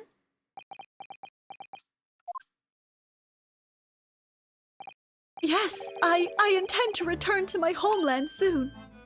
Oh. It has already been a year since I arrived here in Great Britain. I've visited universities, libraries, bookshops. I've been honored with the tutelage of professors. I've learned so much about the wealth of literature here and the city it has shaped. And I've come to realize that it is my calling to sail home and tell my fellow countrymen about it. That's very touching, Mr. Natsume. Or in perhaps less veiled terms, you wish to withdraw halfway around the world to escape the terror of the Reaper's curse? That's not it at all! The more I learn of literature, the more this strange feeling claws at my insides. I feel compelled to return to my roots and attempt to pen a work of my own. Oh, I see. A work of literature by Soseki-san. Could be an interesting read. And what about Miss Susato and yourself, Mr. Naruhodo? Sorry? What about us? Will you return to Japan alongside your mustached compatriot? Why would we? A week has not yet passed since we arrived in London. And only now does it feel as though we have finally found our feet. But sir, have you had fish and chips? Fish and chips is so good. So delicious. And are you not accommodated in a hotel at present? Are you not? That's right, but we need to find lodgings before it bankrupts us. I've calculated we can only afford another 10 nights before our entire budget is exhausted. Well then, you could take my lodgings. Oh, the windowless room? But what it lacks in windows, it more than makes up for with a floor, a ceiling, and walls. Great. And of course I'd be happy to leave behind the accursed evil spirit. Oh my, an evil spirit. And that's how Soseki Natsume became a writer. A 100% account of his origin story. True story. Facts. Don't look it up. Fish, chips, and a Guinness. You can have my shithole room, Mr. Naruto. Oh, yes, it tries to suffocate you while you sleep. It's an infallible wake-up call. You mean your cat? We'll think about it, if that's alright. Perhaps I can offer a more welcome alternative. Would you consider taking lodgings with me? Really? Well, a vacancy has conveniently presented itself. Though it is up in the attic, I might add. Are you sure it isn't just a storage loft? I spoke with the landlady this very morning on the matter of price, and Iris is cleaning the room as we speak. You must come at once. I presume you have no luggage to speak of. Oh, this is simply wonderful! What an honor to be invited to take lodgings in the great detective's office's attic! I'm too overcome for words! So, suggesting we look elsewhere is out then. Then it's settled. Iris will prepare a welcome dinner this evening. And you must come too, Mr. Natsume. I don't know what to say, but thank you, and yes! Wonderful. Then I'll go and complete the paperwork for your formal release, Mr. Natsume. It shan't take long. I think this might be the first time Sherlock does a thing, and I can't wait to see Princess's reaction. Oh, I see. Also, hello, Creed. Sorry, I picked the moment to hit enter on that before 7 back-to-back ads. Hello, Princess. How are you this evening? Oh my gosh, I'm so sorry about the ads, Creed. I'm just running ads when I see my pre-rolls are on again, just so I can get rid of pre-rolls, so I apologize for that. It was bad timing. Somebody's happy. I'm doing good. We finally finished this really long trial, and I can't wait to see the next trial. Inside Out said it's his favorite, so I'm looking forward to it. Locum. I knew that you wouldn't let me down. I'm truly delighted to have met you here in London. Likewise, Mr. Natsume, it's been a privilege meeting you too. It's a shame that we're going to have to say goodbye so soon. Oh, I'm so sorry. That one, Turtle, is actually a Goose Game special, so I might need to refund you if Is it? It is. I'm gonna refund you this. I'm gonna reject it. But yeah, so sorry about that. That, yes. It's to make ultimate chaos when I'm streaming with my friend Ever. And, you know, we can't understand each other. When more chaos birds. I'm not sure. Maybe when she gets back from Hong Kong and I get back from Germany. You know, in 2 weeks. Well, I've come to realize that I belong in Japan, but Locum, we'll meet again one day. Yes, I'm sure. And hopefully by then, I'll be a successful lawyer. Hopefully by then, I'll be a successful author. Yes, she did go to Hong Kong for some family stuff. Well, my dear fellow, our carriage appears to have arrived. Shall we go, Mr. Naruhodo? Yes, Mr. Sholmes. I've little doubt Mr. Natsume will be released in time for dinner this evening. And so, with Soseki-san's innocence successfully established, we rode with Mr. Sholmes to what was to become our new home, 221B Baker Street.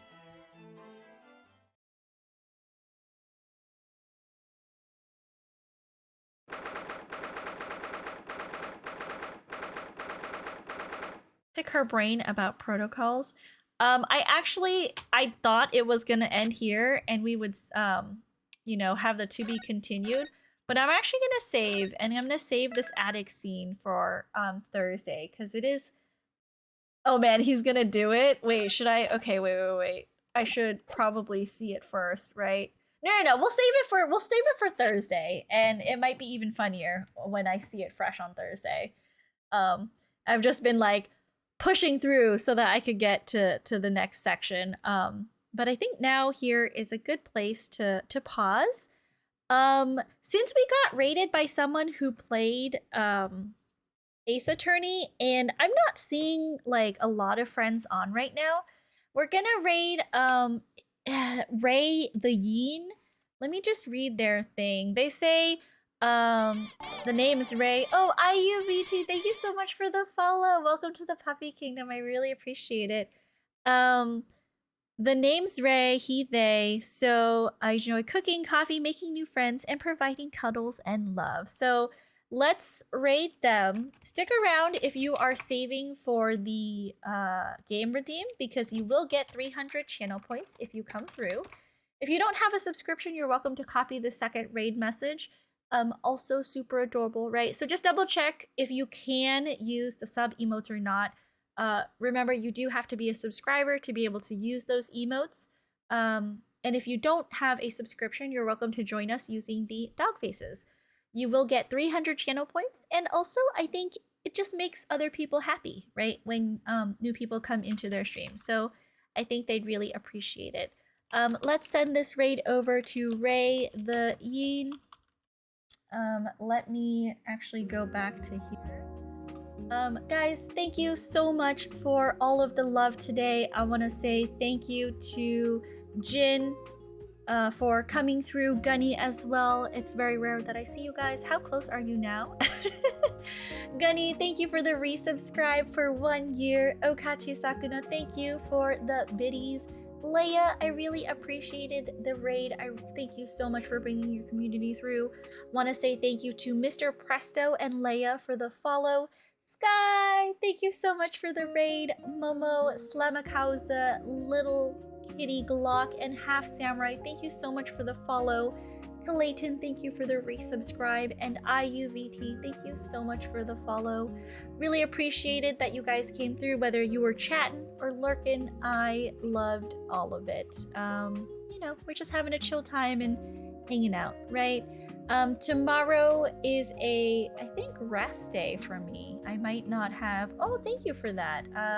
That was cool. Someone shared a watch streak to me and my mods privately.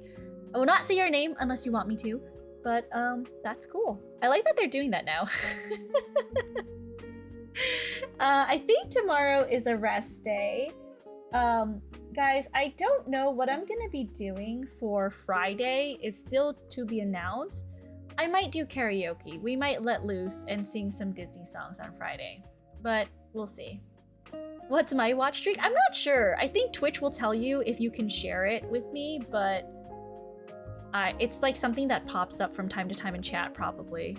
Not sure. I'm a quarter of the way there. All right, you guys. As always, please be happy, please be healthy, but most of all, please be kind. Be kind to others because you never know what a smile, hug, or hello can do for someone who's having a bad day. And be kind to yourselves. Make sure you're staying hydrated, getting up, walking every once in a while, stretching those legs, because if you don't, like Miku knows my sign off now, you're gonna get an embolism. And embolisms are bad and you'll die. And I would be very sad. So make sure you are, going out, touching grass, smelling the roses directly from the rose bush. I will see you all on Thursday for some more great Ace Attorney. So we can see more Sholmes and maybe some more Van Zeeks, perhaps. All right. Good night, my puppies. I love you so much. Bye.